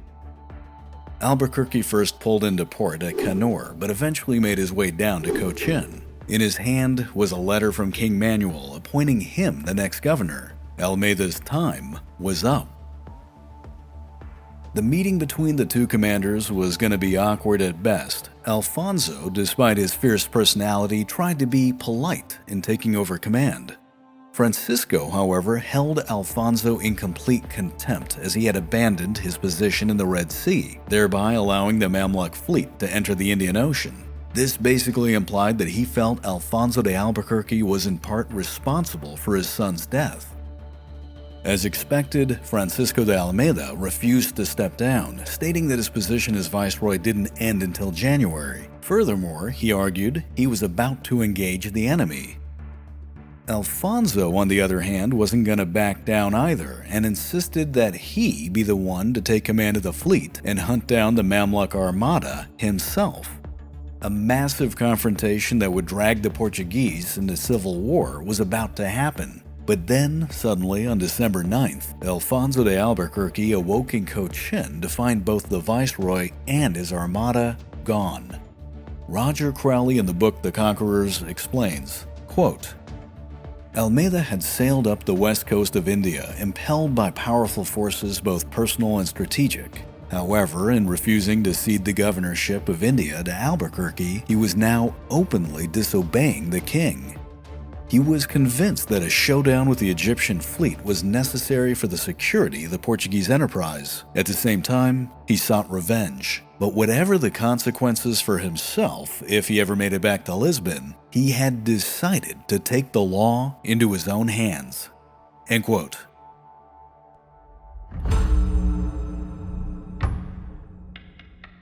The Portuguese armada that sailed from Cochin under the command of Francisco de Almeida in late 1508 was the best trained and equipped fleet that Portugal had yet brought to bear. As it made its way up the Malabar coast, it raided and looted and destroyed any enemy it encountered. Its passage was to be a demonstration of power. By late December, Francisco de Almeida had arrived at the city of Dabul, the place where his son had failed to attack in 1506. It was a very wealthy city that had sided with his enemies in the past, and as such, Almeida was determined that it would serve as an example to those who would dare to defy the Portuguese. As the city of Dibol came into view, Francisco told his captains that they would not only have to capture the city, but as he himself would say, they needed to instill terror in the enemy so that they remained completely traumatized. In the viceroy's mind, they had helped to kill his son. He wanted them to be more than just defeated. He wanted them to be broken. What's more, he wanted that terror to be transmitted to all of his adversaries who were still laying in wait. He wanted his qualities known amongst his enemies before he ever met them. Roger Crowley gives the account of the massacre that ensued. Quote, Almeida's captains obeyed his instructions to the letter. On December 31st at dawn, his ships launched a heavy bombardment alongside simultaneous amphibious landings. The wooden walls of the city soon fell, and as the garrison fled in disarray, the Portuguese pursued them. What followed was a black day in the history of European conquest that would leave the Portuguese cursed on Indian soil. Taken by surprise, the people of the city fled in all directions. The slaughter was indiscriminate. Women and men, young and old, all went down before the sword. Little children were ripped from the arms of their terrified mothers, dangled by their feet, and dashed against walls. In places, resistance was valiant but futile. End quote. The city was systematically looted and then burned to the ground. People that had taken shelter in basements and mosques were incinerated alive. The massacre of Dibol would live forever in the memories of the few people who survived. It would rank alongside Vasco da Gama's destruction of the pilgrim ship the Miri. With his work done, Almeida departed Dibol on January 5th, 1509. The fleet made its way north and soon arrived at the city of Chal, where his son had died. A large tribute was demanded from the city, and it was amassed without question. A pile of gold was waiting for the viceroy when he arrived, but when his forces disembarked to collect it, they found the entire city was empty. Everyone had fled. Almeida's shock and awe was clearly having the effect he wanted. By late January of 1509, Francisco had moved on to the island of Mumbai to repair and refit his ships before the final push on Diu. All 18 of his ships and 1,200 of his men had survived thus far. It was here that he got a letter from Malik Ayaz, the governor of Diu, who had participated at the Battle of Chal. Keep in mind, it was Malik's men who most likely had killed Francisco's son. Now that said, the loyalty of Malik Ayaz was still up for grabs, and he was ready to cut a deal with the Portuguese. He offered friendship, money, tribute, and the return of the prisoners he had taken at Chal. Malik even revealed the composition of the Mamluk fleet, hoping to persuade the viceroy.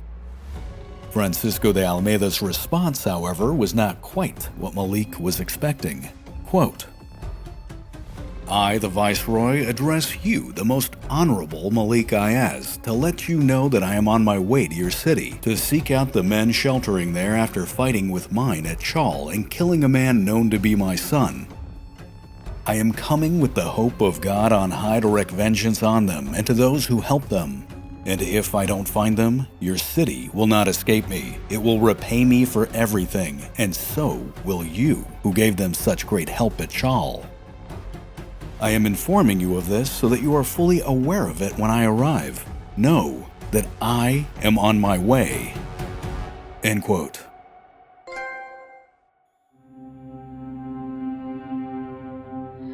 The city of Diu was blessed with a magnificent harbor. There was space for hundreds of ships. Inside were impressive dry dock facilities. At the entrance, there was a chain that spanned the water, and there was even multiple shore batteries that provided protection. The Mamluk admiral, Emir Hussein al-Kurdi, had 6 Mamluk galleys and 6 European-style carracks. His ally, the aforementioned governor of the city, Malik Ayaz, had 30 light galleys and 4 Gujarati carracks. Their strength had also been bolstered by reinforcements. The Zamorin, the king of the city of Calicut, who really wanted to see the Portuguese go down, had sent in an additional 100 smaller ships. Altogether, there were over 140 vessels that held 5,000 fighting men, along with 450 elite Mamluk warriors. However, despite their superiority in numbers, their leadership was heavily divided by mistrust and indecisiveness with tactical planning. Amir Hussein, who had struggled to keep his ship seaworthy and to keep his men from deserting, wanted to sail out and engage the Portuguese on the ocean before they could organize into a battle formation. Malik Gayaz and the Zamoran ships, which were less seaworthy, wanted to fight in the harbor where they'd be more effective and be safeguarded by the shore batteries. Malik also wanted to protect his city and felt that the Mamluks would most likely cut and run if they were to leave the waterfront. Eventually, after a lot of infighting, the commanders decided that they would fight within the confines of the city. On February 2, 1509, the Portuguese came into sight. They were exhausted from their long voyage, and so they kept their distance to rest and consolidate their tactical formation. Malik Gayaz ordered his men to sail out and harass their enemy, but they never ventured past the range of their shore batteries, which basically gave the Portuguese time to organize. The next day, February 3rd, the wind shifted into favor at approximately 11 a.m. Everyone in the Portuguese fleet knew exactly what that meant. Francisco de Almeida ordered the royal standard raised and a single cannon to be fired on the Flor de la Mar. This was his signal to attack.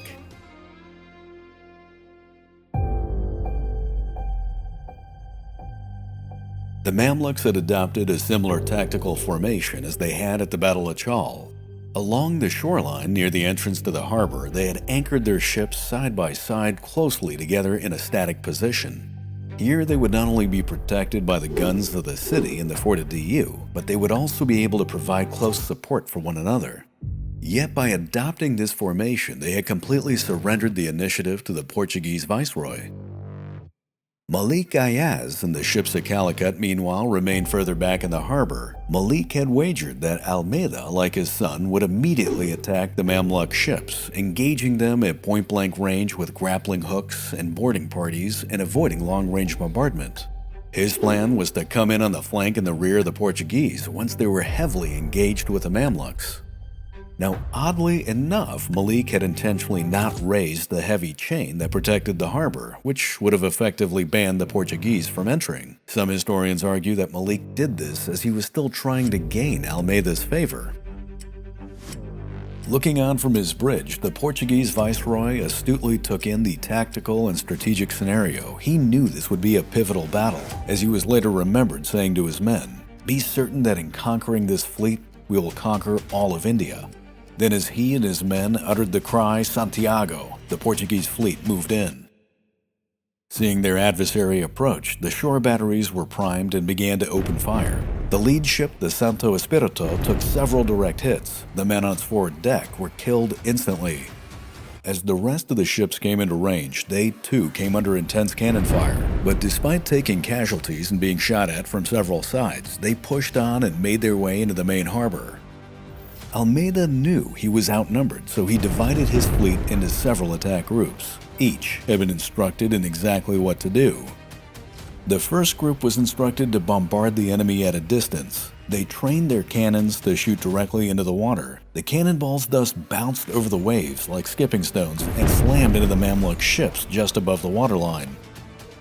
The second group was commanded to move in, grapple, and then board the Muslim ships. This contingent was led by the Santo Espirito, which pulled up alongside the ship next to Amir Hussein's flagship. The Santo Espirito unleashed a devastating broadside at point-blank range. Cannonballs tore through her target. The Mamluk ship, receiving the fire, shuddered from the blast, keeled over, and immediately began to sink, drowning everyone on board. The rest of the second group of ships closed in and repeated this maneuver, blasting their assigned targets at close range. But then a deafening roar came from both sides as Hussein's men began to return fire. Smoke billowed out from all the ships, blotting out the sun. Casualties began to mount on both sides, but the Mamluks, despite having skilled gunners, were limited by their formation and being able to unleash their full broadsides. It was at this point that the Portuguese had moved into position to begin grappling and boarding their opponents. The Santo Espirito attempted to board Hussein's flagship, but just as Portuguese soldiers started to go across, an Egyptian carrack, using its anchor lines, moved in and sandwiched the Portuguese ship, which now had to take up a defensive position and came near to being captured. However, the nearby Rey Grande, seeing this unfold, changed course and rammed Hussein's ship on the other side. Amir Hussein's men raced to confront the new threat, and the battle shifted once again into Portugal's favor. All along the line, broadsides were being unleashed, men were fighting hand-to-hand, and arrows and small gunfire filled the air. Malik Ayaz, meanwhile, watched on, from a distance, on the shore. Even from his vantage point, he could tell that the Portuguese tactics and maneuverability were slowly winning the day. Almeida's men may have been outnumbered, but their cannons, not to mention their plate and chain armor, had made them near invincible. One Mamluk ship after another was being overwhelmed with the ferocity of the Portuguese attack.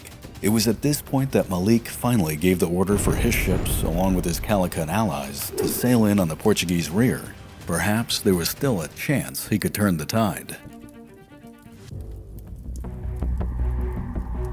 Francisco de Almeida, however, had anticipated this. He had created one last battle group which consisted of two ships, the Flor de la Mar and the São Antonio. He had kept his flagship back at a distance in the middle of the harbor where he could better take in the entire fight and give commands to his men. The São Antonio was deployed midway as a communication ship that conveyed his orders directly to his men. But the Flor de la Mar was directly positioned in this way to intercept the ships of Diu and Calicut. It was essentially one ship against many, but as this fleet moved in, the Flor de la Mar opened up on them. The initial broadsides were so violent that they shook Almeida's flagship to its core. Wooden beams groaned and the mighty ship began to come apart. Francisco immediately deployed his men for damage control. He knew he had to repair his ship. If the Flor de la Mar sank, the battle would have been lost. Miraculously, the ship held together and continued to unleash one volley after another. As luck would have it, the wind shifted and the current began to slow down. This brought Malik's ships to a near standstill, a perfect target for experienced Portuguese gunners to take them down. Throughout the day, the Flor de la Mar continued to fire its broadsides. It was said that the flagship unloaded over 600 rounds. At one point, Almeida had inflicted so much damage that the floating remains of his opponent's ships became an obstacle. The incoming Gujarati Carracks were heavily damaged. Some were reduced to skeleton crews as their casualties skyrocketed. The ships at Calicut, meanwhile, only stood up to a volley or two before turning back and then retreating from the harbor altogether. The Flor de la Mar had effectively stopped this incoming fleet, in some places literally dead in their tracks. The fate of the Mamluk ships was now sealed.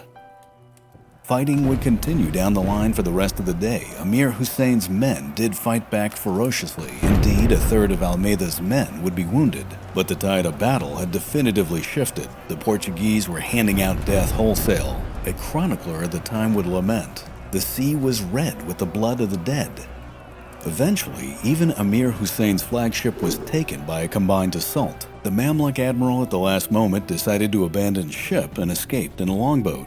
Now only one Mamluk ship was left, the largest carrack of the fleet.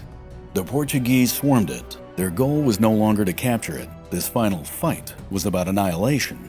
Every gun was aimed at the lone ship, and then Almeida's fleet hit it with everything they had. It took several volleys, but finally the last ship was reduced to burning splinters.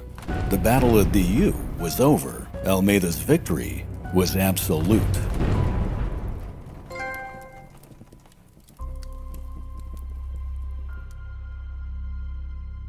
As the sun set on February 3, 1509, the Portuguese counted 32 dead and over 400 wounded. Many of their ships were heavily damaged. Their adversaries, on the other hand, had it much worse. Every Mamluk ship was captured or destroyed. 4 Gujarati Carracks were captured, and nearly 400 Mamluk warriors and 1,400 of Diu's men were killed. Francisco de Almeida, however, was not done. Crowley's account describes what is nothing less than bloodlust. Quote, Almeida did not want Diu. He considered it to be impossible to defend with his existing forces. Instead, he demanded substantial compensation and terrible revenge, which he got. Malik Ayaz had to surrender all the Mamluks he was sheltering in the city to a variety of ghastly fates. Some had their hands and feet chopped off. Others were burned alive in a great pyre. Some were tied to the mouth of cannons and blasted to pieces, or put shackled into captured ships that were sunk by gunfire. The city gates were then decorated with bloody rosaries of dismembered body parts. If the outcome of DU was perhaps inevitable, its consequences were profound. It destroyed once and for all the credibility of the Mamluk sultans and Muslim hopes that the Portuguese could be swept from the sea. The Franks were to be in the Indian Ocean to stay. End quote.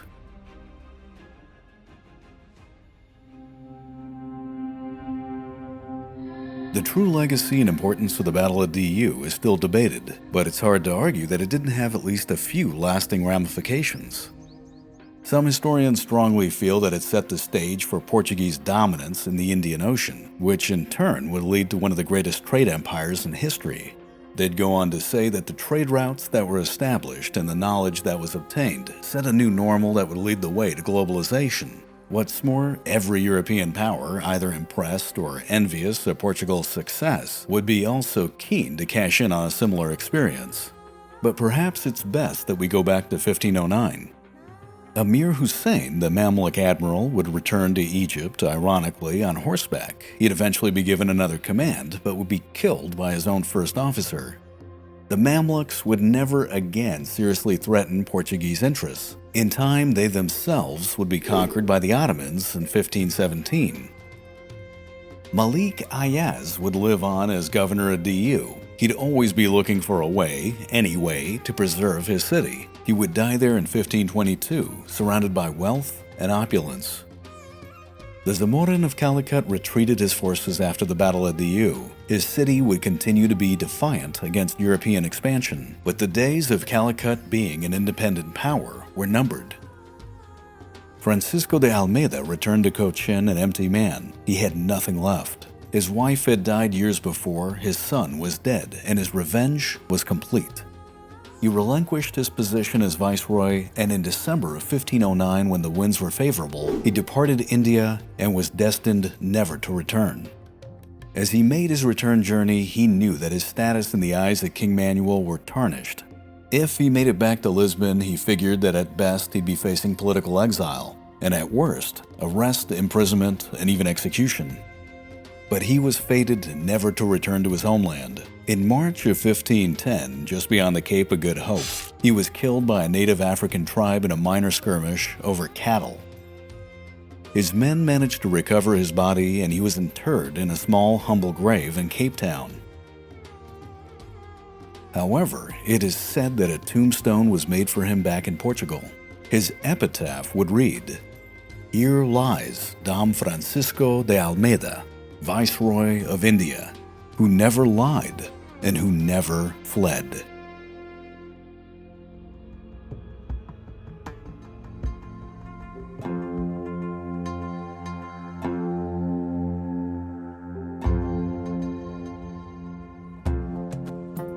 On January 2, 1510, Alfonso de Albuquerque had maneuvered his fleet into position southwest of the city of Calicut.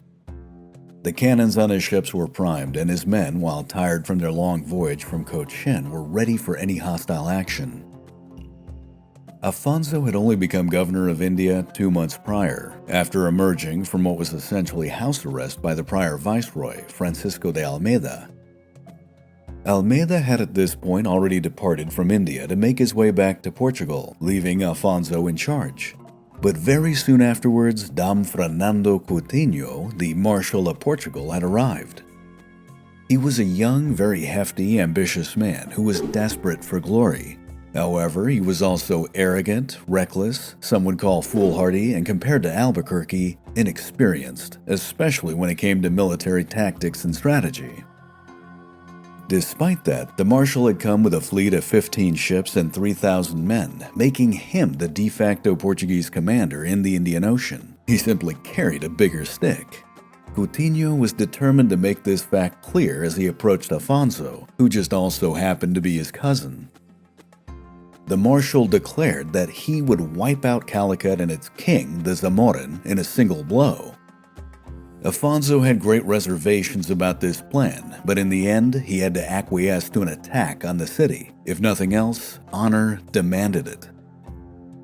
The plan was for Coutinho to attack with a larger force from the north of the city. Albuquerque would approach from the south as more of a diversionary assault. The two men would have to land simultaneously and lead their respective forces quickly in a two-pronged attack. The two pincers would close in on a beautifully ornate royal pavilion known as the Sarame.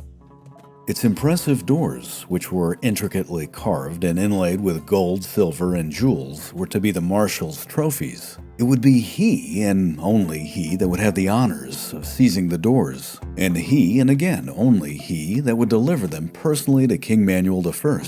Glory was there for the taking. All they had to do was perfectly execute their military operation.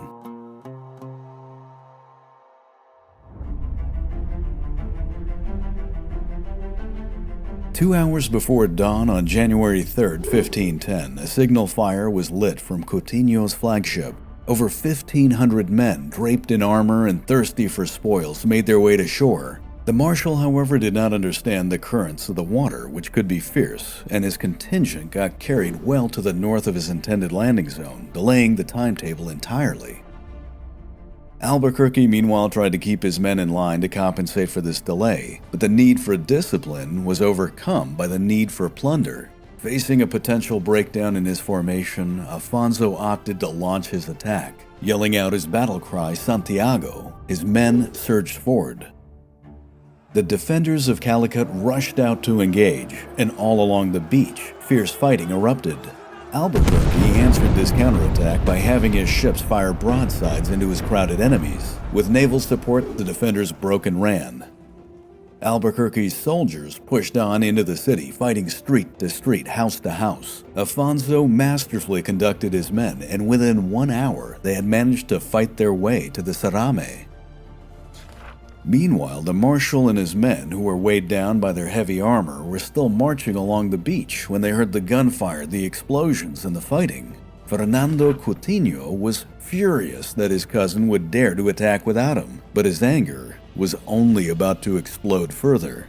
When he finally arrived at the royal pavilion, he saw that the famous exotic doors of the Sarame, his prize, had not only been cut out, but had already been packaged up and taken back to a ship.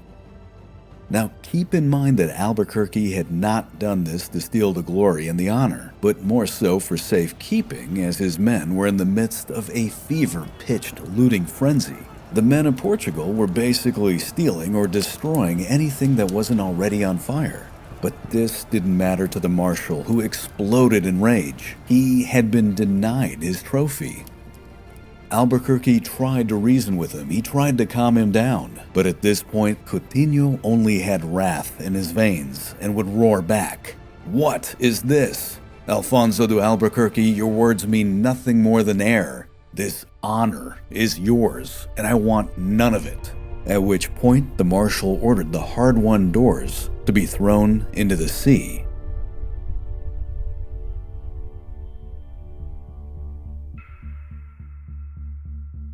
Dom Fernando Coutinho now needed something even greater to satisfy his honor. He called into his presence Gaspar de Gama, now known as Gaspar de Almeida. Gaspar was a jack of all trades, renowned for his intellect, his charm, and most of all, his ability to survive. He was truly an international man of mystery and spoke at least 6 different languages. And, as luck would have it, he just happened to know the way to the Zamorans' palace, which was located about 3 miles to the east of Calicut in the jungle. Now, while this was a very dangerous path, the palace was also home to the king of Calicut's vast treasury. Albuquerque knew that this was going to be a very bad idea, and once again he tried to reason with the marshal. He was remembered by a chronicler as saying, quote, "I beg of you, for pity's sake, don't take that road. From here to the houses of the king, it's a long way. The roads are bad. Men can only go in single file. You will put yourself in deep trouble getting there. You'll arrive exhausted, and there you will find many of these Nayar warriors, highly spirited and well-armed. I'm telling you the truth. I beg you with all my heart, for pity's sake, don't go." End quote. It was a good warning, rational of thought. which of course was taken as both a threat and a challenge to the young corpulent commander, who immediately made his way into the jungle with 400 men and a small contingent of cannon to seek his glory. Albuquerque had no other choice but to follow, which ran against every fiber of wisdom and experience he had. He would say to his men, "We must be ready. Today we will see what God wills. Many of those you see going won't come back." The road was exactly as Afonso described. Long, winding, narrow, flanked by jungle. The men of Portugal had to walk single file. By now, Calicut was also engulfed in flame. The smoke that came out of the city blew to the east, which dropped the already low visibility to zero. As the marshal made his way, he began to encounter the Zamorans' Nayar warriors. Small groups at first, but resistance grew as they approached the palace. Regardless, Coutinho was determined, and despite taking significant losses, he eventually arrived at his destination. As they arrived, a huge fight broke out, but Portuguese steel was unmatched, and the palace guards were quickly routed. The Zamorans' treasury was now ripe for plunder. Roger Crowley, in his book The Conquerors, describes what happened next. Quote, "The looting began. Locks were smashed off with axes. Inside was an Aladdin's cave. There were chests that were stuffed with rich clothes, worked with silk and gold thread, velours and brocades from Arabia, and wooden reliquaries that were ornamented with gold and silver. The Fidalgos got their servants to pile up their private stashes, guarding them jealously in a ferocious competitive grab. The chance to become fabulously wealthy swept away all caution. They left their lances and their weapons outside, the better to scoop up armfuls of prizes. For 2 hours the plunder continued. The morning wore on. The day was becoming hot, but the looters failed to see what was coming." End quote.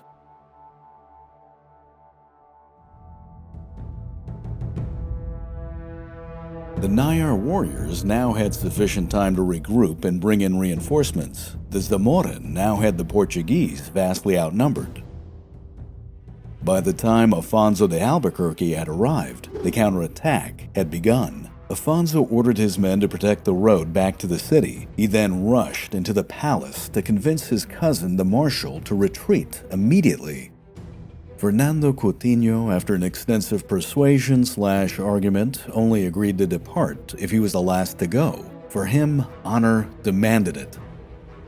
The Portuguese then began to make their way back. Afonso and his men took up the lead, while Fernando's men took up the rear guard, and the marshal himself came in at the very tail of the procession with his cannons, keeping the Nayars at bay.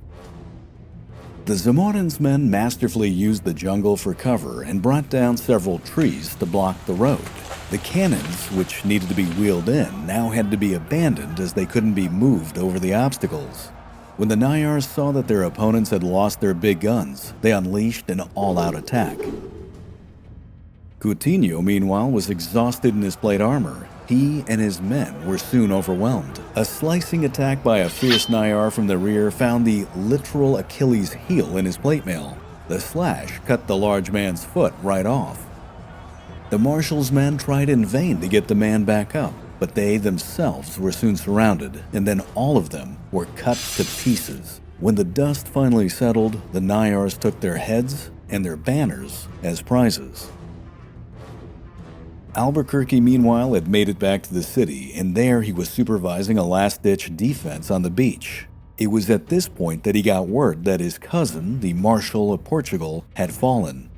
He tried desperately to rally his men to go back and retrieve the body, but no one came forward to do the job. Indeed, as he watched, Portuguese soldiers from the ranks of the footmen to the Fidalgos were pouring out of the jungle in mass panic. The Nayars were right behind them. As the Portuguese ran, they threw their weapons and their armor to the sides. Seeing this, Albuquerque knew that the expedition was in serious jeopardy. He was now the man in charge, and he knew he had to do something quick. But he wouldn't have time to take command for long. An arrow struck him in the arm, followed by another arrow in the neck, and within a minute, a bullet hit him directly in the chest. He collapsed to the ground, and there he felt his blood and his life seep from his body.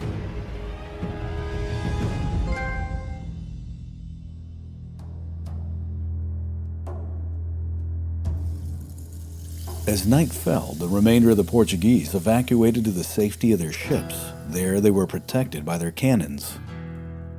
The casualties for Coutinho's reckless charge were immense. 300 men had died, another 400 were wounded, and most of these would later die as well of their wounds. In all, nearly a third of their force had been wiped out.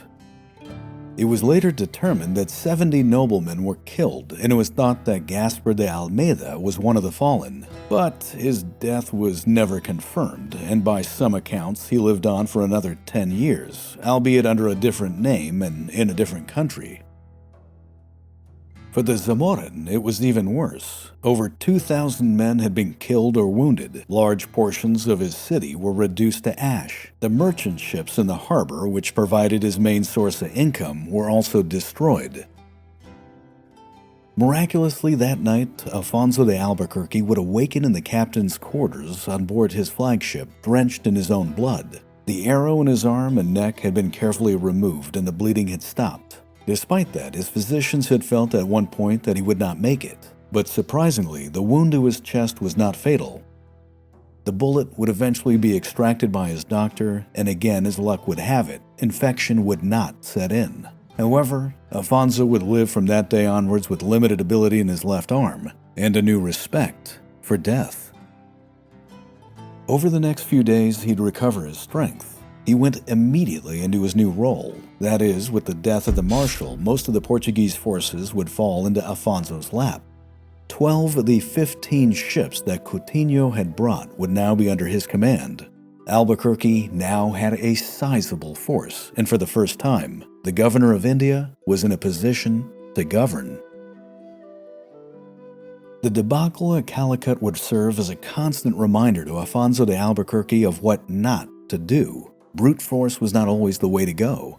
That said, Afonso, like his king Manuel I, shared a common conviction that Portugal needed to establish an empire and drive Islam from any place that it encountered. But the governor knew that resources were limited, and the Indian Ocean was a brutal theater of operations that bled men and material dry. Afonso's brush with death also instilled in him the notion that time was short. Thus, the governor went to work and came up with a bold new plan. Portugal was a relatively small country with a small population. As such, it didn't have the manpower to field large armies and therefore hold massive tracts of land. Afonso had come to the conclusion, like some of his predecessors, that instead of a large land empire, the better way to go was to control key strategic points on the map. If those areas could come under subjugation, Portuguese power could be extended and exerted nearly everywhere else. Albuquerque was eager to begin his strategy, but unknown to him at the time, he was about to embark on one of the greatest conquests in history.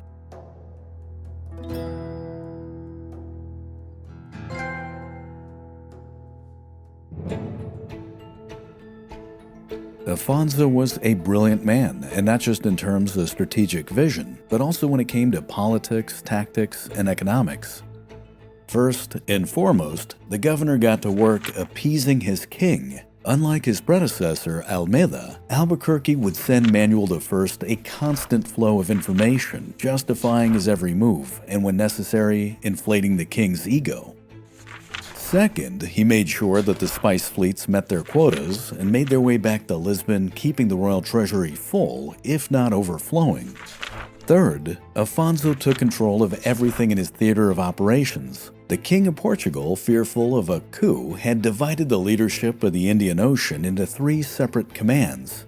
Albuquerque theoretically was in charge of the central part, which comprised the western coast of India, but Africa had a separate commander, as did the lands and the islands to the east, which included Malacca.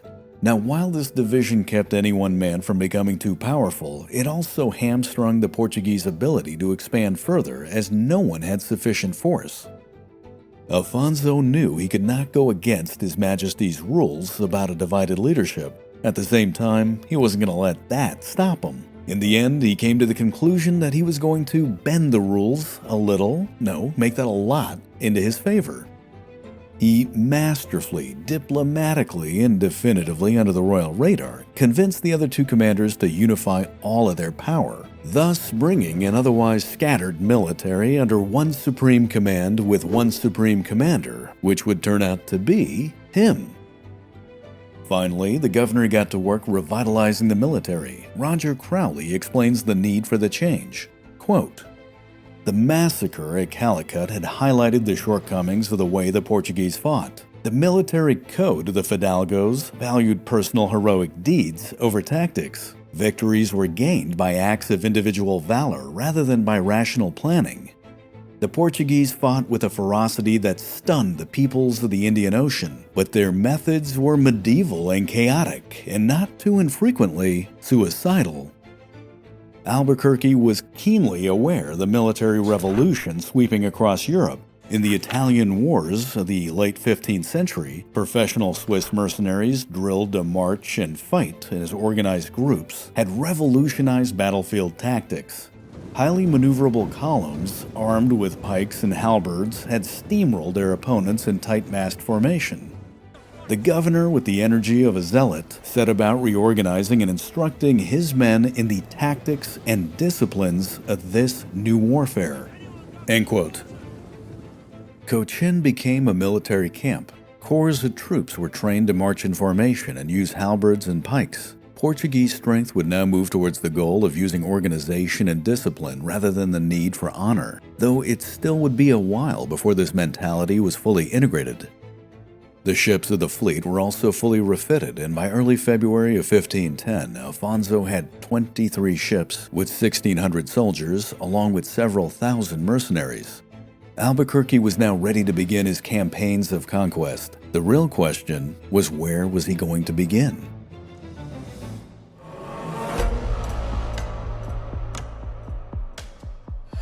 Reports had come down the line that the Mamluks were creating a new fleet at the port of Suez. It was said that the Sultan had his shipyards working day and night. The Mamluks were, after all, keen to avenge their catastrophic defeat at the Battle of Diu the year prior. Thus, Albuquerque sailed out of Cochin and then north along the coast. However, he told no one of his true destination. By February 13th of 1510, he was anchored off the coast of Angediva Island. As his men were in the process of taking on fresh water, a fleet of ships approached them. It was commanded by a man named Timoji. Timoji was a Hindu pirate who had fought his way up the ranks. He had a formidable reputation and was well versed with everything that happened along the coast of India. Now, in the past, he had encountered the Portuguese before. He had first met Vasco da Gama and was impressed with the commander, albeit at that time he initially did try to kill him. A few years later at the city of Anavar, Timoji had witnessed Francisco de Almeida and his son Lourenço unleash the destructive power of the Portuguese Armada. The wily pirate had decided then and there to side with the Europeans and had been a valuable informant ever since. Timoji now told Albuquerque that the Mamluks had taken refuge in a city that was not that far away. There they were building not just a new fleet, but amassing an army. Furthermore, he explained that the population of this city was mostly Hindu, but they were governed by Muslims who had taxed them extremely cruelly. That is, the people were ready to revolt. All they needed was just a little guidance. Timoji also pointed out that the city was situated on an island between two rivers, thus giving it a defensive edge. And even more appealing, it had one of the most impressive deepwater ports in India.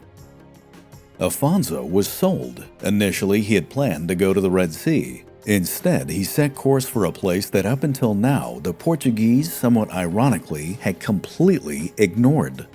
His Portuguese Armada now made its way to a new destination. In its path was the city of Goa, and there, glory awaited him.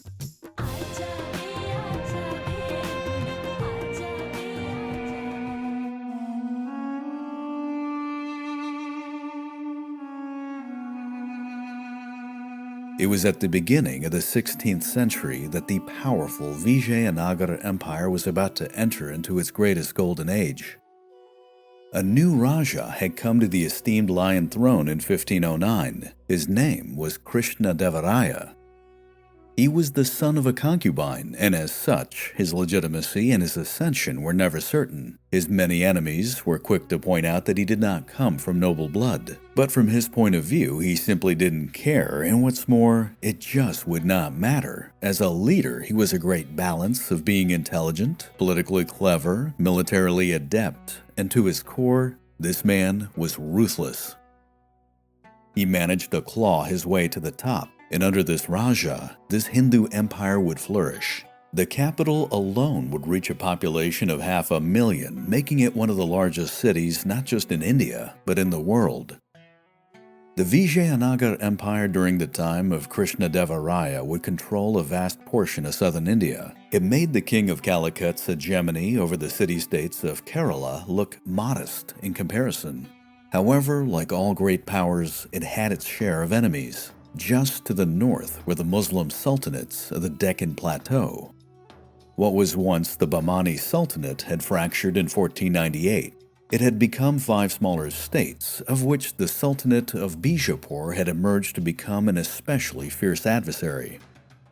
The Sultan Yusuf Adil Shah, who was equally ruthless, was nearing the end of his life.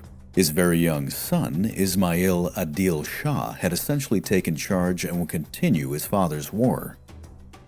Now, directly on the border between the Vijayanagar Empire and the Bijapur Sultanate was the city of Goa. It was a remarkable prize that both contenders had ferociously fought over. In a span of 30 years, the city had been conquered by the Sultanate, reconquered by the Empire, and conquered again by the Sultanate.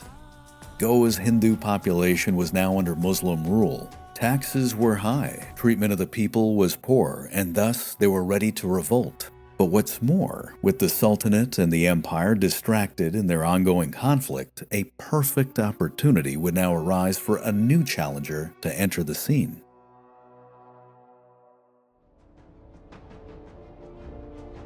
On the morning of February 16, 1510, Afonso de Albuquerque and his Portuguese armada arrived at Goa.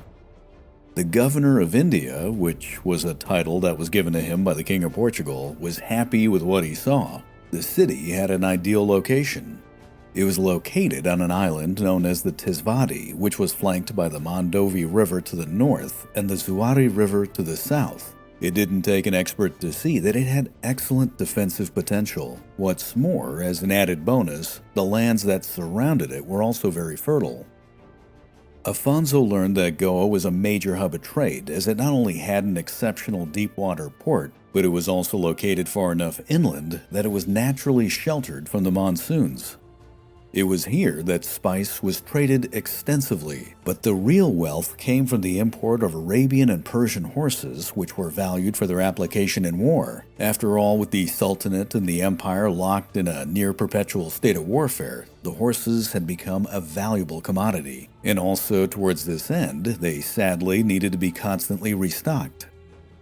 However, most importantly to the Portuguese commander was the disturbing news that he had received.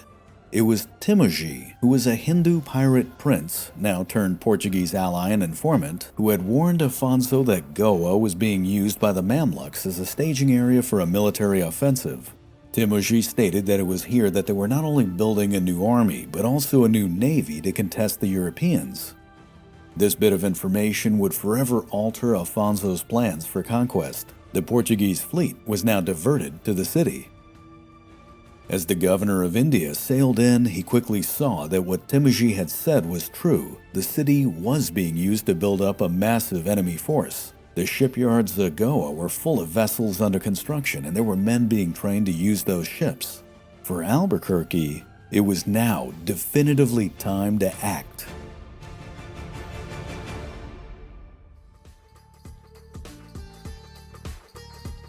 Afonso ordered his fleet into the deeper waters of the Mandovi River. His navy along the way had to subdue an artillery position on the northern bank before moving on. His first objective was to take the fortress of Panjim, located about 7 miles downstream from the city. Portuguese troops were deployed along the shore and supported by Timoji, who had brought in his own force at 2,000 men.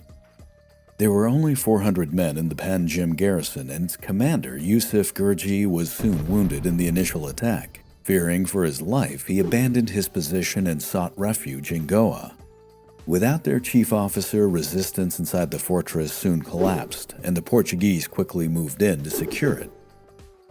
Meanwhile, Timothy had secretly entered into the city and had made contact with his informants, many of whom were the city leaders. The pirate managed to do exceptionally well with his negotiations. Indeed, before the day was done, 2 emissaries were sent to Albuquerque to discuss the surrender of Goa. Without a major fight, and perhaps more so that the people were ready for new management, the city was thus taken. On March 1st, 1510, Alfonso de Albuquerque entered Goa. He was dressed in his finest suit of armor, and he sat on a silver inlaid saddle. 1,000 of his men flanked him as their halberds and their pikes glittered in the sun. The governor made his way in a grand procession to the center of Goa, where the leaders of the community ceremoniously handed him the keys to the city.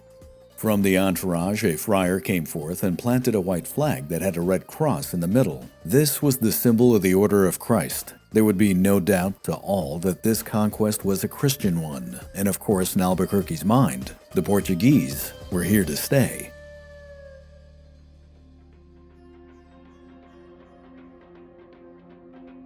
Afonso went right to work in establishing himself. He declared religious tolerance, including that for Islam, and then promised to lower taxes. This, of course, made him a hit right from the start. Furthermore, he stated that the Hindus and the Muslims could abide by their own laws and customs. The only exception to this was sati, the Hindu practice where widows threw themselves into their husband's funeral pyre. Afonso, completely appalled by this, banned it entirely. The governor knew that Goa was special. He wanted it to be preserved. To his own men, he demanded that any type of violence, destruction, or plunder be completely outlawed, and this on the pain of death. Timothy, who had played such a vital role, was granted the title of chief tax collector, but his low caste made his position difficult with the Hindus of the city. Eventually, he'd have to be replaced. Afonso then ordered the defenses of Goa to be upgraded. The city walls were repaired and the moats were expanded. The unfinished Mamluk ships were to be completed and pressed into Portuguese service.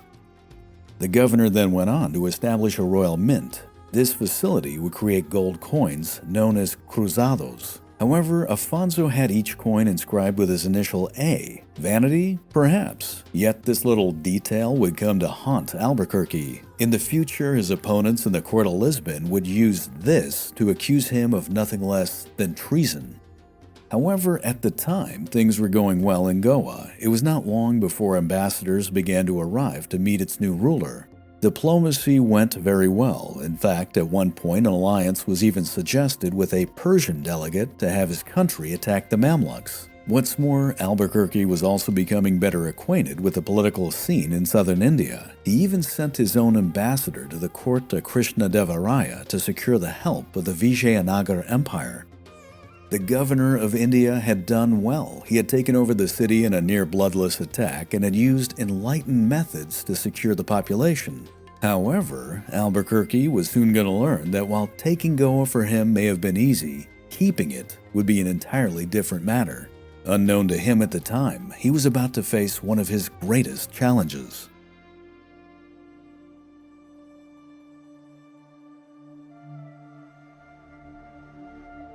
Ismail Adil Shah was 12 years old when he assumed command of the Sultanate of Bijapur. His aging father was near death and could not effectively rule. The young sultan managed to survive an assassination attempt by his own senior advisors and then a coup to emerge as the new sultan. When he saw that his city of Goa had fallen, he immediately put down a large rebellion and then made a peace treaty with the Empire of Vijayanagar. He was now free to combine his forces and retake his property. The Sultan would send in 40,000 of his best battle-hardened veterans under the command of a Turkish general by the name of Pulad Khan. They would arrive at the outskirts of the city in late April of 1510. This army managed to rush in and rout Timurji's forces that were stationed on the mainland near Goa at the Banastaram ford.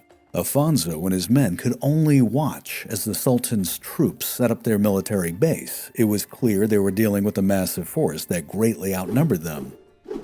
Palud Khan then began a series of minor attacks and skirmishes to test out Goa's defenses, which he determined were vastly inadequate. He also had messages smuggled into the city to convince the Muslims who lived there to revolt. The Turkish general, however, did not order a full-on assault. He wanted to buy time. He knew that the monsoons were coming, and when they arrived, the Portuguese would be trapped. It was in early May that a Portuguese renegade by the name of João Machado, who was now in the Sultan's service, approached Afonso. He informed the governor that the Sultan himself was arriving with reinforcements. Albuquerque, already outnumbered, was now going to be overwhelmed. That said, he also stated that Ismail Adil Shah was willing to establish peace with the Portuguese and even give them space nearby to build a fort, if Goa was relinquished. Ignoring the advice of his senior advisors and the sagging morale of his men, Albuquerque remained defiant, some would argue stubborn. His response was right to the point. He would yell back, "What the Portuguese win, they will never give up." 1 week later, the monsoons came. Afonso was now stuck, which was exactly what Palud Khan was waiting for. It was on the night of May 11, 1510, that he launched an all-out attack across the Banastaram Ford. The Sultan's men surged forward, and the defenders were quickly overrun. They were forced to retreat back into Goa. But once they made it back behind the city walls, they were met by a Muslim revolt that had been carefully timed. Before long, Afonso and his men had to retreat once again to the citadel of the city, and there they would remain surrounded for the next 20 days. During those 3 weeks, the Muslim uprising all around them intensified. Many of the local troops defected, and scores of Portuguese men began to die of disease. Yet during this entire time, Afonso remained resolute. He was counting on the idea that Bijapur and Vijayanagar were still at war with one another. After all, a new offensive from the empire was probably all that was needed to force the Sultan to back off. But when the governor learned that the two powers had made peace, and that his enemies were now planning to burn his ships, that he knew he had to withdraw. In the early morning of May 31st, Afonso and his men managed to escape the citadel. Before he left, he ordered Timurji to kill all the Muslim men, women, and children they encountered, though a handful of the women from the harem that they had previously taken were not to be touched. Afonso took these women with him, intending to give them to the Queen of Portugal as a gift. Meanwhile, the horses that they had in their possession were slaughtered, the cannons that they had were spiked, and all military goods were destroyed. They would leave nothing left for the enemy. When Palud Khan learned of the escape, his men poured in and gave chase. Afonso, however, had ordered his men to leave bags of spice and copper in the streets as a distraction to his pursuers, which effectively slowed them down. The Portuguese now ran for their ships, their last line of defense. Then they immediately set sail to the mouth of the Mondovi River, but there they could go no further. They were now prisoners to the horrendous weather of the monsoons, and behind them, Goa had fallen.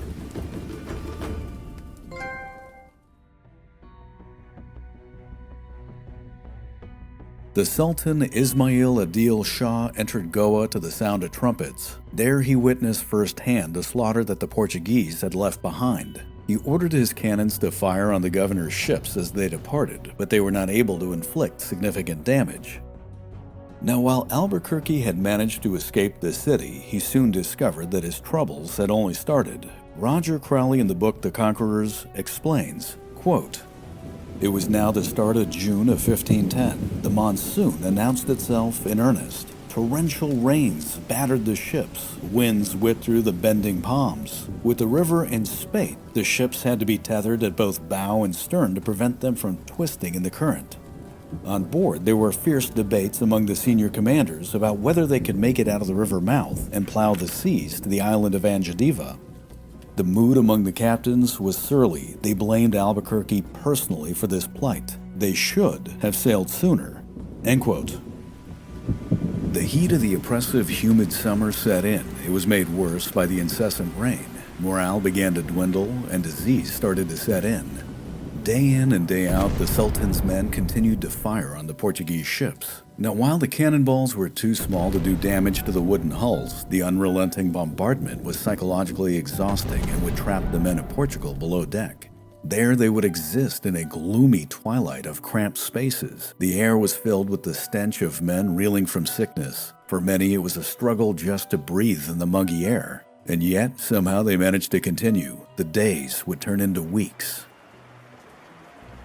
In late June, the torrential rain abruptly stopped. Then a new problem emerged. Afonso and his men discovered that the waters of the mouth of the Mondovi River were too muddy for good fishing and too salty to drink. Food had to be rationed and dehydration set in. When men were secretly sent ashore to find fresh water, they were hunted down and many wouldn't make it back. It was said that they paid for every drop of water with a drop of blood. Hunger became extremely dire. Some of the men resorted to hunting rats for food and eating their own leather clothes. A chronicler who witnessed this would say, "Thus by hunger and thirst on one part, and by war, lightning, and thunderstorm on another, the common folk were so stricken that some were driven to desperation." The situation continued to worsen, and by July of 1510, Afonso's men began to desert.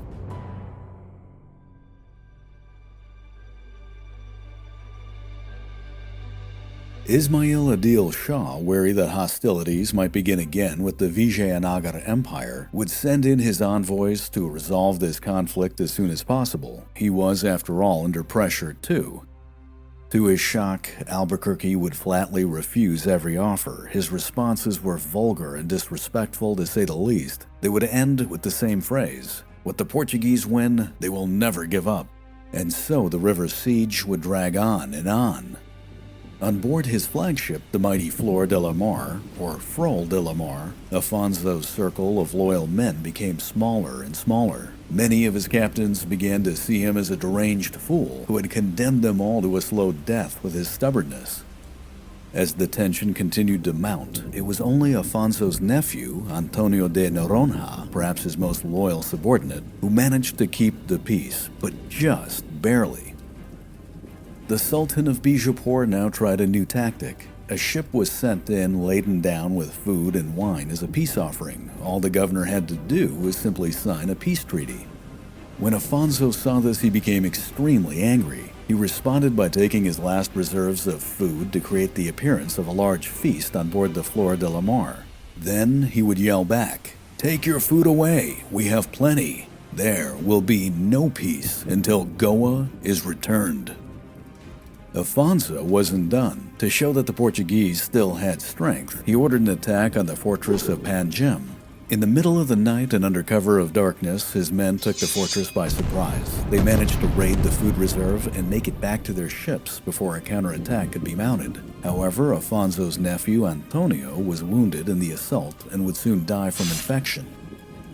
With the loss of Antonio de Noronha, who had been a great mediator, the delicate peace between Afonso and his captains was now shattered. Desertions escalated, and the Portuguese fleet came to the brink of mutiny. All that was needed now was a spark to set it off.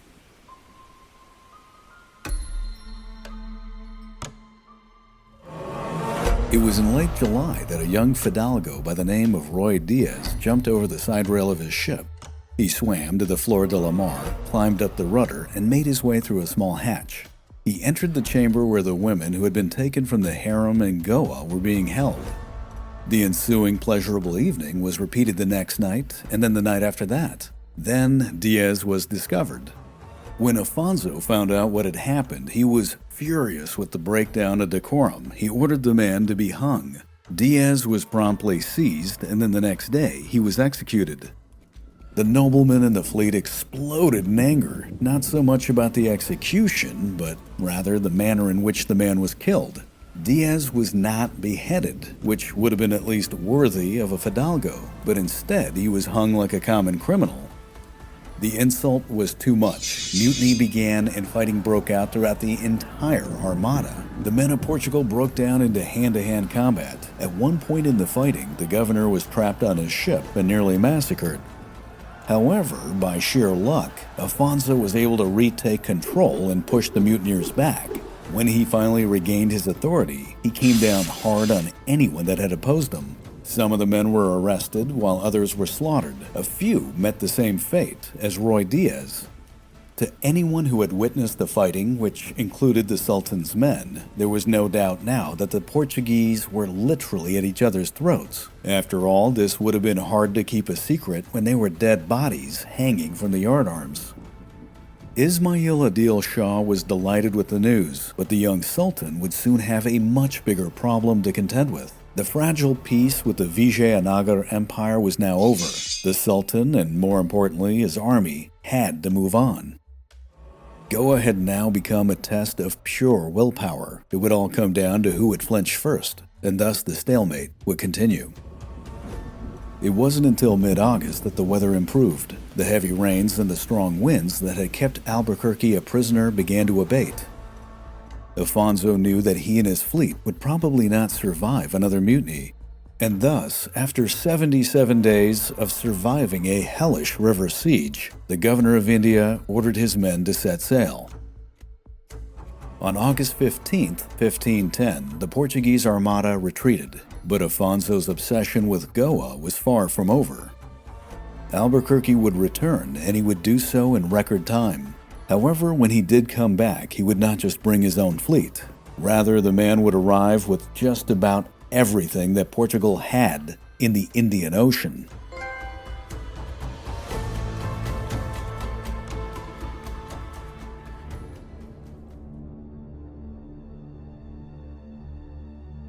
Defeat.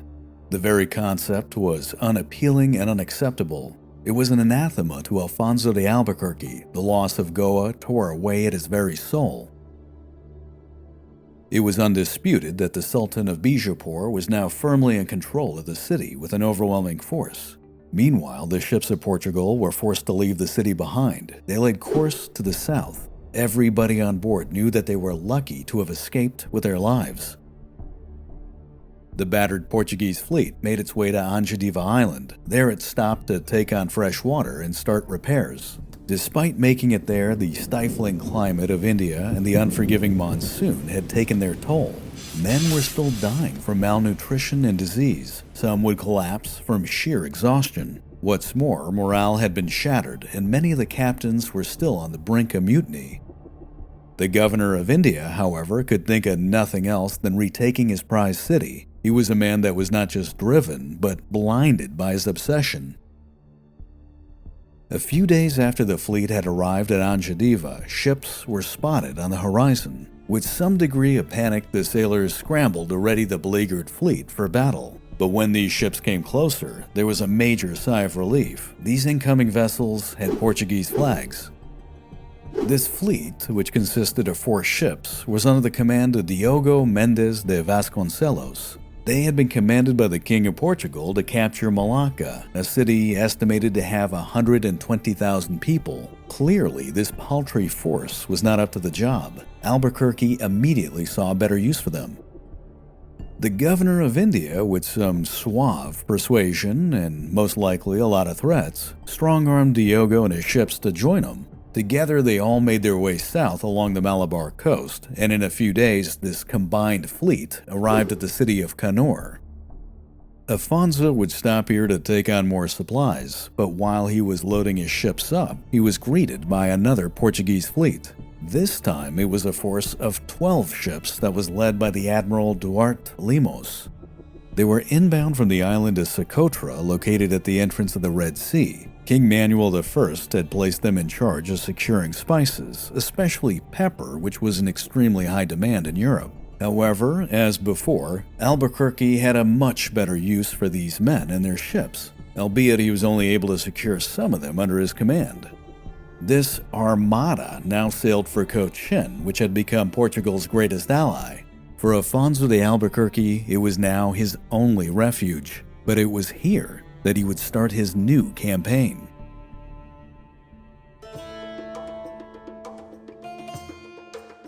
The governor of India entered the city of Cochin to find its Raja embroiled in a massive family dispute that threatened his position as sovereign. Putting aside his plans to retake Goa, Afonso deployed his men to support the Raja of Cochin and helped him put down any opposition.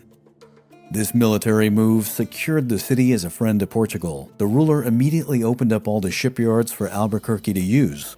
For the next 2 months, Afonso worked feverishly to refit his ships, train his men, and restore morale.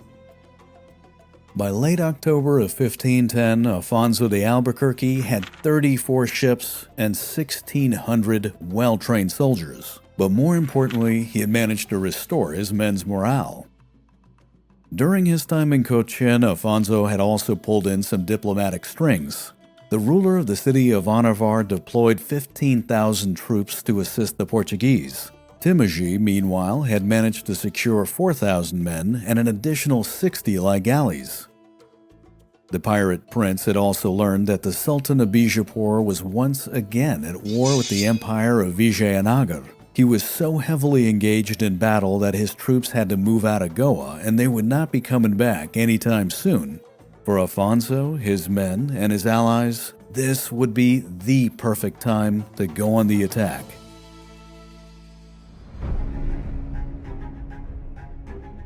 It was on October 10, 1510 that Afonso proclaimed to his men that they could follow him or face the king as cowards. Now keep it in mind that this really wasn't much of a choice, but rather a thinly veiled death threat. One by one his captains fell into line. Even some of the men who had been in prison during the mutiny on the Mandovi River were pardoned if they agreed to fight. 1 week later, on October 17th, the ships moved out. Afonso took his time. He wanted to maintain good formation and coordinate his campaign with the movement of his allies. He stopped frequently to resupply and show the city-states of Kerala the might of his force. He was, after all, carrying a much bigger stick, and as such, his voyage to the north went unopposed. On November 24, 1510, the Portuguese returned to Goa. The Armada made its way back into the Mandovi River. There they would anchor at the Rabandar Ford, which was about 4 miles downstream from Goa. Scouting parties were deployed to investigate the defenses of the city, which were still mediocre. However, they did find out that it had a formidable garrison of 8,000 men. It was that night that Albuquerque would meet up with his commanders to devise a plan of attack. The governor divided his forces into 3 main attack groups. The first 2 elements would land north of the city to storm the riverside gates. They'd be supported by the Navy. The third and final group Albuquerque would personally lead. They would approach the city from the west. Timagi and his men were instructed to come in and assist this line of attack.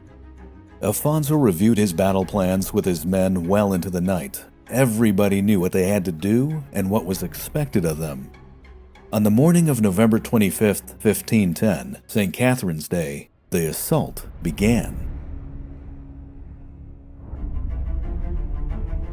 The Armada moved into its assigned position on the Mandovi River. Cannons were primed and brought to bear on every vessel. Then the stillness of the morning was shattered as Afonso's men unleashed a massive shore bombardment. The incoming cannonballs scattered the defenders and pulverized any artillery position that had been set up. The first contingent of men landed precisely on time. They were well shielded in their steel armor against the barrage of arrows that came at them. When the city garrison rushed out to attack them, the Portuguese responded by throwing grenades, that is, ingeniously designed clay capsules that were filled with gunpowder.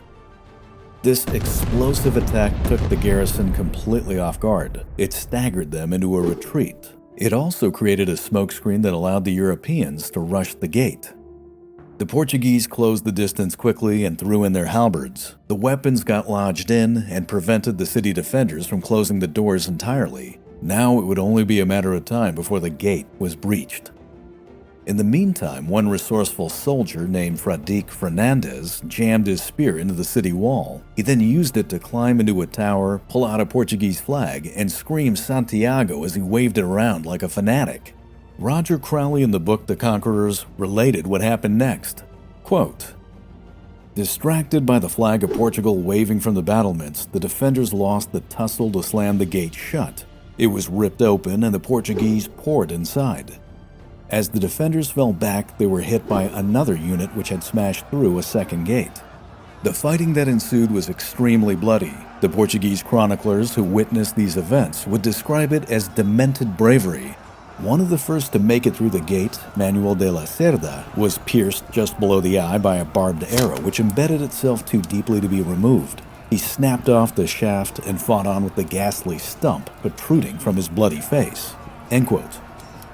The city garrison that was left by the Sultan, Ismail Adil Shah, was again 8,000 strong, but once the city walls had been breached, they became nothing more than a confused rabble. Fighting erupted all over the city, in towers, along the walls, in small streets, and in the rubble of buildings. The Portuguese were confronted everywhere they went. For 5 long, ghastly hours, the Battle of Goa continued. However, Albuquerque's men would prove unstoppable. Their bloodlust at this point was insatiable. The defenders of the city, facing complete collapse, eventually broke and ran. But that's when the real slaughter started. Afonso's men would hunt down the Muslim garrison as it made its way to the Mandovi River. Most attempted to swim across, but the vast majority would drown. The lucky few who did manage to make it across the river would now face a new nightmare. Afonso's Hindu allies from the city of Anavar had just arrived. The bloodshed of the Muslim defenders would thus continue well into the night.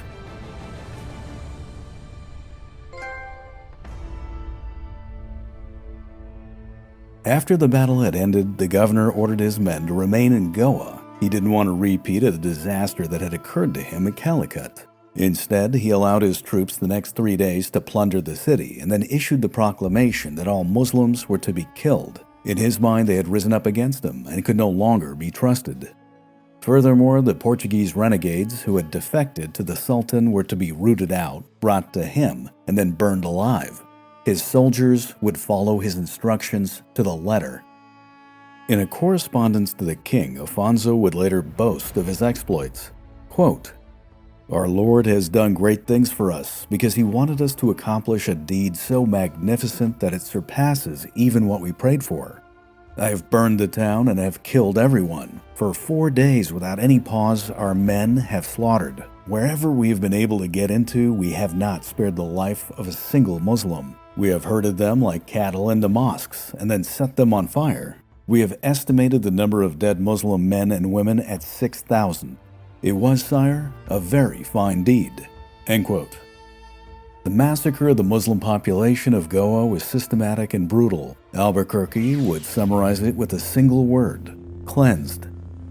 The number of people that were slaughtered was so immense that it moved a Florentine chronicler, Piero Strozzi, to lament. Quote, "The bodies of the dead were thrown into the water to the crocodiles. The destruction was so great that the river was filled with blood. For an entire week afterwards, the tides would deposit these corpses on the banks." End quote.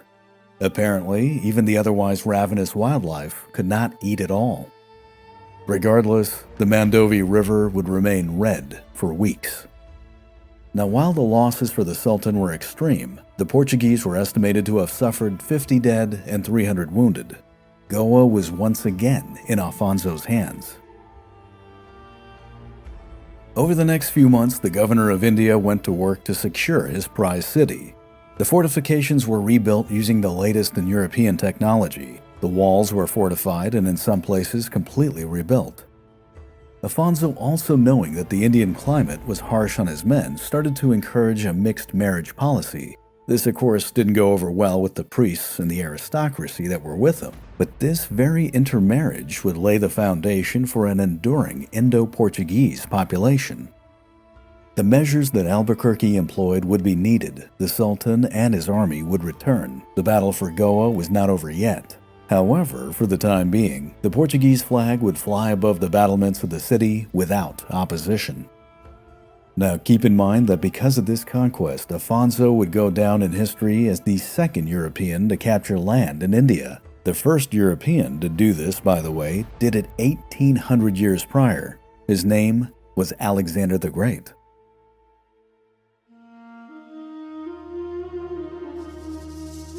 By early 1511, Goa's defenses had been greatly improved. Larger cannons had been installed, the city walls and fortifications had been upgraded, and the garrison had been brought up to over 8,000 well-trained men. What's more, the shipyards and the docks had been busy refitting the fleet.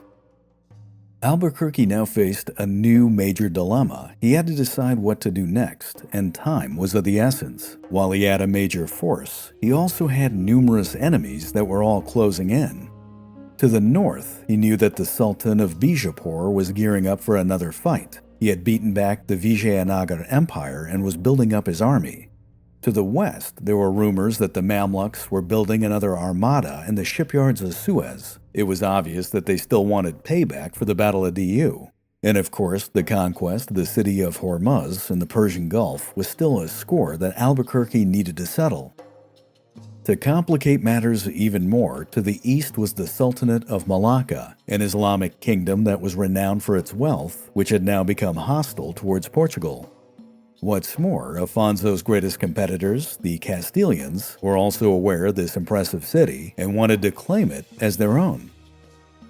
The decision of where to move next, however, would essentially be made for him. A few months prior to his conquest of Goa, Albuquerque had received a letter from another Portuguese captain by the name of Rui de Araújo. Rui was a member of a prior expedition that King Manuel had sent in 1508 to establish contact and a trading outpost in Malacca. Negotiations had gone poorly. Rui and his men were now prisoners. However, he was able to smuggle out a message using a Hindu intermediary. His letter indicated that they were in a desperate situation and needed to be rescued. But furthermore, his message also had a comprehensive layout of the Sultanate of Malacca, its riches, and its military capabilities. To Albuquerque, this was the perfect invitation and justification for a military campaign. First, however, before he could begin his preparations, Afonso was forced to deal with putting down dissent amongst his own ranks. Diego Méndez de Vasconcelos, the man that King Manuel had given 4 ships and the task to capture Malacca, approached the governor. He wanted his ships back in order to do what his king had asked of him. Afonso knew that this was a fool's errand, as such a small force would never have a chance to capture such a large city. Thus, the man was denied permission to leave. Albuquerque knew that he'd need every ship he had to take on Malacca. Furthermore, there was a massive number of preparations that he needed to get done before the Armada could leave.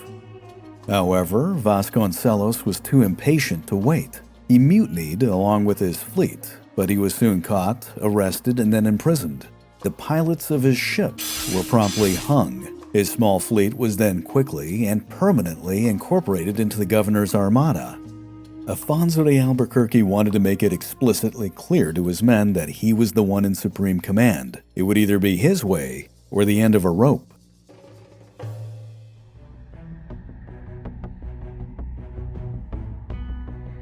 In April of 1511, Afonso set sail with 18 ships and over 1,000 men. They were the very best under his command. He rounded the tip of India and then made his bearing to the east. Malacca was rumored to be ahead, just 40 days of sailing with a good wind. However, the governor knew that sailing at this time would mean that the monsoons would be in full effect back in India as they made their passage to the east. This implied for Albuquerque and his armada that there would be no turning back and there would be no reinforcements. If he was concerned, he never showed it. Once again, Afonso was determined to put everything on the line as he sailed into yet another dangerous campaign.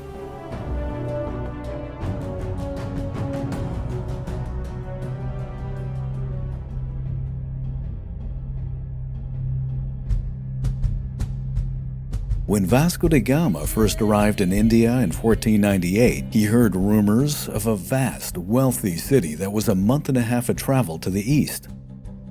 From his informants, he soon learned that its name was Malacca. In the Portuguese imagination, it would now take on a near mythical reputation.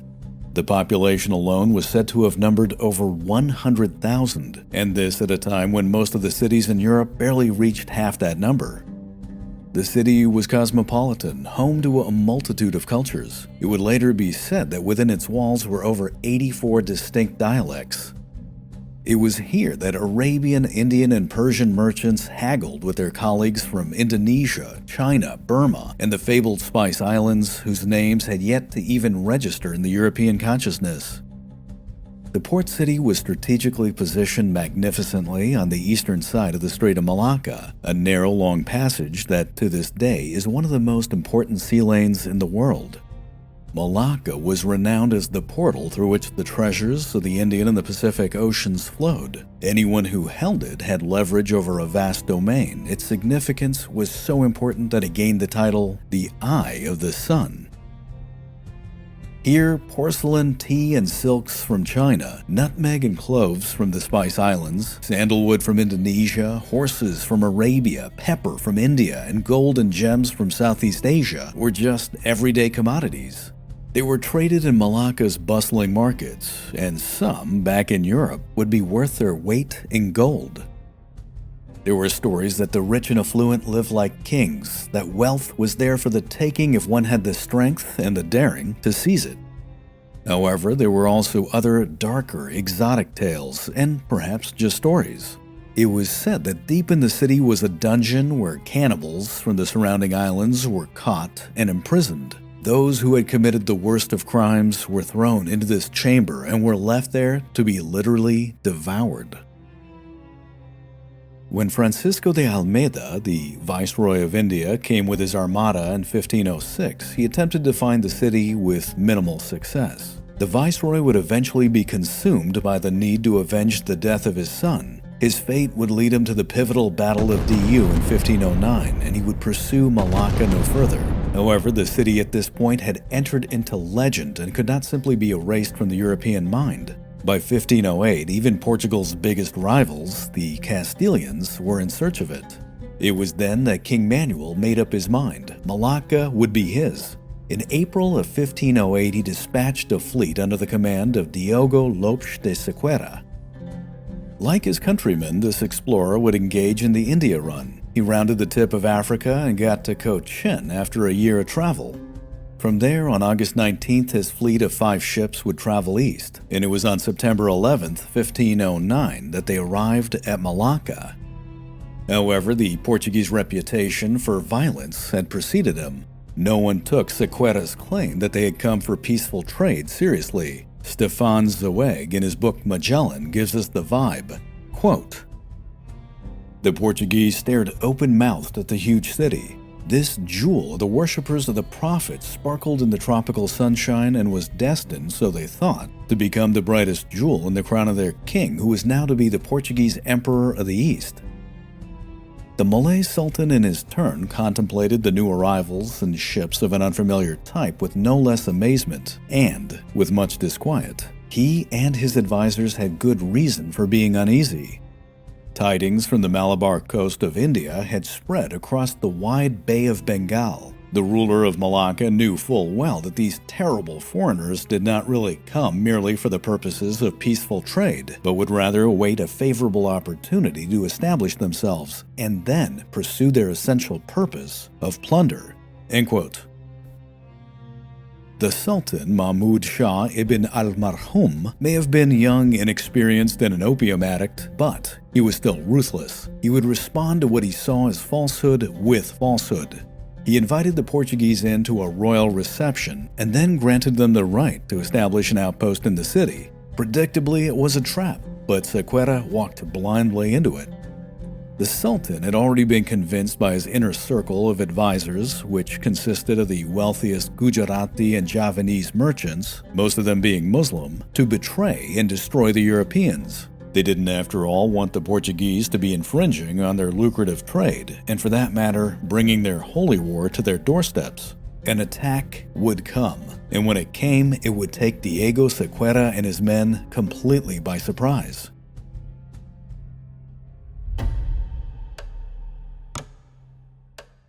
It was about a week after their warm reception that Captain de Souza was standing on the bridge of his caravel watching over the fleet. The night was strangely tranquil. As he looked on, he saw that the larger Portuguese ships were in the process of being loaded up with spices. Many of his countrymen had taken shore leave to construct the outpost and indulge in the delights of the city, which the Sultan seemed only too happy to provide. But there was something that made the captain feel very uneasy. As he gazed out, he saw that there were too many Malay ships in the harbor, and they were approaching just a little too fast. De Souza, sensing something ominous, called forth for his best soldier, a man named Fernão de Magalhães. History, however, would better know him by the semi-Latinized variant of his name, Ferdinand Magellan. Magellan was immediately dispatched to the flagship to warn Diogo Lopes de Sequeira. He would find the admiral at ease playing a game of chess, oblivious to any type of threat. But no sooner had he conveyed his message than a column of smoke was released from the Sultan's palace. This was the signal for an all-out attack. The Malay ships surged forward and swarmed the Portuguese fleet. Their warriors scrambled up the sides of the ships in an attempt to capture them. But Magellan's warning had come at just the right time. Diogo de Sequeira sounded the alarm and his fleet jumped into action. Men raced to put on their armor and prime their weapons. Fights erupted all over as the Europeans fought to contain the overwhelming boarding parties. Cannons came alive and blasted swathes into their enemies. The fighting throughout the fleet became desperate. In the city, the Sultan's men hunted down the men of Portugal. They found many too drunk to stand. Some were killed instantly, but the vast majority were captured. But a few managed to fight back. In a daring, near-suicidal display of heroism, Francisco Serrao fought against 10-to-1 odds as he hacked and slayed his way from the city to the shore. Magellan, who was close friends with Serrao, watched this confrontation unfold from the flagship. He jumped into a longboat and rowed in quickly to rescue his friend. Serrao was badly wounded, but these two men managed to make it back to the fleet. As fate would decree, both men would still have an influential role yet to play in history. Back on board the ships, after extensive fighting, Diogo Lopes de Sequeira and his men managed to push the Malay boarding parties back, but reinforcements were on their way. Everybody knew at this point that this was a lost cause. 1/3 of Diogo's men had become casualties, 20 of which were now the Sultan's prisoners. The admiral ordered his fleet to cut their lines and set sail. The Portuguese fleet then made their way to sea, thundering off broadsides to anyone that dared approach them. Before the admiral left, however, he sent back 2 Malay captives, both of which had arrows through their heads. This was a warning to Malacca that anyone who harmed the Portuguese captives were to meet a similar fate. Diogo resigned himself. He had no choice but to retreat. But the Portuguese would return, and this time it would be under a much more formidable commander with a much more formidable force.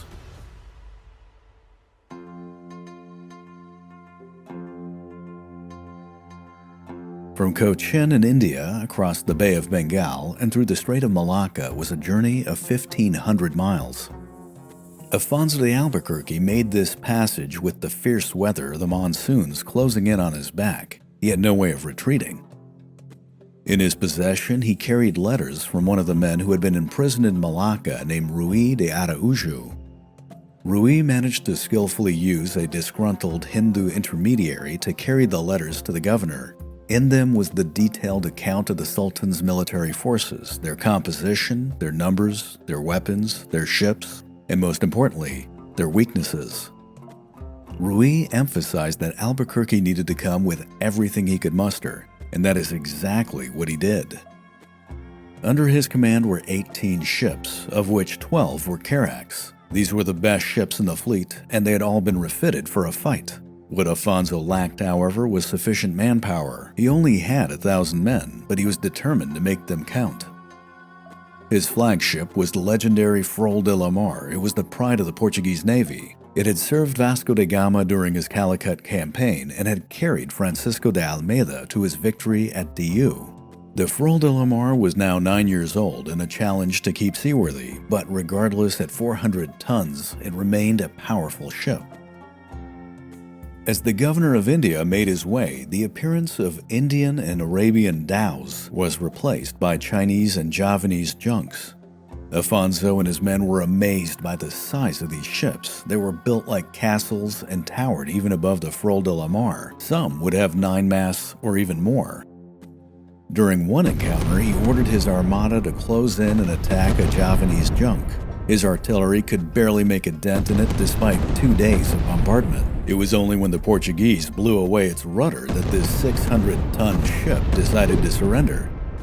This engagement would leave a lasting impression in Afonso's mind. He knew now that they were sailing into a new sea with people who built impressive ships.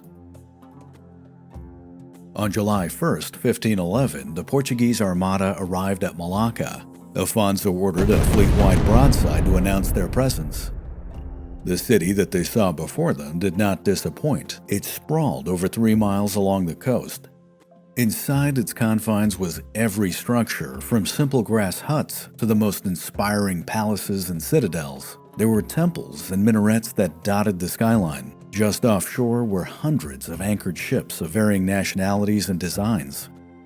The governor immediately realized that the harbor was not only sheltered from the winds, but was deep and big enough to accommodate over 1,000 vessels. Malacca itself was cut in two by a large river that ran down near its center, which in turn was spanned by a large bridge.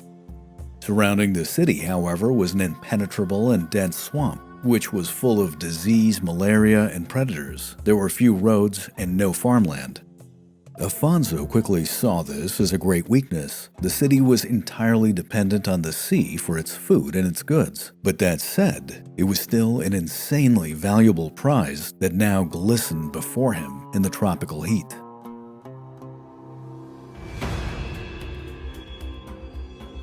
What would follow was an intense standoff between the governor and the Sultan. Mahmud Shah simply refused to release his prisoners. He did, however, send out his ambassadors to establish a peace treaty, but he purposely delayed the negotiations. He was calculating that the incoming monsoon would drive the Portuguese away, plus it bought him time to upgrade the city's defenses. The Sultan by now had 20,000 men at his disposal, but only a quarter of them were ready for battle. In addition, he also had archers, war elephants, and approximately 400 cannons, but these were of small caliber, poor quality, and his gunners were very inexperienced. Afonso knew exactly what his opponent was up to. He had, after all, dealt with this exact same situation before at Goa. As such, he only had the patience to tolerate this for so long. By mid-July, the governor had had enough. He ordered the armada to go in and begin shelling the city, including many of the ships in the harbor. By the end of that day, the city's waterfront, along with many of the merchant ships, were in flames. Now keep in mind that most of the people in Malacca, including its own ruler, had never seen such firepower. For them, it was shock and awe. Sultan Mahmud Shah dusted off his Portuguese prisoners, dressed them in regal attire, and released them. But this only fueled Albuquerque's ambition. For him, it was blood in the water. The governor now blockaded the harbor and ordered that no ship could leave. He then went on to demand room in the city to build both an outpost and a fortress. Once again, the Sultan would go back to his delaying tactics. As a result, the stage was now set for a major conflict. On July 24, 1511, 2 hours before the sun arose, Afonso de Albuquerque gave the signal to launch an attack. The key to Malacca was the high bridge that connected the two halves of the city. However, it was too tall to directly assault. Afonso thus divided his men into two contingents. They were to land on lower ground on either side of the bridge and move in promptly to secure it. The Navy came up to provide coastal bombardment, covering the landing craft as they moved in. As the Portuguese soldiers hit the beach, the Malaccan defenders came alive. They fired their cannons, but these were mostly ineffective. Their archers then began to shoot arrows and darts that were tipped with deadly poison from pufferfish. Those who got hit would later die, but most of the Portuguese were well shielded in their plate armor and continued to advance. As the sun came up, the men of Portugal began to take the bridge, but the grueling fight would drag on, lasting well into midday. The heat and the humidity would eventually become too much to take. It drained Afonso's men of their resolve. Some began to collapse as heat exhaustion set in. Seeing that his opponents were beginning to falter, Sultan Mahmud Shah unleashed a powerful offensive. Roger Crowley in the book Conquerors explains the confrontation that ensued. Quote, "Fighting for the bridge became fierce. The Sultan decided to enter the contest in person. His 20 war elephants came rampaging down the street, smashing everything in their way. They were followed by a large body of men. The elephant drivers would urge their beasts on, which had swords swinging from their tusks. In the face of this terrifying cohort, the Portuguese started to retreat. It was just 2 men who stood their ground, confronting the enraged elephant of the king with their lances. One stabbed it in the eye, the other in the stomach. Maddened with pain, the wounded beast, roaring furiously, turned, grabbed its own driver, and smashed him into the ground. Pandemonium and wild trumpeting broke out among the elephants following behind. The king just barely managed to slip out from his beast and escape, but the great charge had been halted. The elephants now stampeded off back into their own men, trampling and scattering bodies in their wake." End quote. With his men en route, the Sultan gave up the fight for the day. The death of his royal elephant was especially unsettling.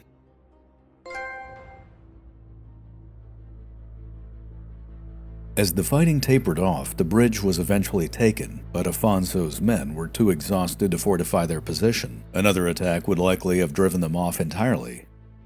Afonso then made the decision to withdraw. This was not something that his men enjoyed, as it would prevent them from raiding the city, but they knew better than to question his orders. As his forces made their way back to the ships, they looted what they could and then set fires behind them in order to block their retreat. The Sultan once again sent out envoys to establish peace, but what he really needed was time to reorganize his men and repair the defenses of the city. Afonso was not done, however. If anything, he was more determined than ever. As he contemplated his failure, he knew that the bridge was still the most crucial strategic point, but he needed a way to get there quicker and, more importantly, to secure it. The problem remained that the bridge was simply too tall to directly assault. The solution to his dilemma, however, would come very quickly.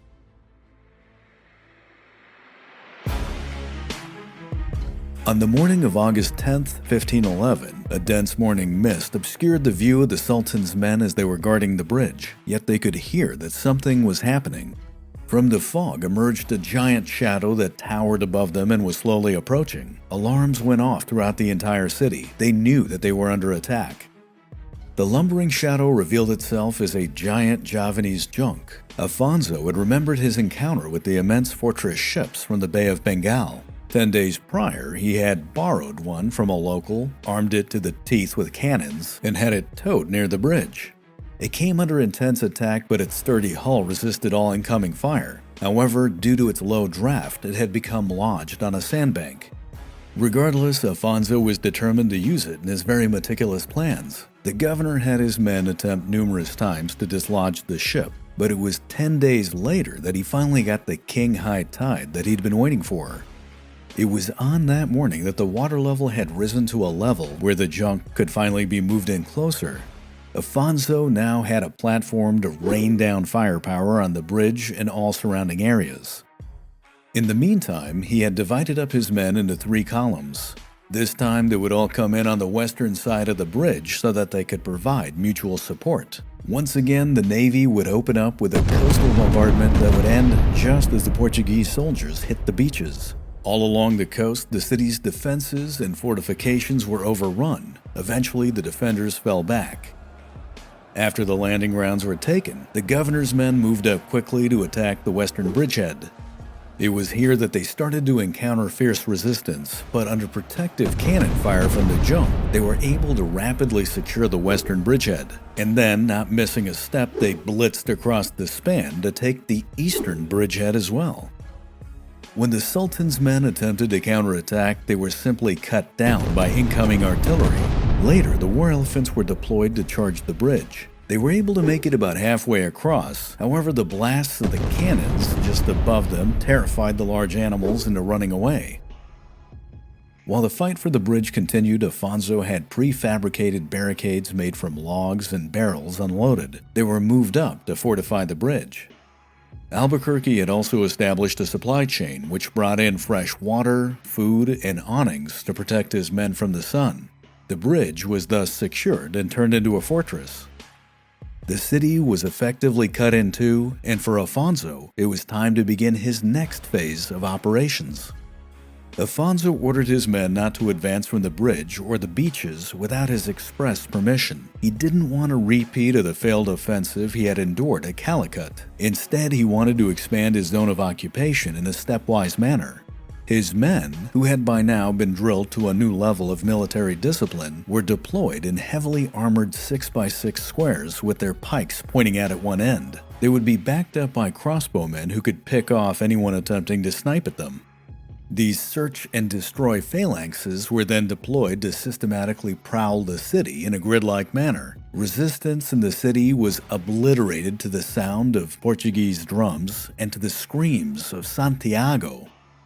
Afonso's soldiers moved confidently through the narrow streets. The only thing they truly feared were the blowguns with the lethal poison-tipped darts.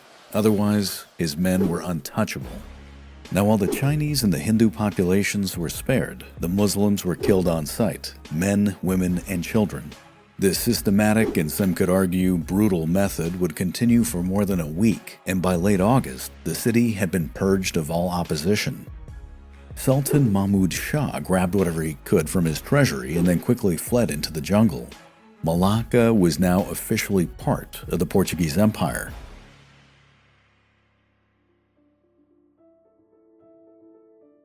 Albuquerque knew that his men had endured severe hardships to secure the city, and thus he allowed them 3 days to loot it. However, the governor wanted Malacca to be intact. His plan, to the chagrin of his men, was not just to plunder, but to integrate the strategic port city into a growing empire.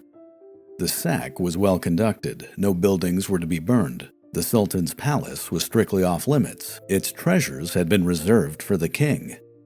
The men were divided into groups, and each was allotted a time to enter and take what they could find. Then the loot was all brought to a central location for distribution. Roger Crowley in Conquerors explains, quote, "The streets of Malacca were left strewn with extraordinary merchandise of all sorts. Jewels, jars of musk, chests crammed with cloth, silks, taffetas, and camphor. There were rooms full of sandalwood and rare blue and white Chinese porcelain. The men under Albuquerque's orders gathered objects of dazzling opulence as gifts for the king, while the governor, who lived with the idea of his own death as much as his life, took for himself 6 bronze lions to adorn his tomb. The Sultan's palace was then burned to the ground." End quote. Albuquerque had learned his lesson from Goa. He wanted Malacca to be heavily secured. At the southern portion of the city, on the eastern bank of the river, a fortress was to be constructed. The conditions in the intense heat and humidity were simply grueling. Men would continually get sick from dehydration, poor nutrition, and from malaria. At one point, even Afonso began to run high fevers. For 2 really long months, Albuquerque's men salvaged stone from destroyed mosques, walls, and houses. Slowly, the fortress would go up, and with it, the defenses of the city were also upgraded. Afonso was able to skillfully integrate the locals into the administration of the city. For better or worse, the bureaucracy was back online. The local mint was then repurposed into creating a Portuguese currency, and the governor's prior policy of intermarriage was also enacted. Now, vast plunder aside, perhaps one of the most important aspects at take in Malacca was the wealth of information that was obtained. Albuquerque learned of the influential powers in the region. Ambassadors were dispatched to Burma, to the King of Siam, and to Canton to establish relations with the Ming dynasty. The governor also learned about new trade routes. Indeed, he learned about an entirely new network. Ships were quickly dispatched to Sumatra, Java, and most critically of all, an expedition was sent to find the most valuable prize, the fabled Spice Islands, where some of the most valuable spices on Earth came from. The governor was able to take a lot of pride in his men. They had accomplished an astounding victory at Malacca. Another aspect of the grand plan for a Portuguese empire had been fulfilled. However, Afonso knew that his time in Malacca was running out. The monsoons would soon be coming, and if he did not leave, he'd be trapped in the Malay Peninsula for another year. Albuquerque decided to leave a garrison of 300 men and 8 ships to defend his latest acquisition. At the beginning of November of 1511, when the winds were favorable, Afonso ordered his men to depart. They set their bearing to the northwest to begin their run through the Strait of Malacca. The ships were filled with spice and a vast wealth and plunder. At the head of the fleet was once again the mighty Farol de la Mar, which now carried a massive treasure for the King of Portugal.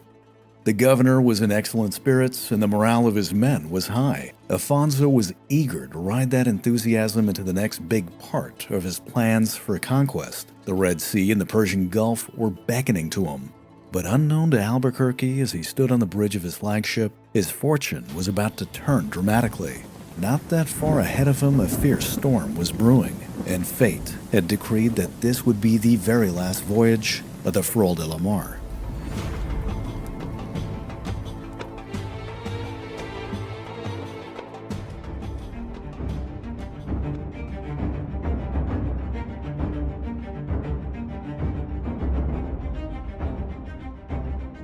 It was in late November of 1511 that the mighty Farol de la Mar made her way northwest through the Strait of Malacca. The giant cargo hold of the 400-ton carrack was filled to the brim with an immense treasure of spice and plunder, which was earmarked to be delivered to the King of Portugal. Afonso de Albuquerque, the appointed Portuguese governor of India, and his men knew that they had won a great victory. The city of Malacca was now part of the empire, and Portugal not only had control over the strait that bore its name, but a rich, valuable city which would serve as a base for further expansion into the Pacific Ocean. Spirits were high amongst all the crews of the ships. They knew that if they made it back to Lisbon, they'd be richer than their wildest dreams.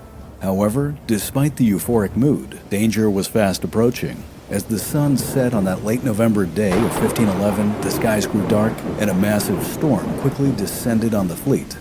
Under torrents of heavy rain and fast winds, the Farol de la Mar immediately began to flounder. Wooden boards that were riddled with teredo worms quickly came apart, and the enormous weight of the treasure made the ship nearly unmaneuverable in the high seas. Men ran to pump out as much water as they could, but they knew it was a losing battle as continuous waves slammed into the hull of the ship.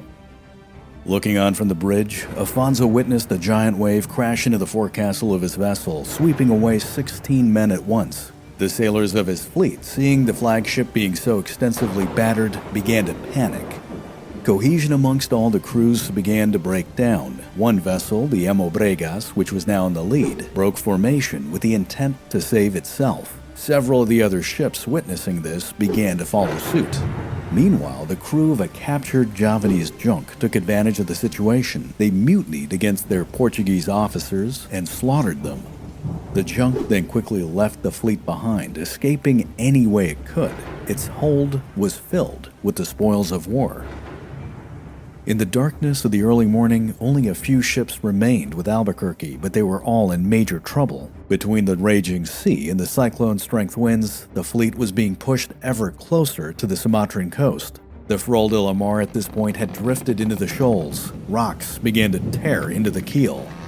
Of all the remaining vessels, it was only the Trinidad that was now in any position to help, her captain seeing the stricken flagship change course to come in to assist. During that time, Afonso kept his men as disciplined as he could, but when another wave slammed in and tore off the rudder, he knew it was time to abandon ship.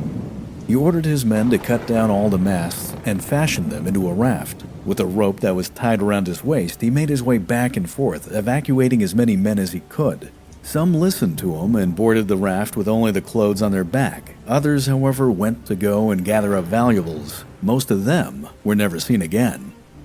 Albuquerque finally boarded the lifeboat himself, but as he left, he looked back. He watched as the Farol de la Mar groaned under the stress of the storm and then broke in two. The aft portion sank immediately. The forward part struck straight up and in a last defiant stand, slowly made its way beneath the waves. Afonso and his men would have to remain on the raft for hours, clinging desperately for life. It wasn't until the sun came up and the winds began to die down that they were spotted by the Trinidad and eventually rescued. History would record that on November 20th in the year 1511, the Farol de la Mar was destroyed. The loss of the flagship was an immense blow to Portugal. Of a crew of over 500 experienced men, less than 100 made it out alive. All of the records and maps and information that the Portuguese had obtained were now gone. The massive fortune that was worthy of a king sunk to the bottom of that Sumatran shoal. Albuquerque would later claim that it was worth more than all the wealth of India. For those of you who are curious, The current estimated value of that treasure is over $2.6 billion, and it goes without saying that it lies there to this day.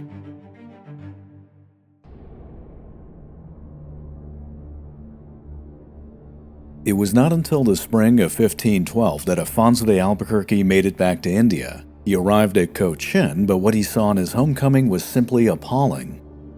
The governor had made the conquest of the Indian Ocean his life's work. On his departure to the east, he had left the nascent Portuguese Empire in a great position. But now the situation had severely deteriorated. His firm and visionary leadership had been replaced by ineptitude, greed, and corruption. His commanders squabbled amongst themselves for personal gain. His soldiers had lost their military edge, and the fleet was in disarray. Even his prized city of Goa was now under siege by the Sultan of Bijapur, who had come back with another massive army.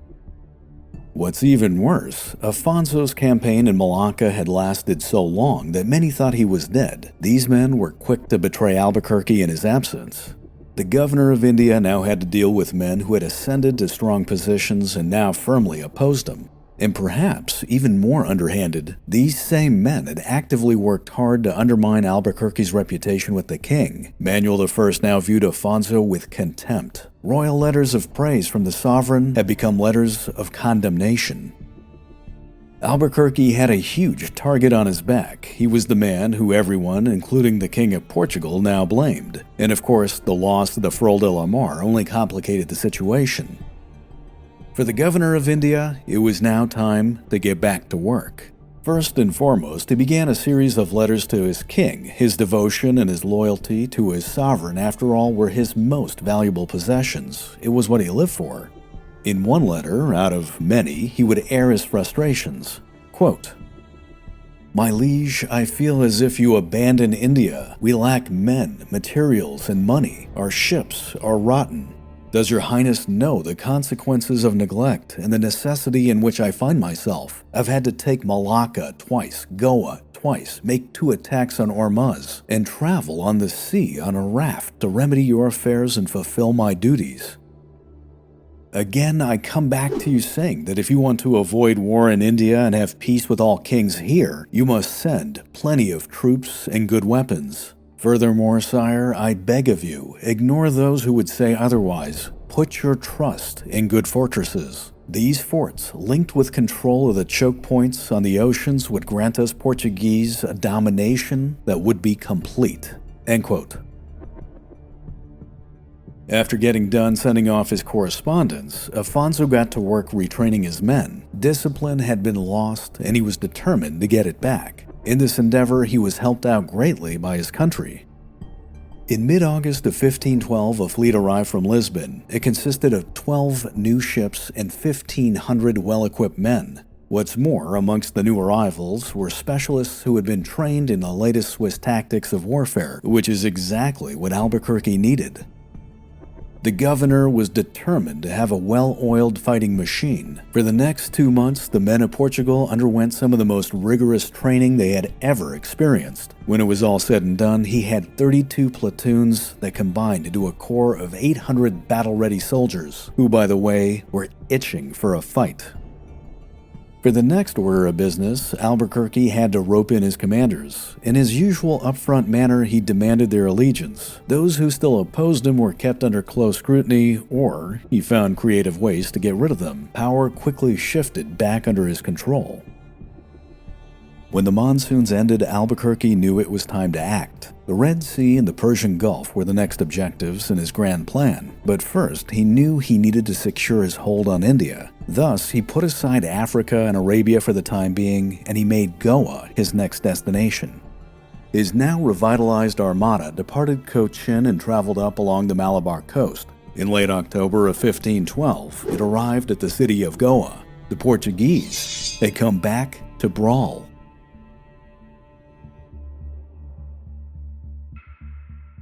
It had been nearly 2 years since Afonso de Albuquerque had taken Goa from Ismail Adil Shah, who was the Sultan of Bijapur.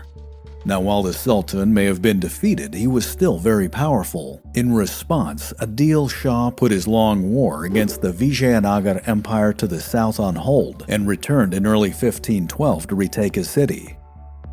Under the command of his general, Rasul Khan, the Sultan's forces overran the land surrounding Goa and then invaded the island of Tisvadi, on which the city was located. The Portuguese and their allies had to retreat behind the city walls, and there they remained surrounded and under siege. At the eastern portion of the island at the Banastaram fort, the Sultan's general built a pontoon bridge and then secured his bridgehead by constructing a powerful fortress. Large wooden stakes were then driven into the Mondovi and the Zuari rivers to protect the fortress from naval attack.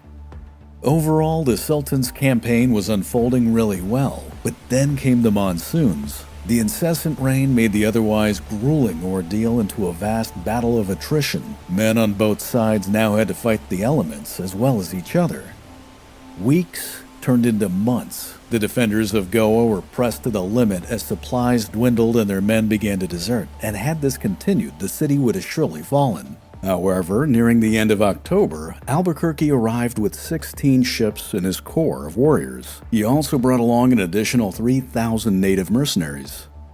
Arriving at the scene, the governor quickly took in the tactical situation. He knew that the Banastaram fortress was the key to victory, but he also discovered that it was heavily defended with nearly 8,000 men and it bristled with cannons. His enemies had obviously been upgrading their weaponry. Dividing the fleet in two, Alfonso sent 12 of his ships along the Mondovi River, and the remaining 4 were deployed up the Zuari. Under sporadic gunfire, the two fleets approached the stockades of large wooden stakes that had been drilled into the riverbed. The ships then destroyed them using their cannons or used cranes to systematically pull them out. Albuquerque then deployed his vessels to blockade the river and destroy the pontoon bridge. By doing so, he had isolated the Sultan's men on the island and had severed their supply lines. The besiegers had now themselves become the besieged. With no further naval opposition, the fleet was then ordered to begin bombarding the Banastaram fortress, which it would do for the next 8 days. During that time, Alfonso would run back and forth, commanding his men personally. At times, he would reprimand them for being too reckless in their attacks, but at the same time, he would stand in full sight of enemy cannons, making himself an easy target. Twice, the man standing next to him would take a direct hit from a cannonball and burst into a bloody explosion. Seeing this, both his men and his opponents began to believe that the governor was a man who could not be killed.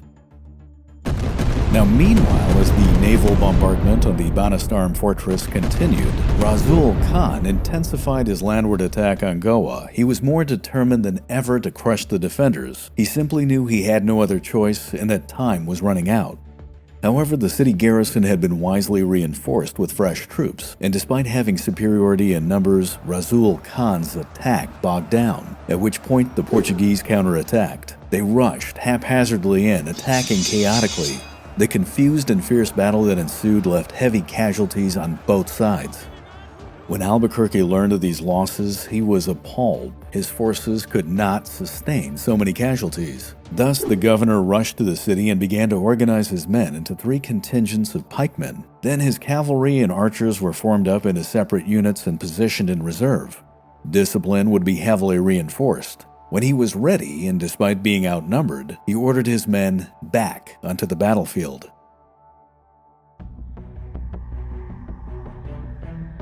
On November 12th, the Portuguese moved out of Goa in a well-ordered formation. The 3 pikemen units took the lead in a near-solid wall, with the cavalry and the archers coming in just behind them. Rasul Khan, in response, deployed his men to engage this incoming force. However, his forces lacked discipline and cohesion. Both sides moved in and clashed on a muddy, rain-soaked field to the east of Goa. The Sultan's men initially held their ground due to their numbers. However, Alfonso's extensive training would prove decisive. Roger Crowley in the book The Conquerors described the fighting that ensued. Quote, "Where the noblemen wished to wield their enormous two-handed swords in heroic single combat, the governor instead wanted to deploy organized bodies of men in coherent tactics. As such, the compact body of men, composed of pikemen, archers, and musketeers, wheeled across the battlefield in good order and forced the loosely skirmishing Turks back. Albuquerque had seen the future of warfare, and it was not popular amongst his men. He knew that tactics instead of heroics were needed. That cannon fire from a distance rather than scaling the walls would decide the outcome, but this went deeply against the medieval military culture that had been well entrenched. End quote. As midday approached, the fighting became more intense. The Sultan's men were able to regroup and began to heavily resist. But then the Portuguese cavalry was unleashed in a flanking maneuver that caught Rasul Khan's men completely off guard. Their formation was shattered and they were forced to flee.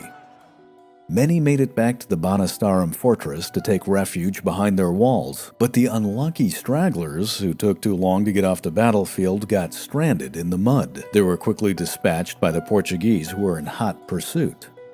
The Sultan's men who managed to escape that and make it back to the river would now face an even bigger problem. Afonso had his ships in place, and they were determined not to let anyone escape. Volleys of cannon fire were shot into the retreating men. For them, it was a slaughter.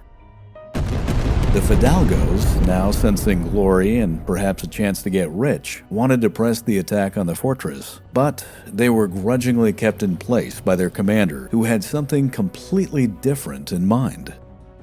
For the next 2 days, Afonso had his men regroup and get ready for another attack. Their ships and their artillery were primed for another bombardment. Then on November 15, 1512, Afonso began his final assault. However, this time, he would let his cannons do all the work.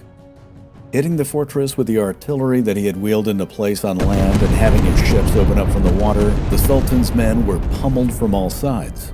The incessant shelling would continue for the next 72 hours, until finally, on November 18th, Rasul Khan, realizing he had no other options, decided to raise the white flag.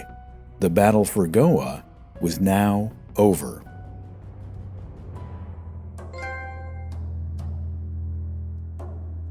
Against the strong opposition of his men and from his inner circle of advisors, Afonso negotiated a treaty that allowed the Sultan's army to retreat in peace. From his perspective, he had his prize and didn't have time for these standard mass executions. Granted, he did add some fine print to the treaty. First and foremost, everyone was to recognize that Goa was a part of Portugal. End of story. Second, the Sultan's men had to leave their weapons behind, which included all of their cannons. And third, which some historians argued was a bit personal, all of the Portuguese who had defected and had converted to Islam were to be taken as prisoners. Now, per the peace negotiations, their lives were to be spared, but Albuquerque ordered their ears and their noses to be cut off, followed the next day by their right hands and then their left thumbs. Those that did not die of infection from their wounds were then thrown into prison or sent back to Lisbon to an uncertain fate. In the meantime, with his opponents retreating back to the Sultanate of Bijapur, the governor now finally had time to solidify his hold on Goa. Up to this point, Afonso had distinguished himself on the battlefield. He would now do even better in his administrative role. Goa's defenses were a first priority. Everything was upgraded. The city walls, the barracks, the shipyards, even the fortress at Banastarum was eventually rebuilt. Cannons were then brought in to secure every approach and to fortify every tower. A larger garrison was installed, and Albuquerque even assigned a portion of his fleet with the sole task of guarding what would now become Portugal's capital in India. From the perspective of commerce, Goa also held a considerable amount of leverage. It was, after all, the hub of the Arabian horse trade, a commodity that was essential to the war effort of every kingdom and sultanate in India. As such, Albuquerque began to receive diplomats from everywhere. He masterfully made trade agreements, but at the same time would never fully commit himself politically or militarily to anyone. Thus, the governor had a free hand to play regional powers against one another, and in certain cases, he would even go so far as to supply both sides of a conflict with weapons and horses. And keep in mind, the horse trade alone would bring in profits at 300 to 500%. At one point, the governor of the city of Diu, Malik Ayaz, who was a former major enemy, even sent in his ambassador. Afonso, with the idea of keeping your friends close and your enemies closer, had something very special in mind for this envoy. Roger Crowley gives us the account. Quote, Malik Ayaz's emissary was treated to a masterclass in intimidation. The unfortunate man was taken on a tour of the shattered defenses of Banastarum, which was wrecked by Portuguese cannon fire. He was then shunted around the impressive stabling of the horse trade, the armories, and the warehouses. He was then shown a large cannon into which his head was thrust, to give him a sense of its mighty size. To finish off, he was strapped into a steel breastplate and then stood up against the wall, while a soldier aimed a musket at his chest. With the crack of the shot, the man thought this was his last hour. However, the bullet bounced harmlessly off. Albuquerque would later explain to his trembling visitor that Portuguese armor was bulletproof and told him to take the breastplate back to his master as evidence. This, of course, was all intended to unnerve. End quote. This demonstration had the effect Afonso wanted. It sent shivers down the spine of anyone that would dare to confront him. Of course, he kinda kept it to himself that the bullet that had been used during this interaction was actually made out of wax. As time progressed, the spice trade began to shift to Goa, which was seen as a much more reliable stronghold to conduct business. Eventually, it would make the other cities of the Malabar coast, like Anavar and Cochin, relative backwaters. The only major obstacle that was now left was the city of Calicut, which had been a persistent thorn in Portugal's side since the time of Vasco da Gama. Every prior action against Calicut had been either ineffective or a military disaster. Indeed, Albuquerque himself had nearly died there. Its king, the Samudri Raja, like his forefathers, had been definitively anti-Portuguese. Afonso, however, came up with a creative solution. Through his sources, he learned that the Samudri's brother was sympathetic to Portuguese interests.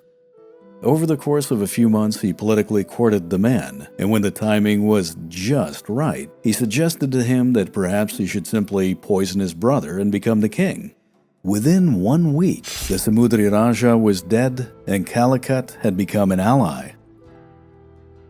Under Afonso de Albuquerque, the Portuguese Empire solidified its hold on the Indian Ocean. As a result, wealth poured into Lisbon, and it seemed to come from everywhere. From the Spice Islands of the Pacific, to Malacca on the Malay Peninsula, to the Malabar coast of India, to the rim of Africa, and even the ports of Brazil, money filled King Manuel's treasury. The seas had become a highway for Portugal. Afonso was even able to send back a rare white rhino to his sovereign as a gift. The animal became a spectacle and made the court of Lisbon the envy of Europe. It would even inspire the artist Albrecht Dürer to create his famous rhinoceros woodcut.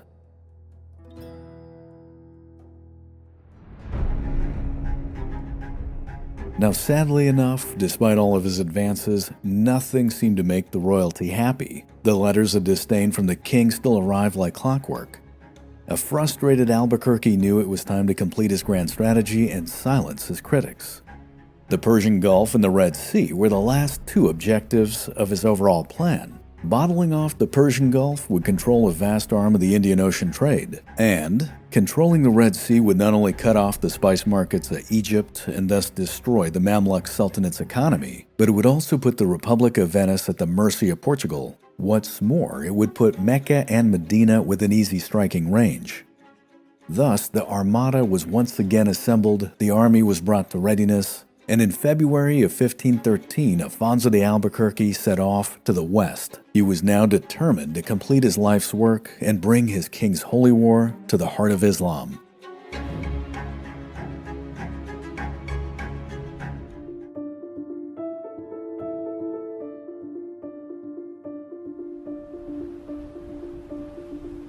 He was dying, and he knew it. Every day was a torment as his body grew weaker. The Portuguese governor of India, Afonso de Albuquerque, was now confined to his quarters aboard his flagship. It was from there that he had to command his armada. He had no other choice. He barely had the strength to stand. But it wasn't just disease that was killing the man. More so than anything, it was a broken spirit.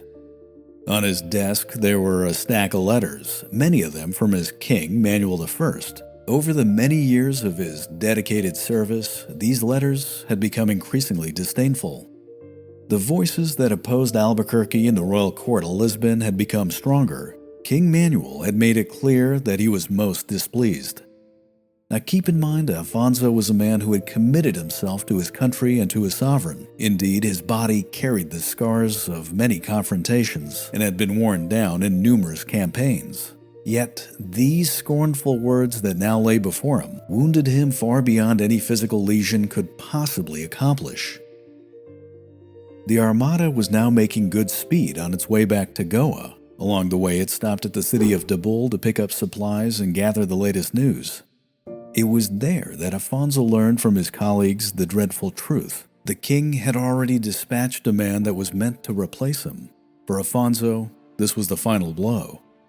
A chronicler who witnessed the exchange would recount, "The governor was told things that were a poison to his health and most damaging to his peace of mind. I have no doubt that this most assuredly hastened his death." Leaving Dabul for the final leg of his voyage, both figuratively and literally, Albuquerque retreated into his thoughts. He now had time to painfully recount how things had gotten to such a grave state. His mind drifted over countless battlefields, over raging storms that he and his men had to endure, and to strange exotic cities that now flew the Portuguese flag. However, it was the Red Sea that materialized in his mind, and with it, his campaign to dominate that sea. He took in a deep, sorrowful breath and remembered that that fateful campaign all started with his assault on the city of Aden.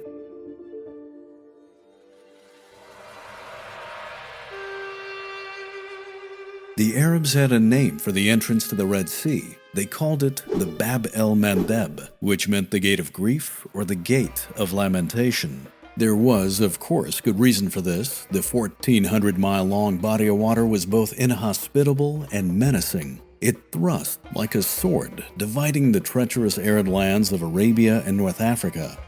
Hidden in its shallow waters were dangerous rocky shoals that could tear a ship apart. The scorching desert winds that blew over its surface were erratic, unpredictable, and could easily leave one stranded. Above all else, there was almost no fresh water. The Red Sea was a suffocating oven, a death trap to the unprepared or the inexperienced. But that all said, it was also the gateway into which the spice flowed. That dangerous path was offset by the immense potential for wealth. It was, after all, what made the Mamluk Sultanate, and by proxy, the Republic of Venice, insanely rich. Now located near the entrance to the Red Sea was the fortress city of Aden. It was here, on March 26, 1513, that Afonso de Albuquerque and his armada lay in wait just off the coast.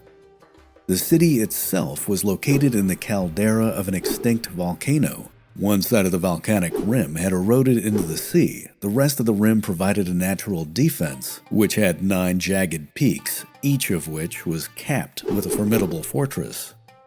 There were no trees or grass, only barren rock and sand, which were consistently blasted by an intense desert wind.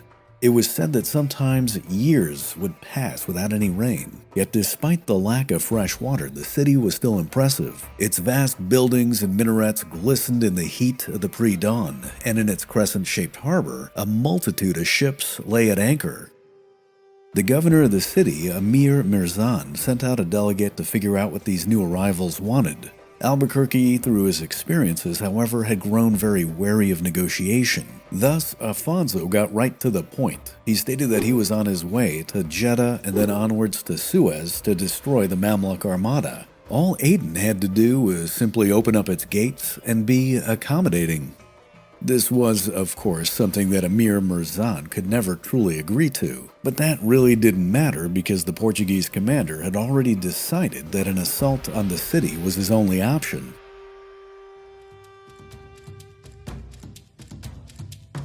Two hours before dawn, trumpets were sounded across the entire Portuguese armada. Men boarded their landing crafts and made their way to shore.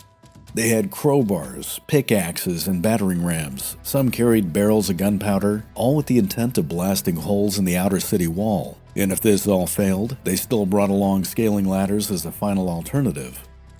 The small ships made their way to 2 previously appointed landing zones, but that's when everything went wrong. The landing crafts grounded to a halt some distance from their objective in the shallow water. Much of the siege equipment was lost as the men began to disembark in the unsteady waves. Even worse, the gunpowder got wet, rendering it useless.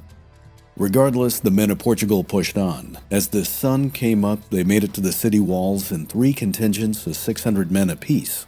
However, leadership at the squad level began to fall apart. The commanders on the ground still valued personal glory over discipline. The Fidalgos began to compete with one another to have the honor of entering the city first. In their pride, cohesion broke down.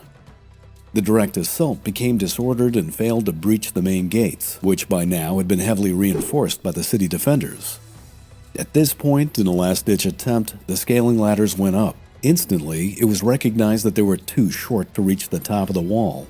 Undaunted, the soldiers climbed up in their heavy armor. They painstakingly clawed their way up the last part of the ramparts, but this was a slow process which caused massive delays. More and more men found themselves stuck on the wooden ladders, which now began to buckle under the weight.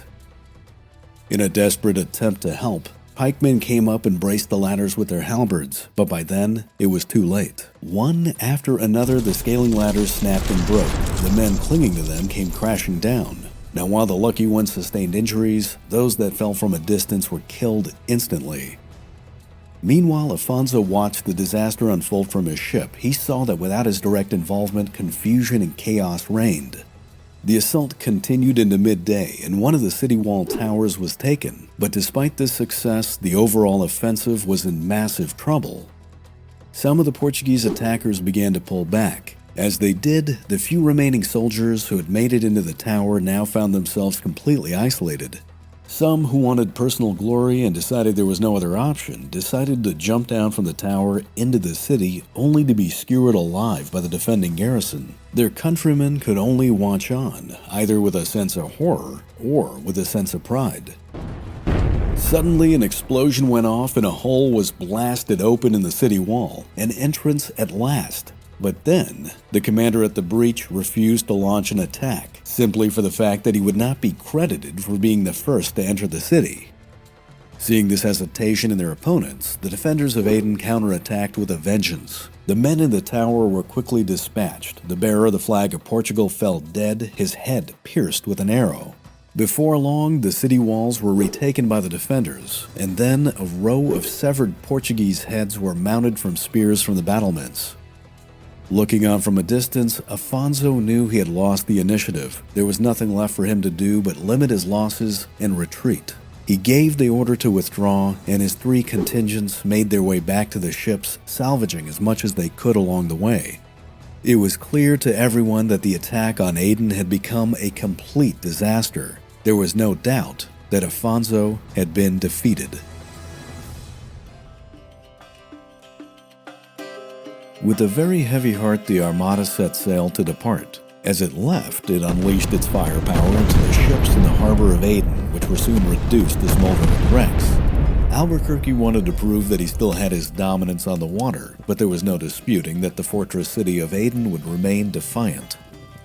The Portuguese ships made their way to the west towards the Red Sea, and by April of 1513 they had arrived at the entrance, what the Arabs would call the Bab el-Mandeb, the Gate of Grief, or Lamentation. It wouldn't be long before the Portuguese would learn exactly what that meant.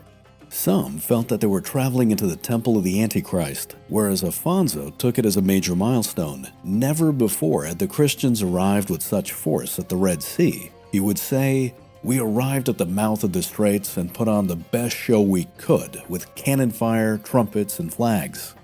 However, despite his exuberance, the men of Portugal were gripped with fear. Some felt that they were simply being led to their death. These were, after all, hostile and unfamiliar waters. With some degree of trepidation, the Armada made its way cautiously up the Red Sea, only traveling during the day to avoid unknown shoals. As they made their way, they noticed that the fierce storms of the Indian Ocean had now been replaced by the harsh desert winds of Arabia and Africa. It didn't take them long to figure out that this wind was laced with sand that was abrasive to the skin and eyes and at times could make even breathing a challenge.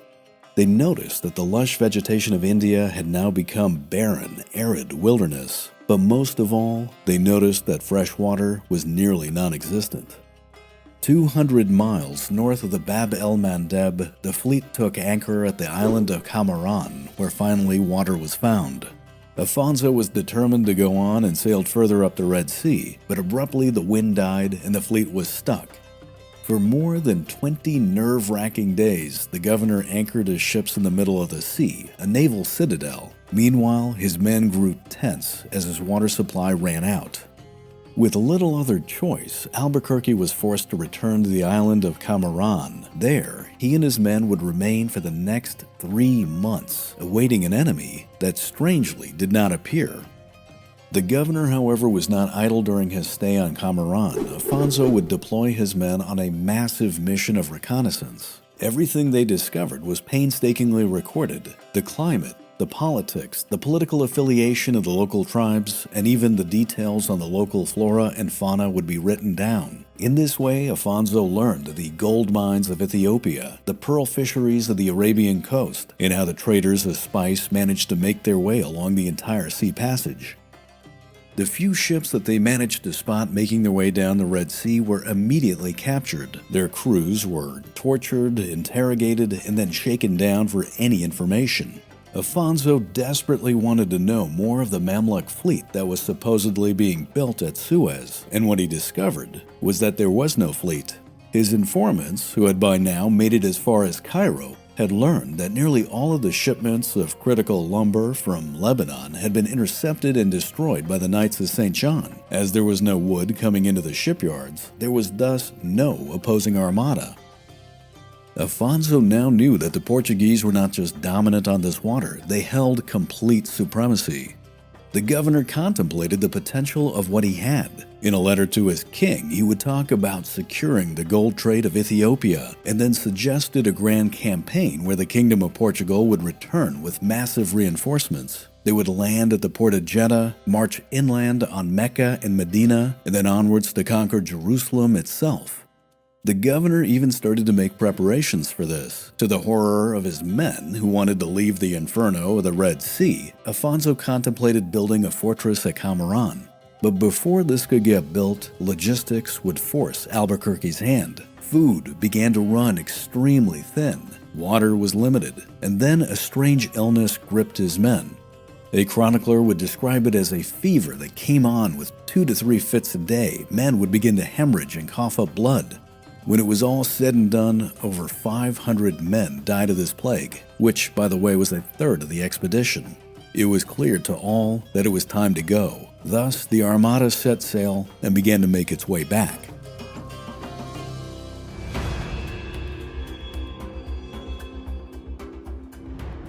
Afonso de Albuquerque would later be denounced in the court of Lisbon for failing to take Aden and Suez, but he had done more than he could have realized. Roger Crowley in the book Conquerors explains, quote, "The incursion into the Red Sea completely stunned the Islamic world. After the attack on Aden, its sheikh dispatched fast-racing camels with news up the Arabian Peninsula to Jeddah and Mecca. The alarmed Mecca garrison immediately marched to Jeddah ready for a last-ditch defense.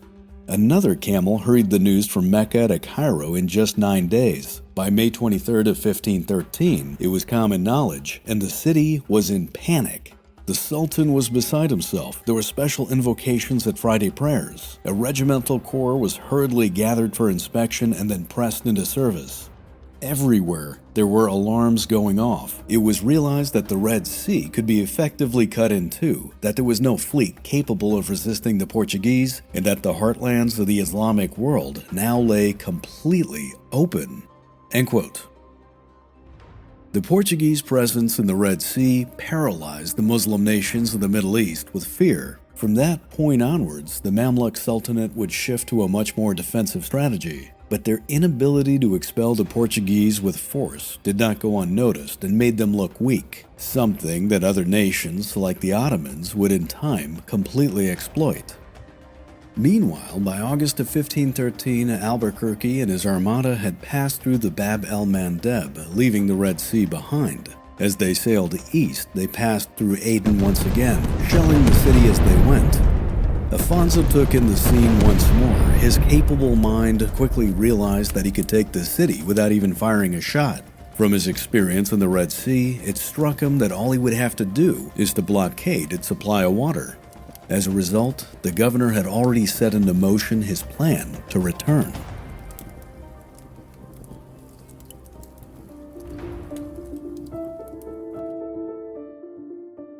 Afonso woke up in a daze of fever. He was drenched in sweat. As he looked around, he recognized that he was in his cabin on board his flagship. It was early December of 1515, and his final voyage was coming to an end. Goa was just a few days away. Once again, he only had the strength to contemplate his life as he was confined to his bed. He thought back with mixed feelings about the aftermath of his Red Sea campaign in late 1513. It still surprised him that it was 2 years prior. He remembered then how his fleet had barely made its way across the Indian Ocean and back to the Malabar coast. As his thoughts went back to that time, he recalled that when he arrived in India, his ships were falling apart. Indeed, one sank on the journey home from the Red Sea. Home. That word home resonated with him. It was now how he felt about Goa, and not so much about Lisbon. Once the Armada was back in port, Albuquerque, at the expense of his own forces, devoted all of his resources to preparing the spice fleet for its journey back to Portugal. Despite Afonso's disfavor in Lisbon, he made it a priority to make the spice flow. He was still as devoted as ever to his king and to his country. However, all the thanks that he seemed to get for his effort were a seemingly endless amount of very demeaning letters from King Manuel and the royal court. That said, by early 1514, the governor had very little left to launch a new campaign. Instead, he focused on reinforcing Portugal's position in India. Throughout that year of 1514, fortresses were updated, men were trained, and envoys were sent to all the local powers to establish a much more secure position. He worked hard during that time to cut down corruption in his own developing bureaucracy and made it a point to prevent prejudice against the local population. Indeed, Afonso continued his prior practice of encouraging intermarriage. Gaspar Carrera, his secretary, would say of him, quote, "The governor would get up before dawn and go with his guard to hear mass. He then rode along with a cane in his hand and a straw hat on his head, and with his soldiers he would tour the shore and the walls to inspect the work that was going on. Thus he saw everything with his own eyes and commanded personally what was to be done. His 4 secretaries trailed after him with paper and ink in hand, so that when he issued orders and dispatches, he could sign them right there on horseback as he went." End quote. The man may have been 60 years old, but he still worked himself to exhaustion. Of course, it was also still a dangerous time for the governor. In the last few months of 1514, there was an attempt on Albuquerque's life. His food was poisoned in a conspiracy that was concocted by one of his own men, a death he narrowly avoided. Undaunted, Afonso continued with his grand strategic vision to bring the Indian Ocean under Portuguese control. By the end of 1514, he had rebuilt his fleet, stocked up ammunition and gunpowder, and had trained his men for another fight. It was early the next year, in 1515, that he was determined to get back to Aden and subjugate the Red Sea. But just as his forces were preparing to get underway, a new opportunity presented itself. It wasn't the Red Sea, but rather the Persian Gulf that would be Albuquerque's next objective.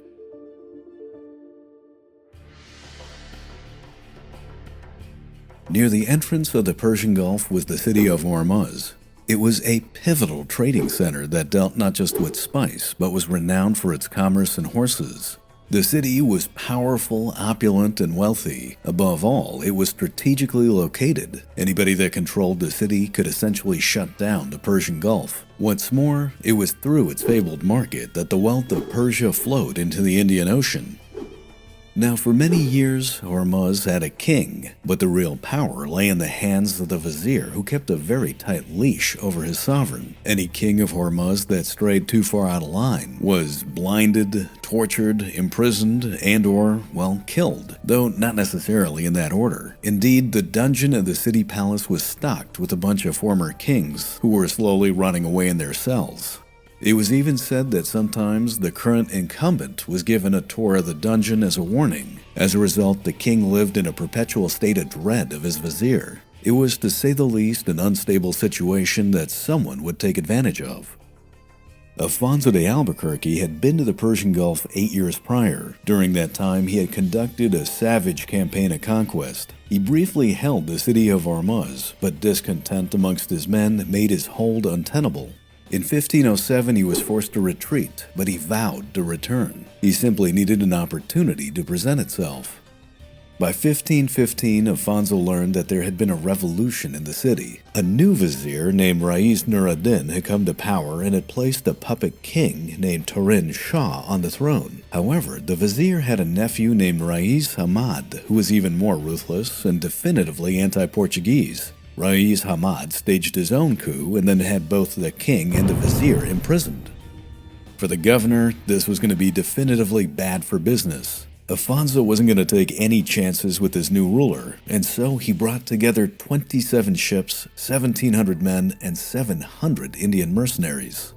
His armada left Goa in February of 1515. Abandoning his plan for the conquest of the Red Sea and the city of Aden, he diverted to the Persian Gulf and arrived at Ormuz by mid-March. The inhabitants of the city awoke that morning with a vast Portuguese force staring them down. Rais Hamad, however, had been informed of the Europeans' approach. The city had been heavily fortified, barricaded, and stocked with cannons. Provisions had been gathered for a prolonged siege, and the city garrison had been primed for action. The message was clear. If Albuquerque wanted to fight, he was going to get a big one.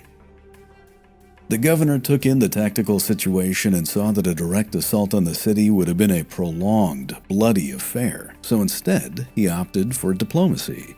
First and foremost, Albuquerque refused to talk directly with Rais Hamad, insisting that he would only talk with the true king. Thus, Turin Shah was brought forth from his imprisonment and paraded out to meet the Portuguese. Secretly, Rais Hamad wanted to draw out Alfonso de Albuquerque under the terms of truce and kill him, so he decided to play along with the talks. Negotiations continued for the next few days, and the king, Turin Shah, finally agreed that the Portuguese should have a small spot in the city to rest after their long voyage. This was all that Albuquerque needed to act, and he made it a point to move quickly. From his experience during his Malacca campaign, the governor had prefabricated fortifications deployed from his ships in the middle of the night. The spot in the city that the governor chose was a small hill that overlooked the royal palace.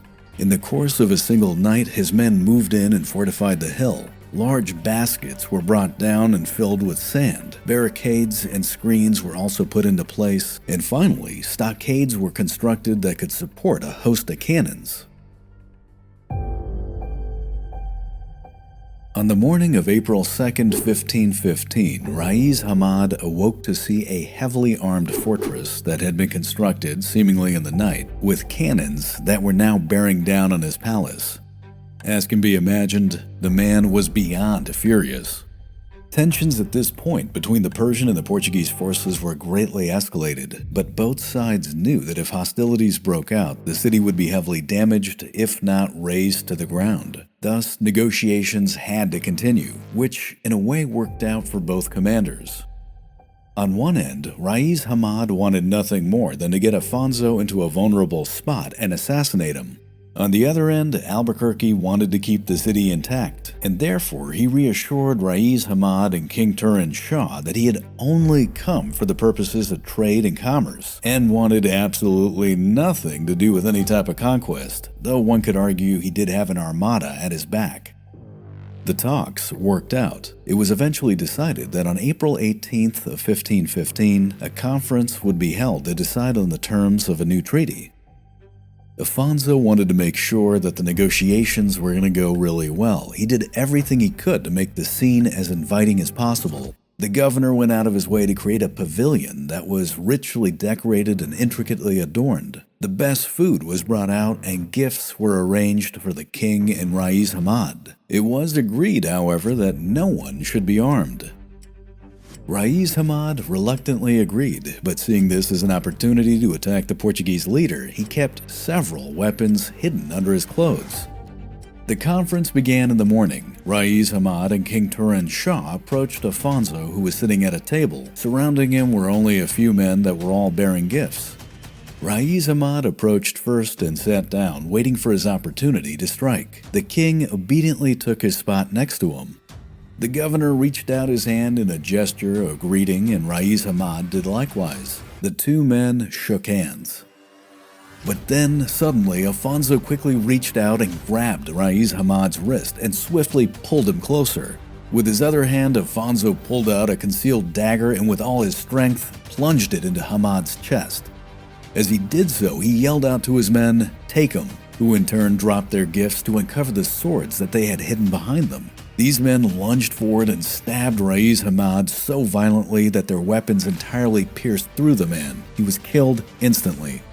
King Turan Shah, who was still holding a cup in his hand and clearly had no idea what just happened, was immediately doused with blood.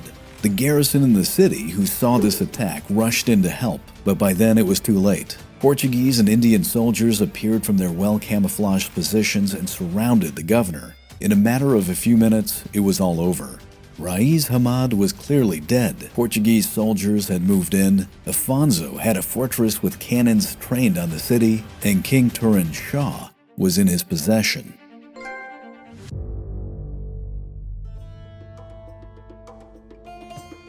When the commotion in Ormuz had settled down, the king was brought to the palace. There, in front of the inhabitants of the city, he declared that the Portuguese were to be his greatest ally. The markets and the commerce of the city were to be at their disposal and their supervision. What's more, to show just how appreciative he was, he would allow the Europeans to build a fortress in his city, and he would even pay for the construction. Of course, in reality, King Turan Shah really had no other choice. Had he said anything else, well, let's just say he wouldn't have lasted for very long. Hormuz would remain theoretically under the control of its king, but it had clearly become a vassal state. For the foreseeable future, it would be commanded from Goa. Afonso deployed a garrison to occupy the city, and on May 3rd of 1515, the foundation of the fortress began. Like in many cities before, the Portuguese would position their fortress near the water to protect the harbor and therefore have control over all commerce. The grueling work would continue at a frantic pace in the heat and humidity of the Persian Gulf for months on end. Albuquerque, of course, would closely supervise every aspect. However, as the walls went up, exhaustion, dehydration, and disease would set in. As spring became summer, the weather grew even more intense, and it was then that dysentery broke out and men began to die. Nothing at all seemed to curb the outbreak. In fact, at one point, Afonso became angry with his doctors. He had them pressed into service at the construction site to understand what his men were going through. He was remembered by a chronicler as saying to them, "You get a doctor's pay, and yet you have no idea about the illness that afflicts the men who serve the king our lord. Very well, I will teach you what they are dying of." Despite his harsh methods, the fortress continued to go up, seemingly against all the odds. As it did, word spread of this Portuguese commander who had raced back and forth across the Indian Ocean and had brought several nations to bear. His enemies would soon call him the Lion of the Sea. Afonso de Albuquerque was gaining an almost legendary status as one who could neither be defeated or killed in battle. However, his amazing luck would not hold out for much longer.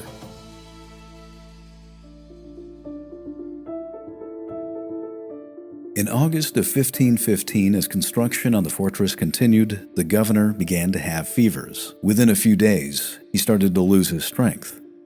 Like many of his men, Afonso had become infected. It soon became known to all that he had dysentery.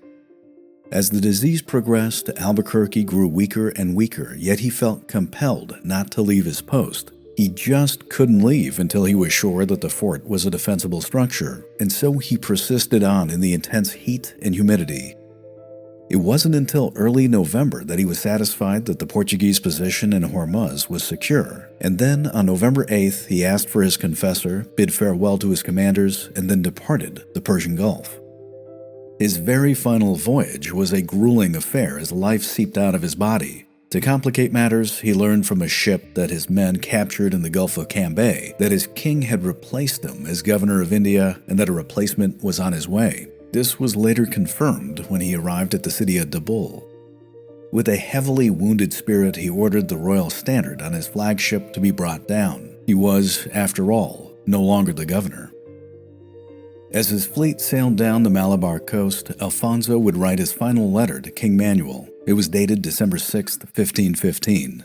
Quote, Sire, I do not write to your highness in my own hand because at the making of this letter I am dying.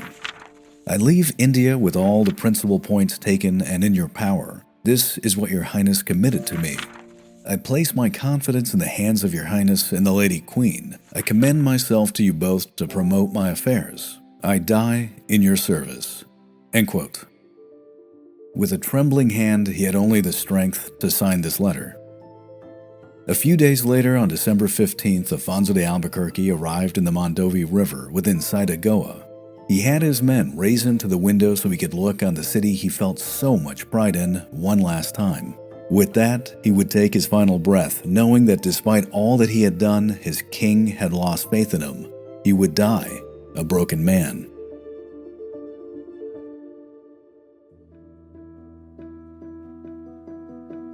Early the next year, in March of 1516, 3 months after Afonso had died, a fleet arrived in Goa from Lisbon.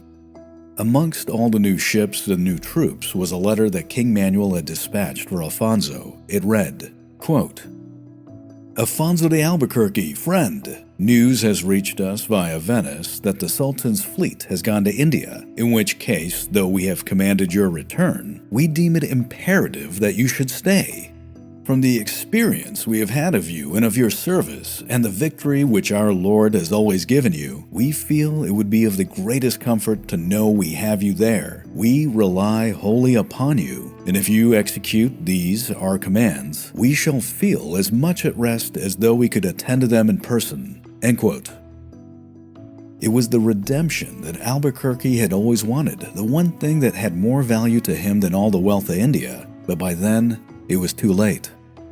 Afonso had been in the Indian Ocean for approximately 9 years, but during that time he had worked relentlessly to build his king's empire. During his career, Afonso de Albuquerque had repeatedly proven that he was a commander who had incredible tactical and strategic insight. He had been nearly killed at Calicut, survived the destruction of the Frol de la Mar in Sumatra, and had suffered the heat of the Red Sea. The man had defeated an army of elephants in Malacca, assassinated a tyrant in Ormuz, and had subdued the East African coast with diplomacy and violence. Albuquerque had managed to cheat death in several encounters, but throughout, his grand strategic vision never faltered. His ability to negotiate, intimidate, and influence had nearly no equal. Some historians would later claim that his work almost single-handedly laid the foundation of the world's first global empire. With his death, King Manuel would never again have such a capable, committed, and most importantly, loyal commander. Through his dedication, Afonso de Albuquerque earned his title, the Lion of the Sea, and while he never got the recognition of his king that he so eagerly wanted, India for him would forever be the greatest adventure of his life.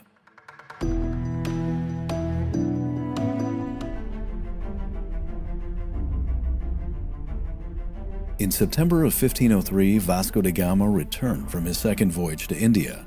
He was a hero to his nation and had ascended to the status of a living legend. Now granted, not all of his men had made it back, mistakes had been made, and there were deeds that were done that were just downright dreadful. But for the Admiral of India, as he was known, the spice trade had made him fabulously rich and famous. King Manuel would lavish him further with grants and exempted him from paying taxes, but the explorer now turned conquistador/crusader wanted much, much more. Vasco, after all, was still just a fidalgo, a gentleman of the court, which in his mind meant he was nothing more than a petty noble. He knew he had no major title to distinguish himself. Thus, he would appeal to his sovereign repeatedly for promotion and lordship, especially over his hometown of Sinesh, to which he got majorly turned down. So, when Gama didn't get what he wanted, he became even more pushy and some would argue pretentious, which proved to be a major mistake. He was seen as ungrateful and demanding. King Manuel quickly lost favor in him, and the nobles of the court used that to trash his character. Yes, it was argued that he did find the sea passage to India. Yes, he brought back spice that was worth nearly its weight in gold. And yes, he made his king and his country extremely rich. But the nobility was also quick to point out his failures. He had, after all, failed to subdue the king of Calicut, the Zamorin. He had lost ships and men in the process, and what's more, they would add that his uncle Vicente Sodre, who had been assigned to protect the nascent Portuguese fortress in Cochin, had failed in his duty. That impetuous man had gone off to plunder the Red Sea and had died in his attempt, losing most of his fleet and his men in the process. This doomed campaign in the Red Sea was a major step back for Portugal and was even more bad press for Vasco da Gama's ambitions. As a result, the Admiral of India had fallen from grace due to his ego. He had become a pariah, a persona non grata. Vasco would fade into political obscurity, and there he would remain for the next 2 decades.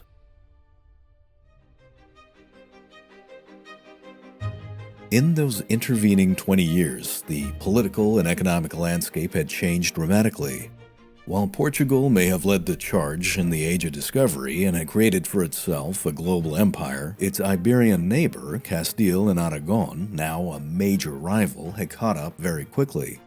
They had also started to colonize the Americas, they began to lay claim to islands in the Pacific, and they had absolutely no qualms on poaching talent. In fact, in 1518, Ferdinand Magellan, who was originally a Portuguese explorer that had made it as far as Malacca and had valuable insight into the location of the Spice Islands, changed his allegiance, took a better office, and became a servant of the Spanish crown, if for no other reason that he felt that he was being passed over for promotion. Sound familiar? Vasco da Gama, not wanting to miss out on any potential leverage, threatened to defect as well. So in 1519, King Manuel I finally granted him a feudal title.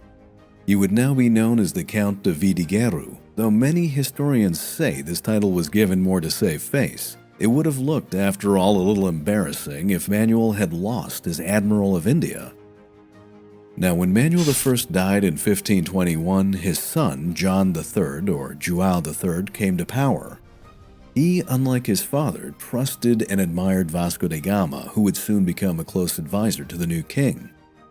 Now, keep in mind that John III had inherited a vast Portuguese empire that was now fragmenting due to ineptitude and corruption. The new king knew it was time for reform, and Vasco da Gama, who was a firm, unwavering man who was firmly committed to following all the rules that his king had laid down, seemed like the perfect fit. So in 1524, John III promoted Vasco to become the second Portuguese Viceroy of India. He commanded him to return to the Indian Ocean and there to bring order.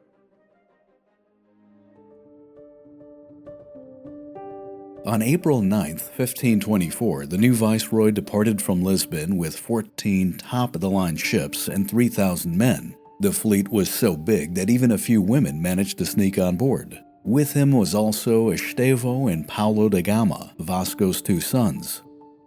Just before the fleet departed, Estevão was promoted to Capitão Mor de Mar de India, meaning the Captain Major of the Indian Sea. Leaving the waters of the Tagus River behind, the fleet made its way from Lisbon into the Atlantic Ocean. It then followed the path that Gama had taken before, hugging the West African coast for several hundred miles before making its bearing to the southwest. Vasco and his men then made the now very familiar counterclockwise maneuver into the South Atlantic, bringing it nearly within sight of the South American coast. The trip was vastly different than the last time that the Viceroy had attempted this passage. The waters, the coast, the currents, the winds were much better known. What's more, the voyage was now dotted with other Portuguese vessels, not so much exploring, but rather racing to fulfill quotas, bringing in spice, and transporting valuables from ports located on 4 continents. As Gama neared the tip of Africa, it was no longer for them an unknown destination. Instead, there were now ports and shipyards, docks and strongpoints, and most importantly, fortresses all along the way. What were once small towns, plantations, and trading outposts had grown, some into impressive cities. And keep in mind, all of these positions were strategically chosen to concentrate the trade into choke points that could be taxed, monitored, and controlled. There could be no arguing. Portugal had indeed come a long way in a very short time.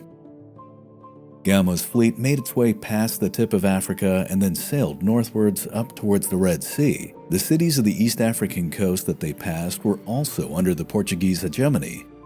It wasn't until August of 1524 that they arrived at the Horn of Africa. The fleet then set its bearing to the east and began to cross the vast Indian Ocean. By September of 1524, they finally caught sight of India.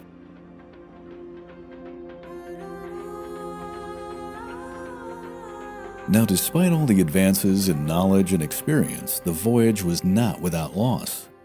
The India Run may have been a well-traversed, well-known highway at this point for the Portuguese, but it was still a dangerous route. On this particular voyage, 5 ships, their crew, and their cargo had been lost, of which one of them went down crossing the final leg in the Indian Ocean. On his arrival, the situation in India was now vastly different for Vasco da Gama. He was, after all, no longer an explorer, but rather an administrator of a powerful and growing empire.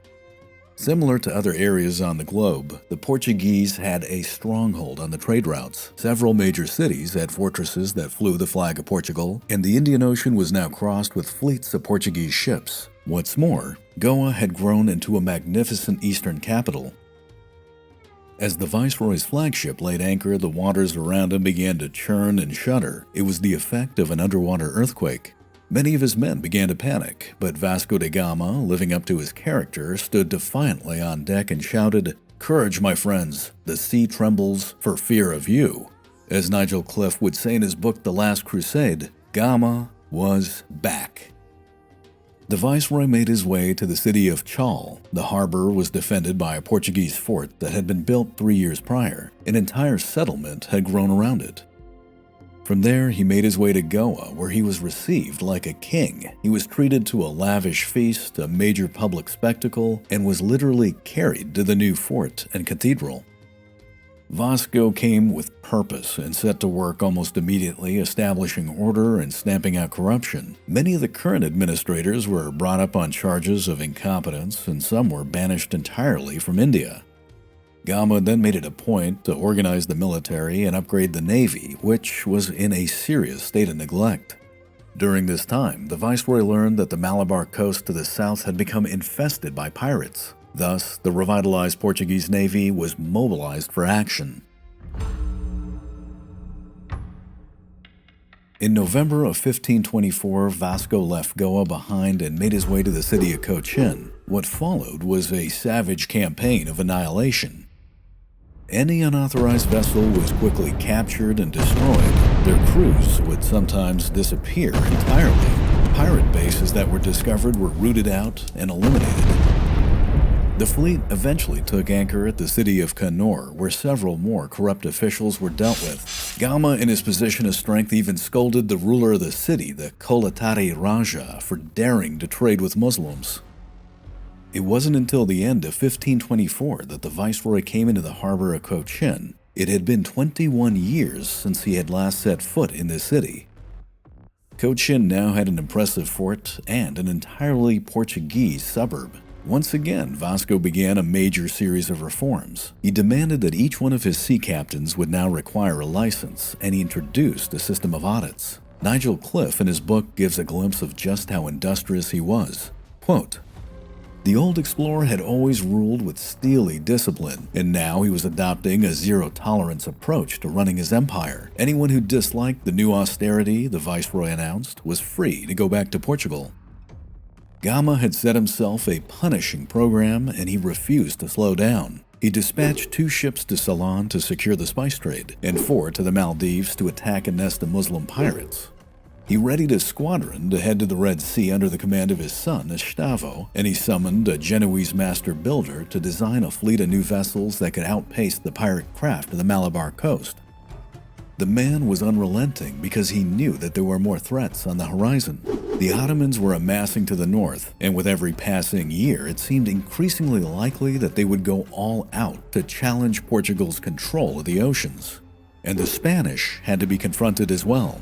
Treaty or no treaty, Gama vowed that if he had his way, Spain's ships would mysteriously vanish, along with their crews. End quote. The Portuguese Empire in the Indian Ocean seemed as if it had finally gotten the right man to rule it, but this would not last for long. In December of 1524, Vasco's relentless drive began to slow down. It soon became clear to everyone that this 64-year-old man was suffering from an affliction. Gama started having fevers, he would fatigue easily, his skin turned yellow, and boils appeared on his neck. And mind you, some of these were so severe that it prevented him from turning his head. As December came to a close, the viceroy no longer had the strength to get up. Before long, he was confined to his bed. Deep down inside, he knew his life was coming to an end. With his last remaining strength, he asked for his confessor. History would record that he died at 3 in the morning on Christmas Eve in the year 1524.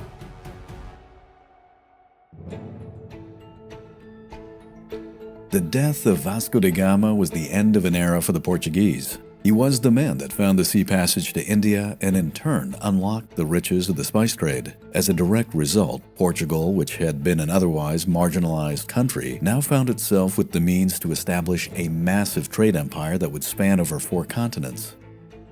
This empire would continue to grow. Places where the Portuguese had already established a foothold would be expanded. In India, forts would be set up in the city of Diu, Daman, and Mumbai, to name a few. In Africa, further territory would be captured, and far to the east in the Spice Islands, bases would be established. By 1526, Portugal arrived in what is now Bangladesh, and 2 years later they would have a colony in the city of Chittagong. That same year, Papua New Guinea would be quote-unquote discovered. To the north, a series of conflicts in China would result in a trade agreement by 1554 which would enable the Portuguese to create an outpost in Macau. This in time would become a formidable stronghold. Then in the fateful year of 1543, ships that were destined to get to China were blown off course in a storm and instead arrived at the island of Taganashima. For the Portuguese, this would be their first contact with Japan. Literally on the other side of the world, Portuguese holdings in Brazil would be greatly expanded. Much like the North American British colonies, by 1574 there would be 15 colonies established in South America. Back at the center of the Indian Ocean, the city of Goa would reign supreme. By some historians, it would be regarded as the Rome of the East. At its height, it would have a population of over 200,000, rivaling Paris and even Lisbon. However, as with any empire, as it expanded, so would its list of enemies. No matter where the Portuguese were, they would never be fully trusted. To the locals of every land they were in, they would always be regarded as those foreign devils, or some variant thereof. Revolts and uprisings would be commonplace. Pirates abounded on the oceans to prey on the convoys. But those were not even the biggest threats. New major rivals were emerging. In 1524, a warlord from Central Asia named Babur, who happened to be a descendant of Genghis Khan and Tamerlane, would invade India and establish the Delhi Empire, or as he would call it, the House of Timur. Europeans would call it the Mughal Empire, and it was destined to make massive advances into the subcontinent and write its own chapter in history. Just about 15 years later, in 1538, the Ottomans, after subjugating the Mamluks of Egypt, would launch their own invasion of the Indian Ocean and laid siege to the city of Diu. The subsequent Ottoman-Portuguese War would last over 30 years, raging over India, the Red Sea, and the Persian Gulf. Domestically, the empire would also face a serious blow. In 1578, the King of Portugal, Sebastian I, would lead a crusade into Morocco. Despite the enthusiasm, on August 4, 1578, this crusade would dramatically end at the Battle of Alcácer Quibir, where the young king was recorded as riding hard and fast into battle and then was never seen again. Sebastian I died without an heir and plunged Portugal into a succession crisis. Neighboring Spain was quick to act. In 1580, King Philip II politically outmaneuvered his neighbor and seized the throne of Portugal. He incorporated it into what would be known as the Iberian Union. It would take 60 years for Portugal to again be an independent nation.